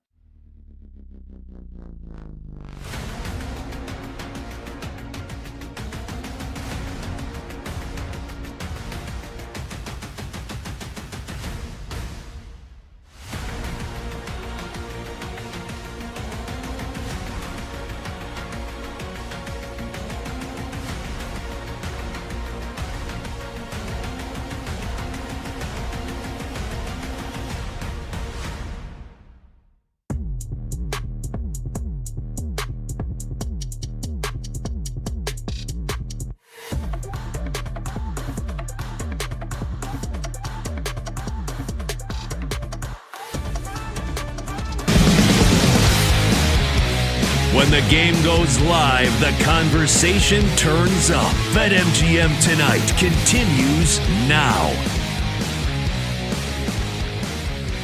Welcome on back. BetMGM Tonight, Westwood One Sports. I'm Pat Boyle. He's Cordell Woodland, filling in for Brad Evans. And the phone number to join the show is 310-840-4910.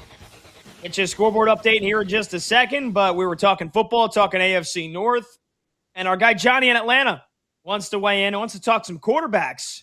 Johnny's next up on BetMGM Tonight. What's going on, Johnny?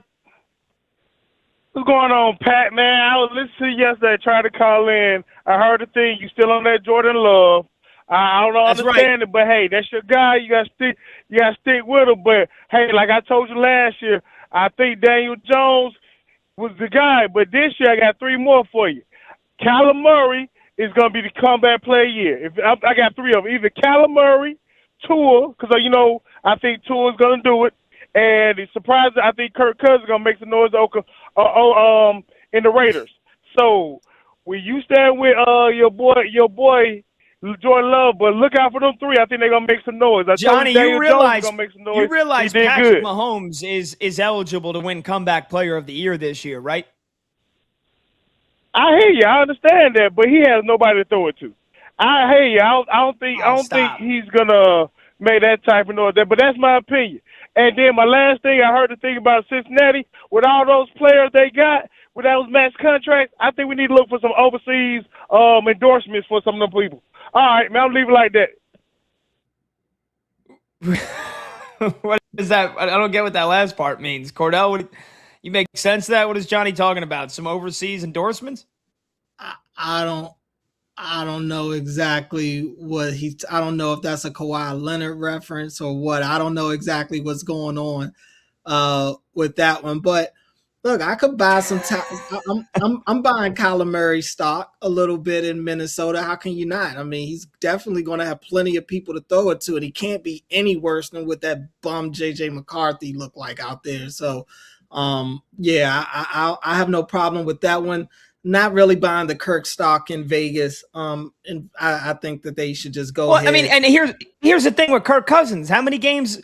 I mean, he's going to have to play at a Pro Bowl level for them to not go to Fernando Mendoza. I feel like he's got 4 or 5 games, man. And if he's not lighting the world on fire in those 4 or 5 games, that's it. They're going to Mendoza. They're not wasting that much time. So it's like, you realize how great Kirk Cousins has to be to keep Fernando Mendoza the number 1 overall pick on the bench. I don't care how cautious Clint Kubiak is talking about being with Mendoza. And to a certain extent, I agree. I think he should start the season on the bench. I'm talking like 4 or 5 games at most. So unless you're telling me in the first 4 games, Kirk Cousins already has 1,000 yards and 10 touchdowns, his ass is going to the bench, and it's Mendoza time. And honestly, I would throw Mendoza out there right away. I mean, the dude, what got Mendoza drafted is obviously the dude is as smart as anything out there. He knows what he's looking at. And the landscape, how you develop quarterbacks has kind of changed. I'm not saying I always agree with it, but the method has basically been you treat them like newborns and you throw them in the pool and you let them figure it out. And sometimes it works, sometimes it doesn't. I think what types of quarterbacks coming out, though, need some time on the sideline to watch and which one should probably be given the keys right away. Mendoza's a guy that should be given the keys right away. If you're good enough to start for Curt Cignetti, then you're good enough to start for the Las Vegas Raiders. So that's where I'm at on that one. And he also brought up Tua, and I'm intrigued by Tua. I'm kind of embarrassed to say I used to be a Tua truther when he was coming out of Bama. I go back to Tua's days in college, and I used to always say, man, people don't know how good Tua could have been because everybody overlooks all the games that he was benched in the 3rd quarter because Bama's already up by about 50. How efficient and how accurate Tua was. He really could have shattered records if he actually got to play in all 4 quarters of those games. But obviously his NFL career has been anything but spectacular. I actually like him in Atlanta, though. You already have Michael Penix there who was a lefty. So bringing in Tua doesn't really change anything for your receivers. Tua at his best is an on-time passer. He's an accurate on-time passer when you can get the ball out of his hands quick. Atlanta has the weapons to do that. Oh, yeah. And they have maybe the best running back in all of football to hand it off to as well. So I would look out for Tua if he really does get an opportunity to play for the Falcons. Wow.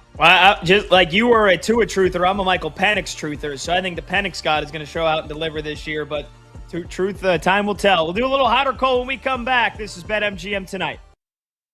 Knowing that there probably is going to be a season next year, but also you're paying a bunch of these guys a lot of money. They're not going to play their full 162. So go after it, get your money's worth, and see if you can try and win a championship this season. So I think the deadline is going to be super, super interesting.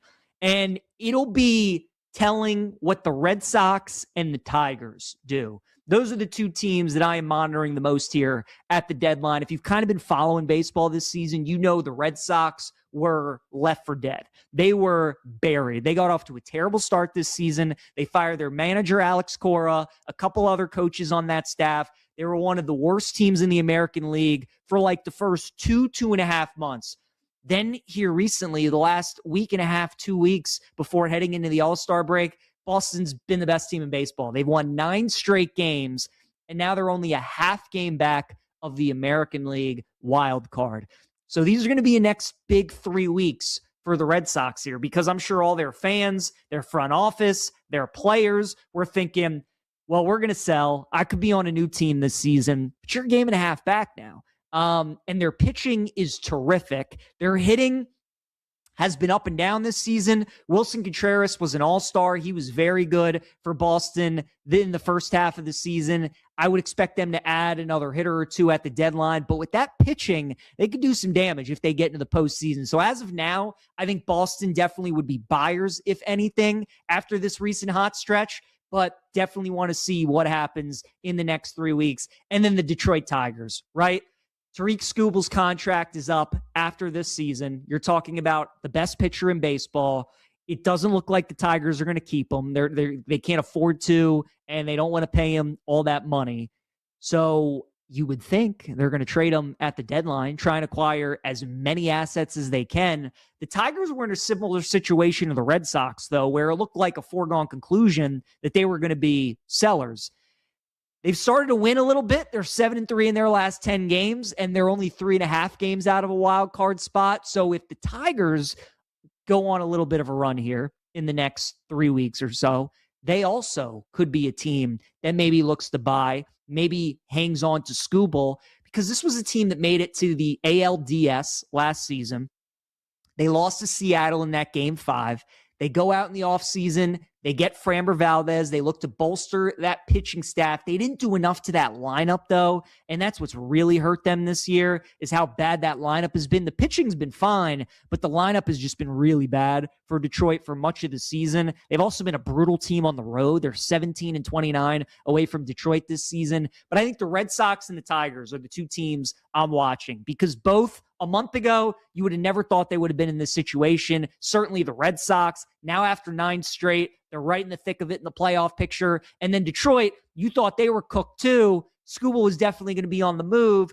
Now it's like, okay, if they play well in the next 3 weeks, and let's say they're a game and a half, 2 games back of a wild card spot, there's a chance that maybe they could go for it. The entire American League is going to be super interesting because outside of the A's, outside of the Royals, and outside of the Angels, all those teams feel like if they get hot here over the next 2 or 3 weeks, they could go from potential sellers to being buyers and make it to the playoffs, because that's the thing about the AL this year. There's no team that really scares you to death. There's no Dodgers in the American League. Tampa's been the best team all year, and they're really good, but we kind of all know what Tampa is at this point. They do this every year. The Yankees, that starting pitching is really, really good. Judge will come back at some point, probably in August, and you would think they're going to add to that roster. Seattle and Toronto are both in the ALCS last season. Both have really struggled this year. So the American League is wide, wide open this year in Major League Baseball. It's going to be a huge 2-3 weeks for a lot of these teams. They could go from being buyers to being sellers or vice versa. And I just think watching how all that unfolds is going to be very interesting. Also, the American League Central, I think, is the division that I'm monitoring the most. Feels like every year in baseball, we get a team that you can tell they're heading in the right direction. They're going to be better than maybe people think, but they just totally exceed expectations. And the White Sox are definitely one of those teams this year. I don't know how many of us thought we would get to the All-Star break and the White Sox would be tied for the division lead. But look, at this point, when you're 85, when you're 95 games into the season at this point, like it's just not a fluke. Like this is who the White Sox are. They're a good team. They can win this division.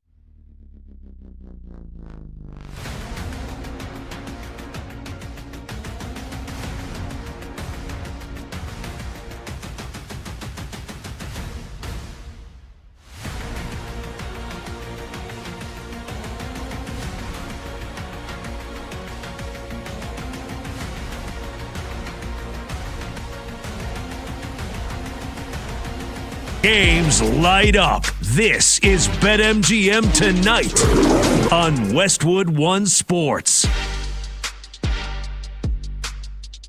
Hey-o! Welcome on back to BetMGM Tonight here on Westwood One Sports. I'm Pat Boyle. I got Cordell Woodland with me tonight. He's filling in for Brad Evans, and we are brought to you by BetMGM. Make it legendary. Download the app today. Please gamble responsibly. Fifth and final hour of this Friday night extravaganza, getting ready for the weekend ahead. World Cup final on Sunday, Open Championship final 2 rounds this weekend. Things heating up. A couple of near historic scorecards put forth today at Royal Birkland in England. Plus a weekend full of baseball as the second half is officially back, and so much more. You could watch the show live on YouTube. Just search BetMGM tonight and hit that subscribe button. You can watch the show live on Twitter at BetMGM tonight, and you can listen to the show on the Westwood One Sports app, the Odyssey app, SiriusXM, Channel 375, and hundreds of local affiliates throughout North America. Final hour, open phone lines, anything you want to discuss, 310-840-4910. Although the top topics of the day, debating what a potential new CBA could look like for Major League Baseball, salary cap, and a salary floor. As the second half begins, we're not taking baseball for granted. Cordell and I ranked our top 12 teams in baseball right now. We've previewed the World Cup final between Spain and Argentina on Sunday. Cordell thinks it's going to be a fight. I think it's going to be a fight as well, but I think Spain is finally going to conquer Messi, the GOAT, and the beast that is Argentina and stop them in their tracks from winning back-to-back World Cup finals. And then we also got into some AFC North. Cordell covers the Ravens and the Orioles for 105.7 The Fan in Baltimore. So what the expectations should be for the Ravens this year as the division favorites with Lamar and new head coach Jesse Minter, plus a bunch of changes they made on the defensive side. If Joe Burrow stays healthy, how good are the Bengals going to be? They revamped that defense in a big way. We know it's the retirement tour for Aaron Rodgers, and then there is that Cleveland Browns quarterback room. 310-840-4910. We got the list coming up in under 20 minutes. Can't wait for that. So that means we kick off the final hour with a little hot or cold. Producer Brandon Combs, get on in the mix here. Your Cubbies still struggling to score runs, but other than that, Combs, how you doing on this Friday? Still struggling to score runs. Still can't have a pitching staff that doesn't know how to give up runs. It's pretty frustrating. I wish Twinkle D and Twinkle Dumb would have built better depth in the pitching rotation, but they didn't. So. How's that gone over, by the way, in the last couple of days in Chicago?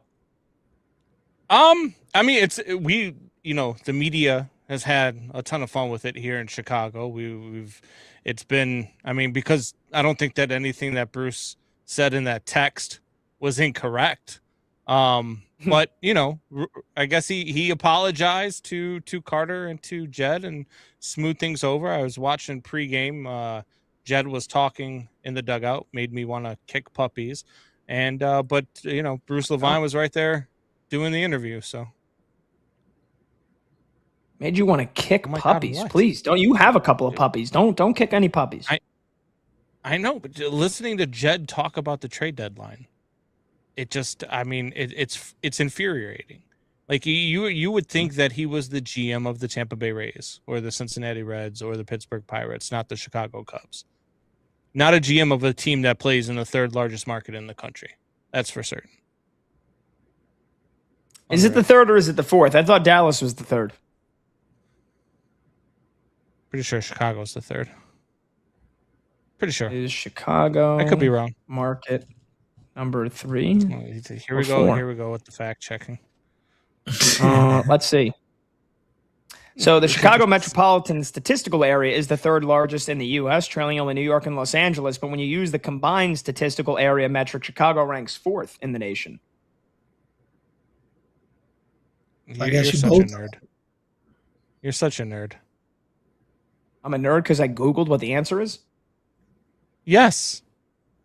They don't call it the Big D for again. nothing, Combs. You can't match up with, you can't stack up with the Big D. Yeah. I wish my GM had the Big D. All right, here we go. Let's do some hot or cold. A $350 million cap and $150 million floor is the sweet spot for the owners to get the players on board with a salary cap. Hot or cold, Cordell? I guess I'm warm. I'm probably a little more on the cold side. I think it would be a sweet spot for the Major League Baseball, but I think that the players are going to fight the cap as long as they absolutely can. I just think they're going to take this as far as they can take it, and because this has always been the sticking point with them. They have been fighting this cap war with the owners for as long as we can remember. So I haven't seen them give up yet. I know the owners, the league is pulling out all the tactics these days. I talked about some of their infomercials and everything. It does seem like we're closer to getting to a cap than we have ever been before. But I do still think that this players union, which I continue to say has the biggest backbone probably of any players union of the major teams in this country.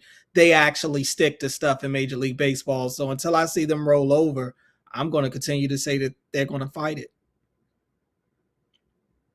Yeah, I'm going with Cold. I don't think the cap can be higher than what the Dodgers are already and the Mets are already spending right now, when you're not factoring in the luxury tax. So, no, I don't think that cap's going to have to be lower. That cap's going to have to be under $300 million.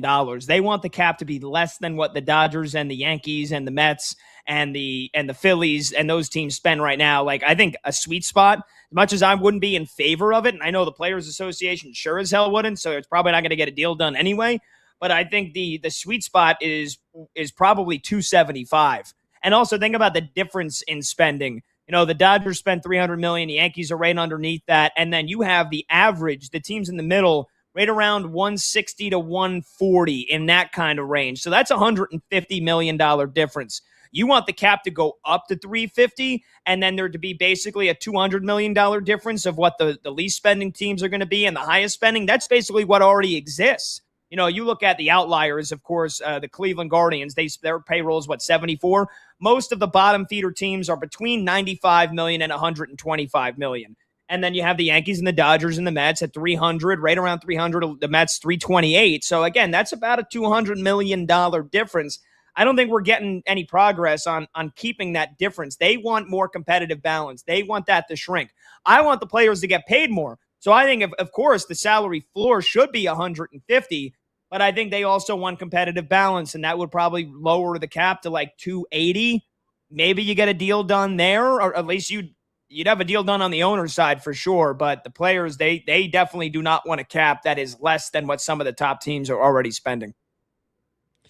Well, that's why it needs to be more. That's why the cap needs to be 350 and the floor needs to be 150. And the reason why is that when you do the numbers and you take the averages now of what teams are spending and how many teams are already under 150 and how many teams are under 300, if you drop the cap and you only take the floor up to 150, you're not gaining enough money for the players. If you 350 and 150 adds $1 billion in payroll.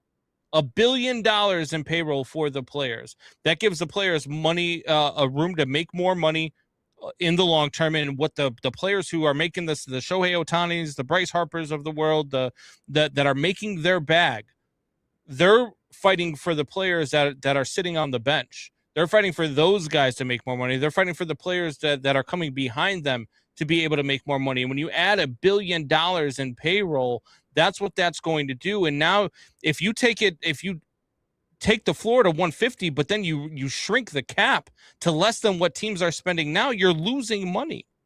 You're going to lose money for the players, and there's no chance, zero chance, the players will go for any deal that it requires them losing money or even staying with where they're at. You need to show them that there can be growth in what they're earning. You need to show them that that's the only way the players budge on a cap. Otherwise, they are not moving, and we're not going to have baseball in 2027. I think if you shrink the cap, it only affects a couple of teams. Again, the Mets is 328. So if you have it at 280, yeah, that would knock them down by nearly $50 million. But, the Dodgers, it would knock them down by 20. And then the Yankees and the Phillies and the Red Sox, it would only knock them down by a couple $1 million. Increasing the floor to 150 actually affects more teams and affects more money.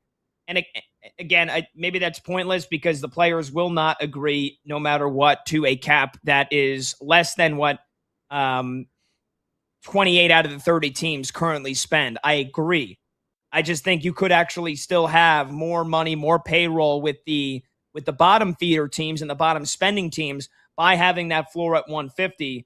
And then you could also get the competitive balance argument by saying that the top teams can't spend that much more than 100% more than the fewest paying teams, because the cap would be less than 300. I'm tired of living in a world where we punish teams for spending money and trying to win, and we don't punish teams that don't spend anything. I hate the fact that, like, I definitely believe that there should be a floor. I think the cap should be unlimited. I don't think that anybody should be punished for trying to win, for trying to get all of the best players on their team. That's insanity to me. But I think that if you're going to get the players, if the players are ever going to agree to it, you're going to have to show them that there's going to be room to make more money. And by adding $1 billion in payroll, I think that that's the way to go. That's why I think the 350, 150 is really the sweet spot to even get the players to come to the table. I would agree that the cap should be unlimited. I don't think that they clearly have no problem with teams being clearly a handful of teams at least that are willing to go above and beyond to go get the players that they want. I don't think anybody is upset with the fact that the Dodgers have the money and are willing to spend the money to go get these guys. The Mets, especially now when you see how bad the Mets are, people are just pointing and laughing at them because they've spent so much money and they're one of the worst teams in baseball right now. So I don't want to necessarily discourage teams from spending. I think the goal should be about forcing some of these teams that have been reluctant to spend money to start to spend money to close that gap. I think that's what the fans want. Especially fans of said teams that have watched these teams for years. You could go talk to fans in DC. Talk to Nats fans right now because everybody knows how cheap those owners are with the learners.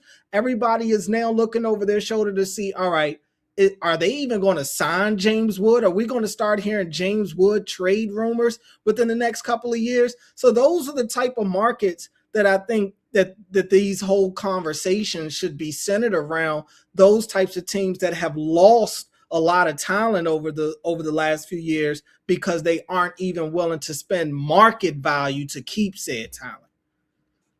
Well, you also have more teams in the bottom 10 in payroll over 500 right now than you have in the entire American League. Like, that is the other thing. Like baseball, more than any other sport, I think, is a sport built on how you build your farm system, how you build your roster. It's more about roster construction than it is about money spent. And I think that the Mets are the perfect example of that, right? Like, It's not just about how much money can you throw out there. The Dodgers have done it the right way. The Dodgers have gone out and built a team that they spend all sorts of money on, bring in the best players. Every top player wants to go play for the Dodgers, but they also have a top 5 farm system. They also know how to bring players up. They also know how to build from within. So that's where I think that baseball, when you start looking at, money spent, it doesn't always equate to, besides the Dodgers, doesn't always equate to World Series. I mean, we watched the Houston Astros in the lower half of payroll over the last, 10, 15 years be juggernauts in the AL West. How many World Series have they been to, including the ones that they've won? Now, granted, 2017, buzzers, cheating and all, banging trash cans and all that, but still, you're looking at a team that is in the bottom half of payroll that is constantly competing. The Tampa Bay Rays, another example of that, right? So I do think that when you look at owners and talking about, you can win without spending, sure, but you still have to be able to, one, build talent from within, and then 2, you have to be able to retain that talent once it comes time for them to get paid. That's why the Pittsburgh Pirates and the Cincinnati Reds and the Tampa Bay Rays are so infuriating, because they get really good players to come up through their system, and then they end up being Yankees or Dodgers within 5 years. Yeah. Like, that's the thing. Like, they're like the feeder system for the top tier teams. So it's frustrating, but I do think that the only way, if the owners really want to cap, and the only reason they want to cap is because they want to put more money in their pockets, the only way you get them to the table, the players to the table, is by blowing that cap out of the water, and it's going to have to increase players' salaries. All right. Ready to move on? Yes. All right. A 1994 type season would kill Major League Baseball. Hot or cold, Pat? So you're talking about a full lockout? Mm-hmm. Missing no World Series, no playoffs. Missing the season. Cold.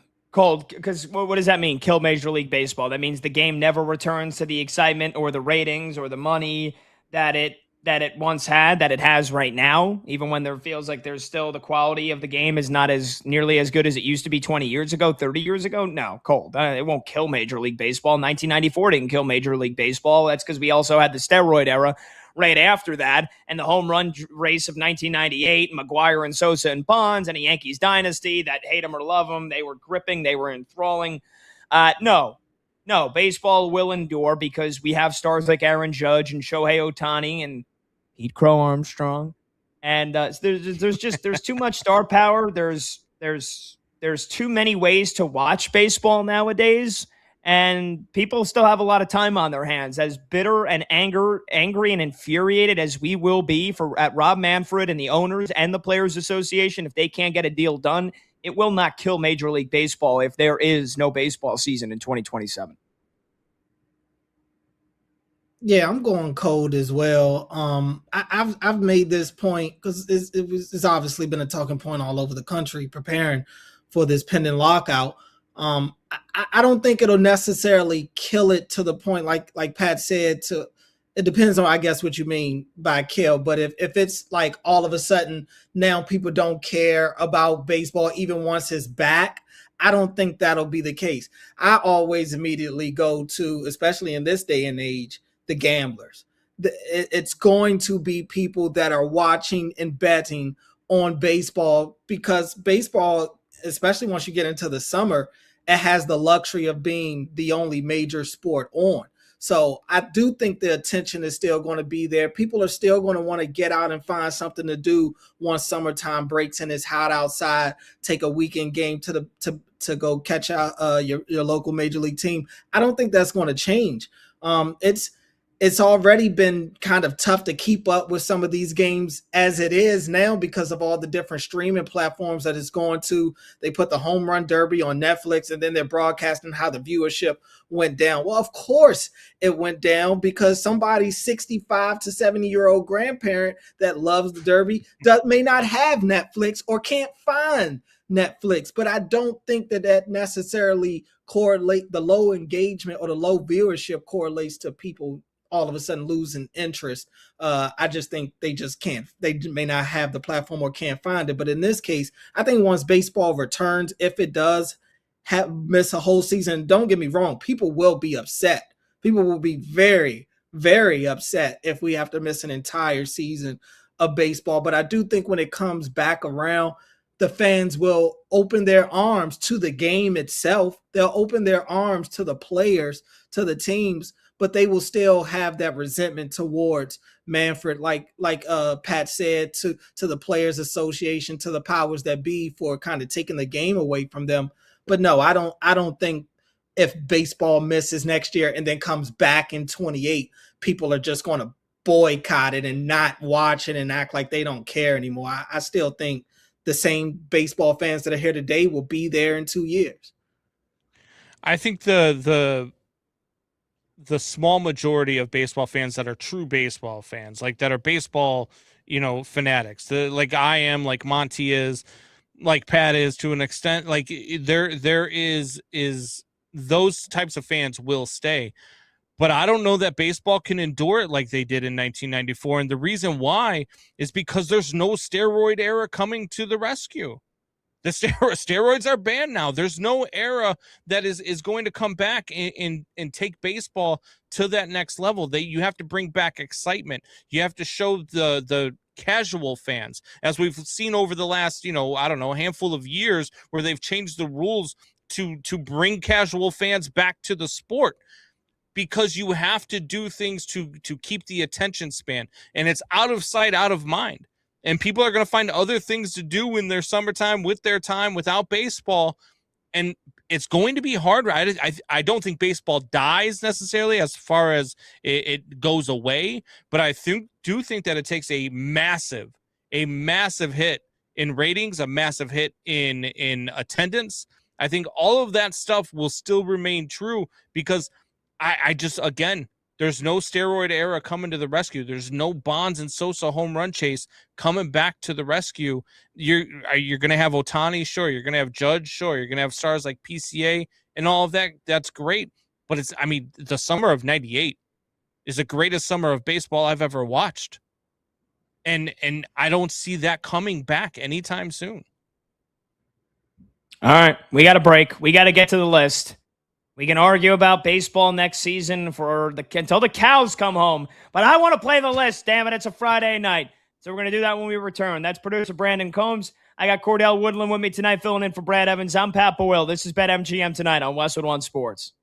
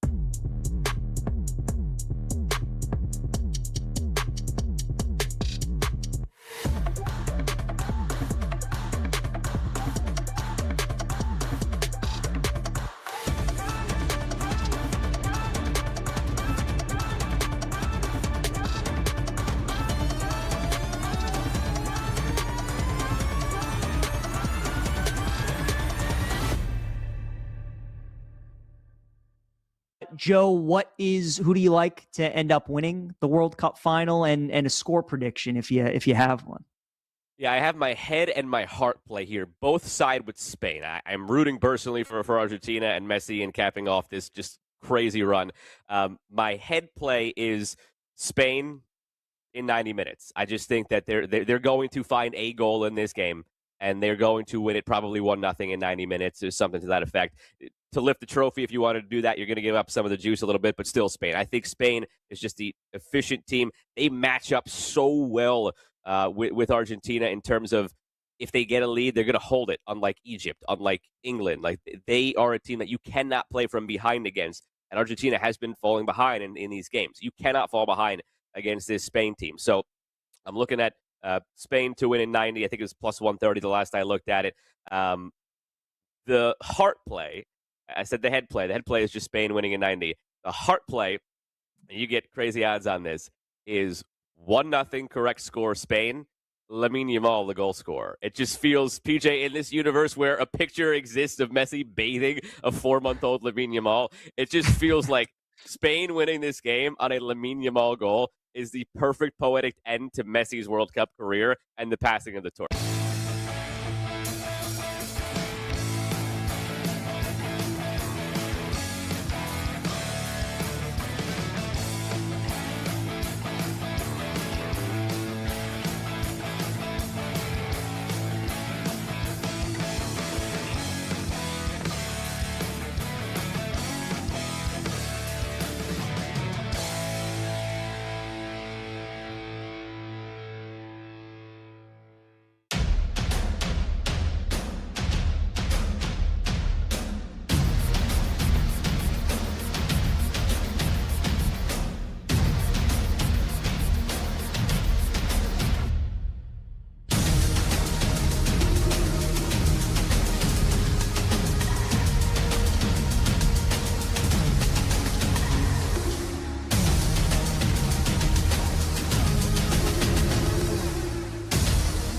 Argentina, they've had this great run.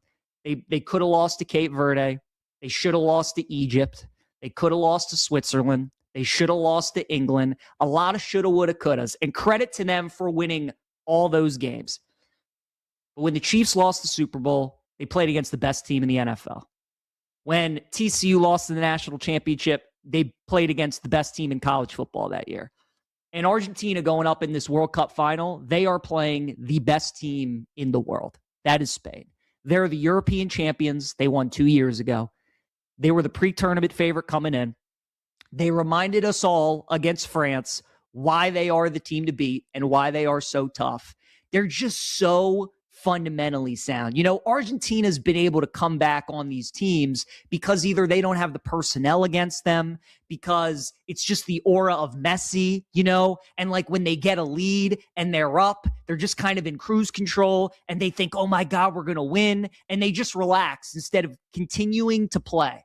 Spain's not going to do that. They don't blink. They're almost robotic in the way that they go about it. That France game was so clinical. It was so technically sound.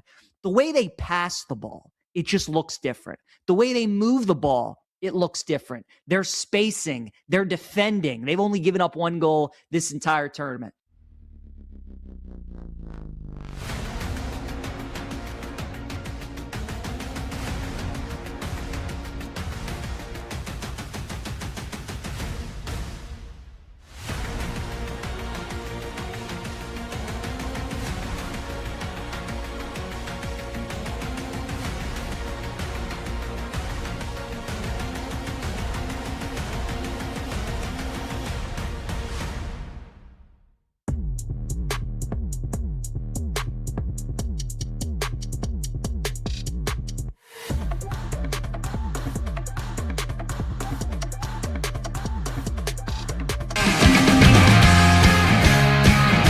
When the game goes live, the conversation turns up. BetMGM Tonight continues now. All right, welcome on back. BetMGM Tonight, Westwood One Sports. I'm Pat Boyle. He's Cordell Woodland. The phone number to join the show is 310-840-4910. Let's not waste any time. It's a Friday night. It's late into the show. We've saved one of the best for last. It is time for the list.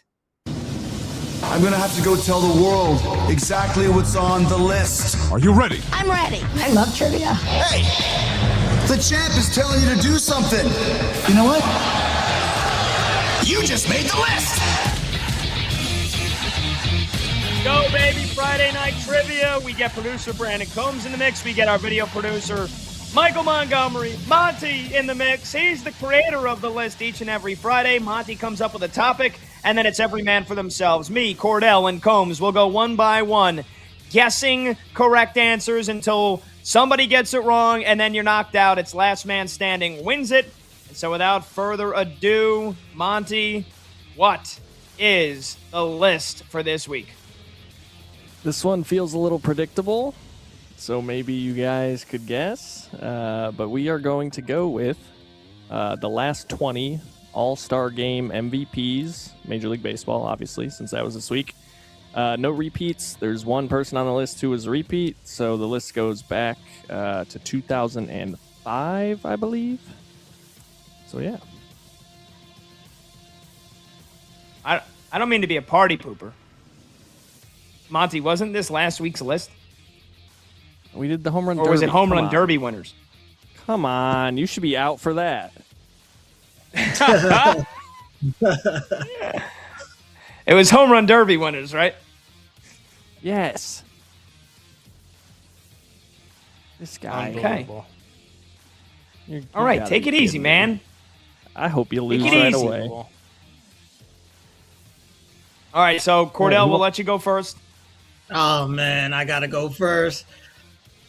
Well, I mean, if you don't want to go first, you don't have to. But I'll go first. I'll take the low hanging fruit first. I'll go first. We'll go hold on, because going earlier is the best advantage, because then you don't have to. You get to guess the first answers and the earliest answers after over everybody else. Going last is the hardest, because you've already had two answers given the first time you go, and so forth and so on. Well, I'm going to take one of the easier ones right off the bat. I'm going Mike Trout for sure. I know that should be one of the ones on there. I think he won 2, actually. Mike Trout is the one guy on the list that won multiple. I'm going second. Combs, since you win all the time and you cheat, you got to go last. I'm going second, and I'm taking the low-hanging fruit. Give me the guy that just won it 3 days ago. From the New York Yankees, Cody Bellinger. The lowest of the low-hanging fruit. He is on the list. I will go with a guy who was a hometown hero this year, but won the All-Star Game MVP last year, Kyle Schwarber. That is correct. Cordell, we're back to you. So soon. I got another easy. I got another easy one though. I'm going to go with Giancarlo Stanton. That is correct. 2022. All right, Cordell, take all the Yankees from me. Take all the Yankees from me. That's part of the process too. That's part of the process too. Okay, it's a good strategy. Right. I'm gonna go with. I'll go with another Yankee that is a former Yankee, but I'm 99% sure he didn't win the All-Star Game MVP when he was a Yankee. At least I don't think so. But I'm pretty sure he was an All-Star Game MVP because I remember that one vividly. How about, don't you know, Robbie Cano? You are correct. 2017 with the Mariners. Let's go with Jarren Duran. He won it the year before Schwarber. That is correct. We talked about the Blue Jays quite a bit tonight, so I gotta go with Vlad Jr. He is on the list. The year before Stanton, 2021. Jeez, we're blowing through this here. Danger zone. You sound nervous, Pat. I'm on the edge now. All right, I gotta go deep into my bag of tricks here. Give me another Yankee. The greatest closer of all time. Give me Mariano Rivera. Yep. 2013. Oh. Pat only knows Yankees, apparently. Pat only knows Yankees. Give me a guy who I wish the Cubs would have signed this guy. When he was this good. Instead, they waited till this year. Give me Alex Bregman. Yeah. True that, Combs. True that. All right, I'm down to maybe my last two here. I'm already kind of proud of myself. I just don't want to be the first one gone. That said, though, I'm going with Prince Fielder. I do remember watching an All-Star game of him winning a MVP. That was my next 2011. Still your guy, Pat? It's like in fantasy football when the guy you're going to draft gets taken right before you. It's the worst feeling. He did.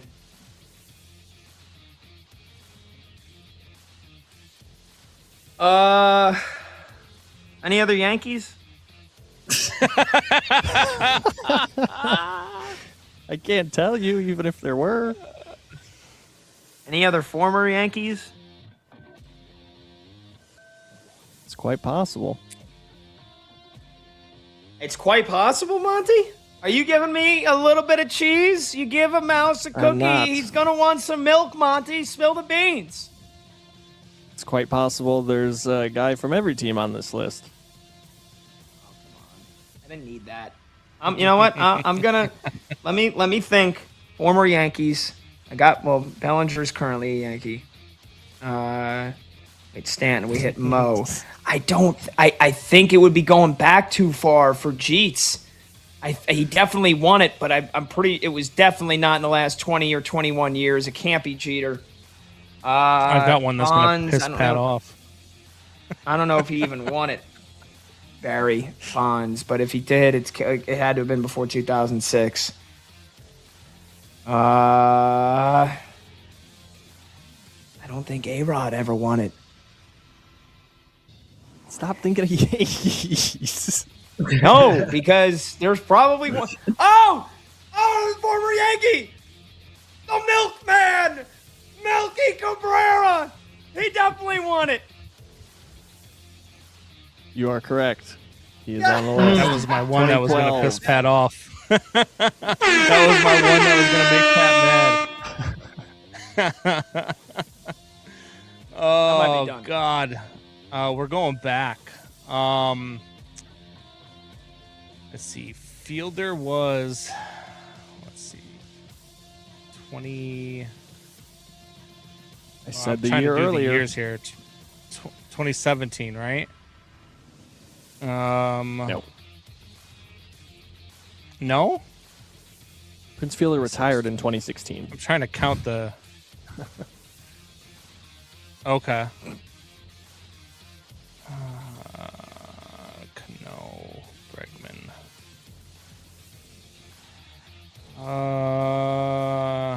Eric Hosmer. You are correct. 2016 for Eric Hosmer. Who guesses Eric Hosmer? I might get knocked out. Going year by year. I might get knocked out this one. How do you even remember that though? Because they won the World Series in 2015 and they had like 9 All-Stars on the 2016 team. That's a good pull. You see what I'm talking about, Cordell? Players remaining. How many we got just left? pulled Melky Cabrera. There's 8 players. Yeah, because I'm thinking of all the Yankees, current and former. Yeah. Whatever. Melky Cabrera's a loser. I'm afraid to say the person because I don't know if it's too far back. I just didn't want to be the first one eliminated. I will tell you, as the guest, Cordell, I'll try to help you out a little bit. The final year is 2005. So if that's helpful, I hope it is. 2005. I mean, it is not extremely helpful, but I'm I know what you just did. I'm kind of blanking on other names. I'm gonna go Ichiro. Is that too far? That is not too far. Ichiro won in 2007. Let's go. That's a good one. This might be going too far back then. I feel like I know what Monty's doing. Ichiro's a good guess, by the way. I was thinking of him. I was just trying to help out the guest. You guys are trying to read too much into that. No, I think I know what you're doing, but I'm gonna save it for my next guest because I think I got one more, and I'm trying to remember because I feel like there was a starting pitcher, and it wasn't that long ago, and I'm pretty sure earlier this week we did Guess Who, and we did All-Star Edition. And I'm pretty sure Brad giving us All-Star Game MVPs. I'm pretty sure he was, and I'm pretty sure he gave us a starting pitcher here, but I can't remember if he was the All-Star Game MVP or if he won the Cy Young. And oh man. And I know who it is, but I can't remember if it was just because he won the Cy Young in the shortened season and he was an All-Star that year, or if he was the All-Star Game MVP. And he's got to be. I mean, this is like my last guess. This is the only thing I have left, so I'm gonna hope it was. And I was singing the song the other day when I got him, and I'm gonna sing the song again, and I hope it's right.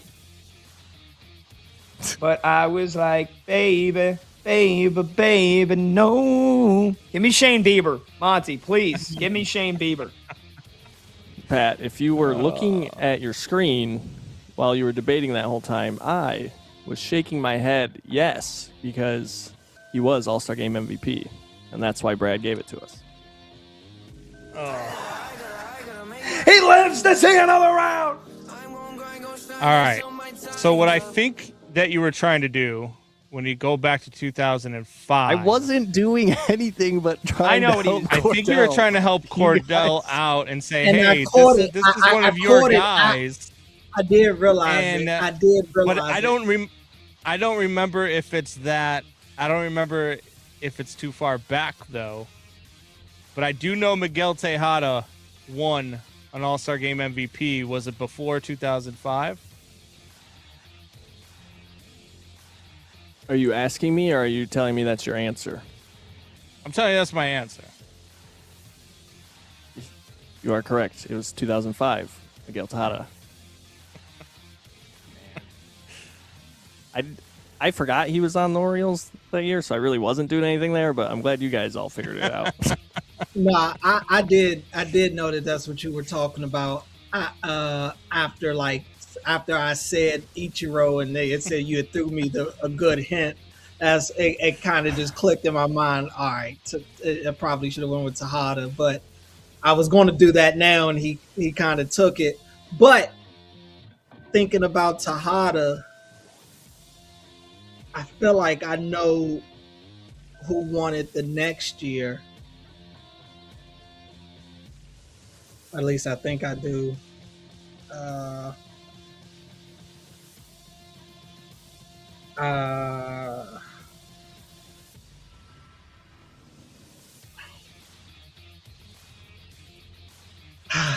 think I'm out. Was it? Worth a guess. What's his name?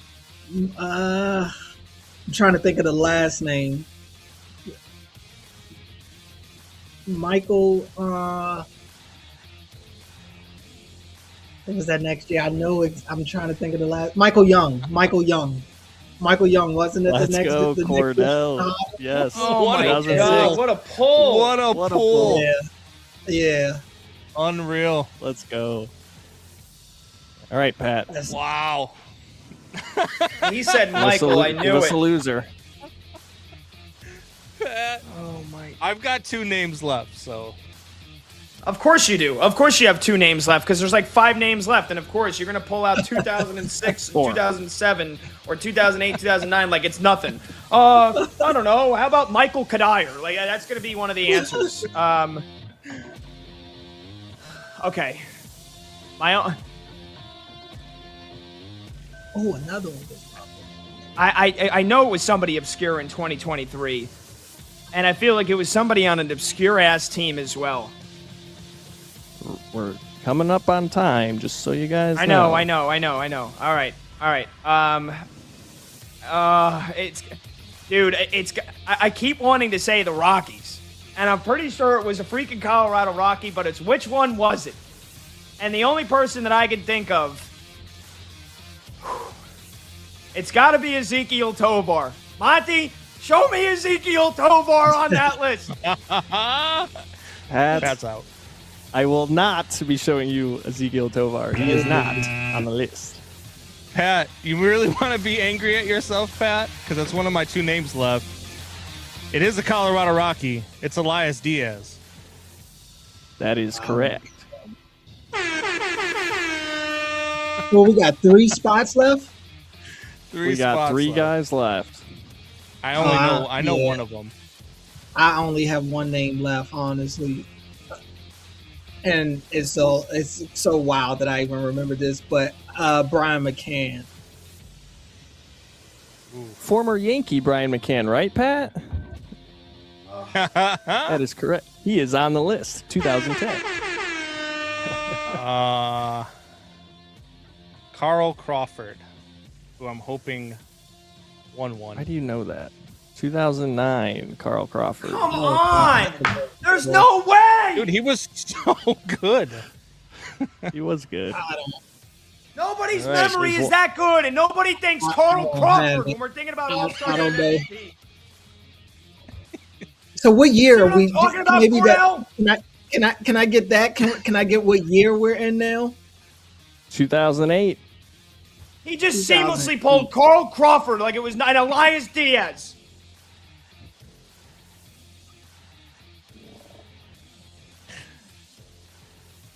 2008. Who would have? We got like we have to go to break in like 60 seconds. So yeah. David Ortiz. I don't know. He is not on the list. Do you have a guess, Brandon? Oh, I thought that was it. I'm sure you did. I'm gonna. Give me Alfonso Soriano.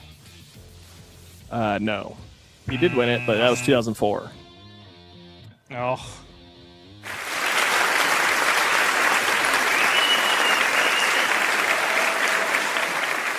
I guess we have a tie, maybe? Well, no, because Combs. Oh, actually, yeah. Got a tie.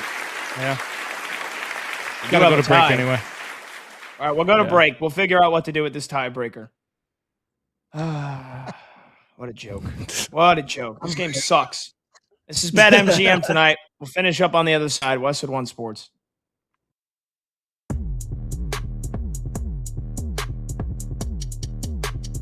Knowing that there probably is going to be a season next year, but also you're paying a bunch of these guys a lot of money. They're not going to play their full 162. So go after it, get your money's worth, and see if you can try and win a championship this season. So I think the deadline is going to be super, super interesting. And it'll be telling what the Red Sox and the Tigers do. Those are the two teams that I am monitoring the most here at the deadline. If you've kind of been following baseball this season, you know the Red Sox were left for dead. They were buried. They got off to a terrible start this season. They fired their manager, Alex Cora, a couple other coaches on that staff. They were one of the worst teams in the American League for like the first 2.5 months.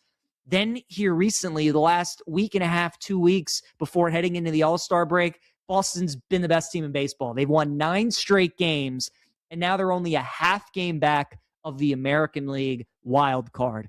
So these are going to be the next big 3 weeks for the Red Sox here, because I'm sure all their fans, their front office, their players were thinking, well, we're going to sell. I could be on a new team this season, but you're a game and a half back now. And their pitching is terrific. Their hitting has been up and down this season. Wilson Contreras was an all-star. He was very good for Boston in the first half of the season. I would expect them to add another hitter or two at the deadline. But with that pitching, they could do some damage if they get into the postseason. So as of now, I think Boston definitely would be buyers, if anything, after this recent hot stretch. But definitely want to see what happens in the next 3 weeks. And then the Detroit Tigers, right?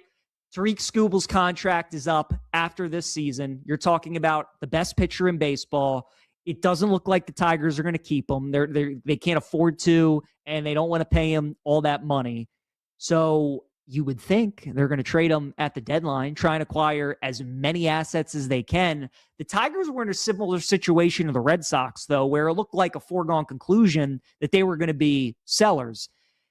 They've started to win a little bit. They're 7-3 in their last 10 games, and they're only 3.5 games out of a wild card spot. So if the Tigers go on a little bit of a run here in the next 3 weeks or so, they also could be a team that maybe looks to buy, maybe hangs on to Skubal, because this was a team that made it to the ALDS last season. They lost to Seattle in that game 5.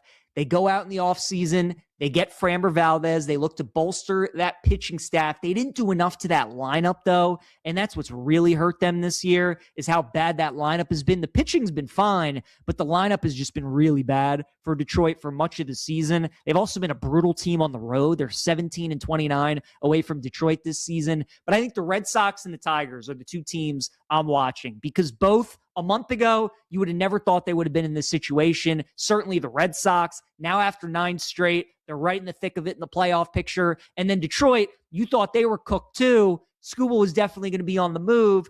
Now it's like, okay, if they play well in the next 3 weeks, and let's say they're a game and a half, 2 games back of a wild card spot, there's a chance that maybe they could go for it. The entire American League is going to be super interesting, because outside of the A's, outside of the Royals, and outside of the Angels, all those teams feel like if they get hot here over the next 2 or 3 weeks, they could go from potential sellers to being buyers and make it to the playoffs, because that's the thing about the AL this year. There's no team that really scares you to death. There's no Dodgers in the American League. Tampa's been the best team all year, and they're really good, but we kind of all know what Tampa is at this point. They do this every year. The Yankees, that starting pitching is really, really good.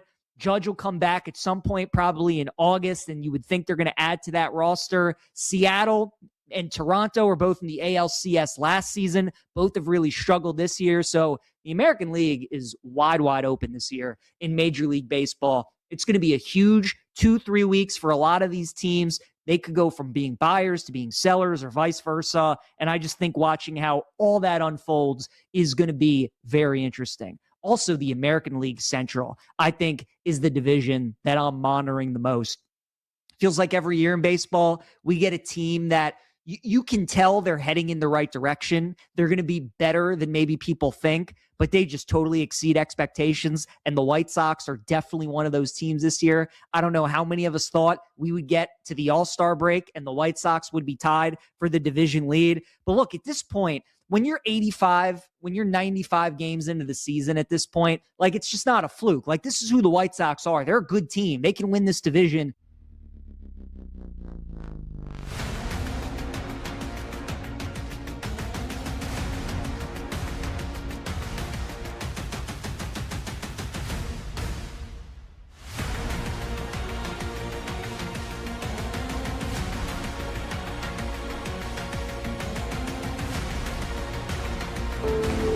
When the game goes live, the conversation turns up. BetMGM Tonight continues now.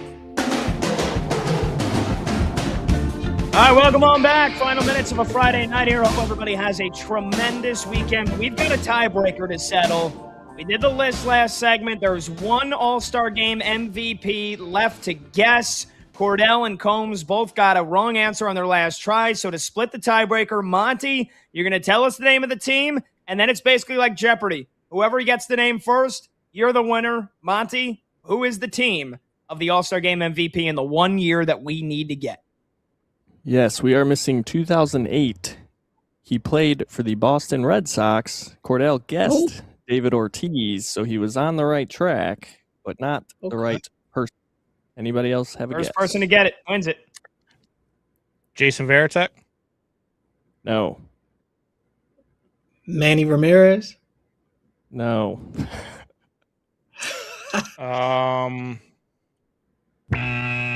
God. JD Drew? Ding, ding, ding, ding, ding. We have that was going to be my next guess. Oh. That was definitely my next guess. Unreal. I would have never, I was just going, I would have never got that off the cuff without the team. Yeah. Holmes wins again. Too bad, though. I don't feel too bad. No, you shouldn't. Well, Cordell, the first one to lose. Cordell, you did a great job. Combs wins again. What a surprise. What a shocker.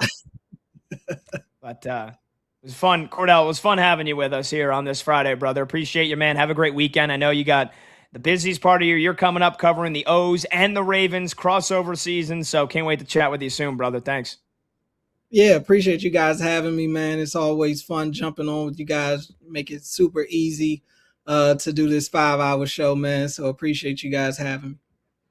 Keep up with Cordell Woodland on Twitter at Cordell Woodland. Follow his work covering the Orioles, covering the Ravens all year long for 105.7 The Fan in Baltimore. Shout out Cordell. Thanks to Monty, our VP, as always, doing a tremendous job. Thanks to producer Brandon Combs. Thanks to our guy Lee DeLapp in the Westwood One Studios. Thanks to Chloe Pratt, Max Sheedy, Zach Kroll, and everybody else. We'll be back here on Monday breaking down the champions of the World Cup. I think it's going to be Spain, but does Messi put himself in rarefied air and go back-to-back? We'll have a Monday full, busy weekend off of who's going to win the Open, busy weekend of baseball. We can't wait to see you then. I'm Pat Boyle. We'll see you 6 p.m. Eastern on Monday. BetMGM tonight, Westwood One Sports.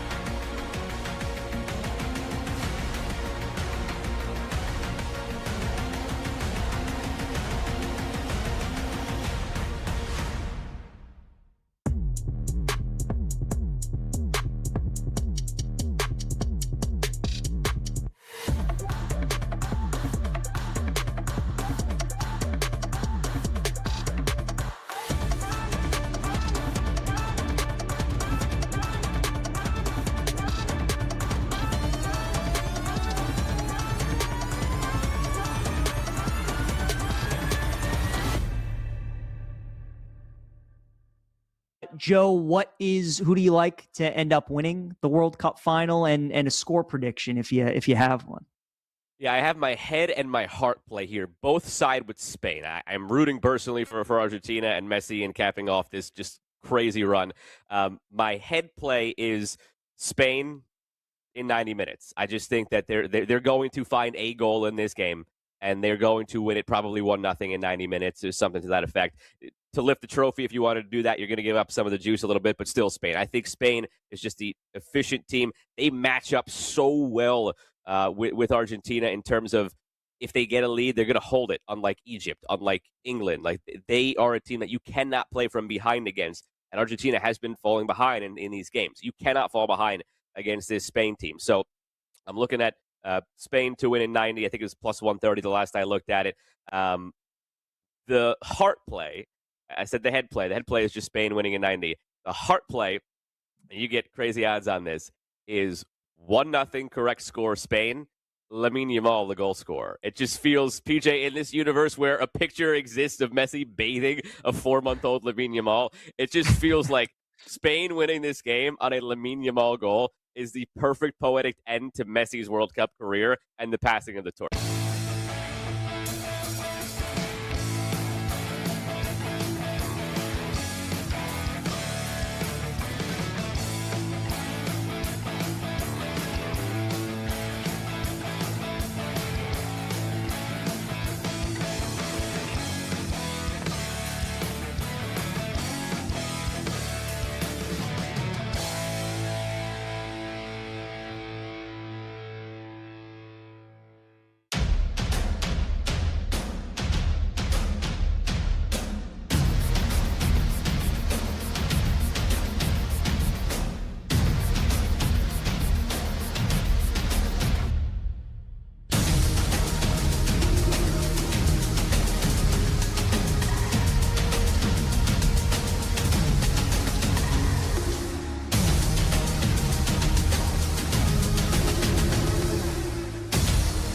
So Argentina, they've had this great run. They could have lost to Cape Verde. They should have lost to Egypt.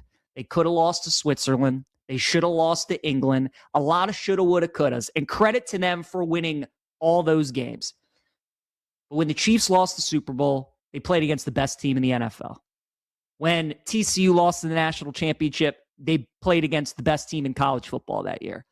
And Argentina going up in this World Cup final, they are playing the best team in the world. That is Spain. They're the European champions. They won 2 years ago. They were the pre-tournament favorite coming in. They reminded us all against France why they are the team to beat and why they are so tough. They're just so fundamentally sound. You know, Argentina's been able to come back on these teams because either they don't have the personnel against them, because it's just the aura of Messi, you know, and like when they get a lead and they're up, they're just kind of in cruise control and they think, oh my God, we're going to win. And they just relax instead of continuing to play. Spain's not going to do that. They don't blink. They're almost robotic in the way that they go about it. That France game was so clinical. It was so technically sound. The way they pass the ball, it just looks different. The way they move the ball, it looks different. They're spacing. They're defending. They've only given up one goal this entire tournament.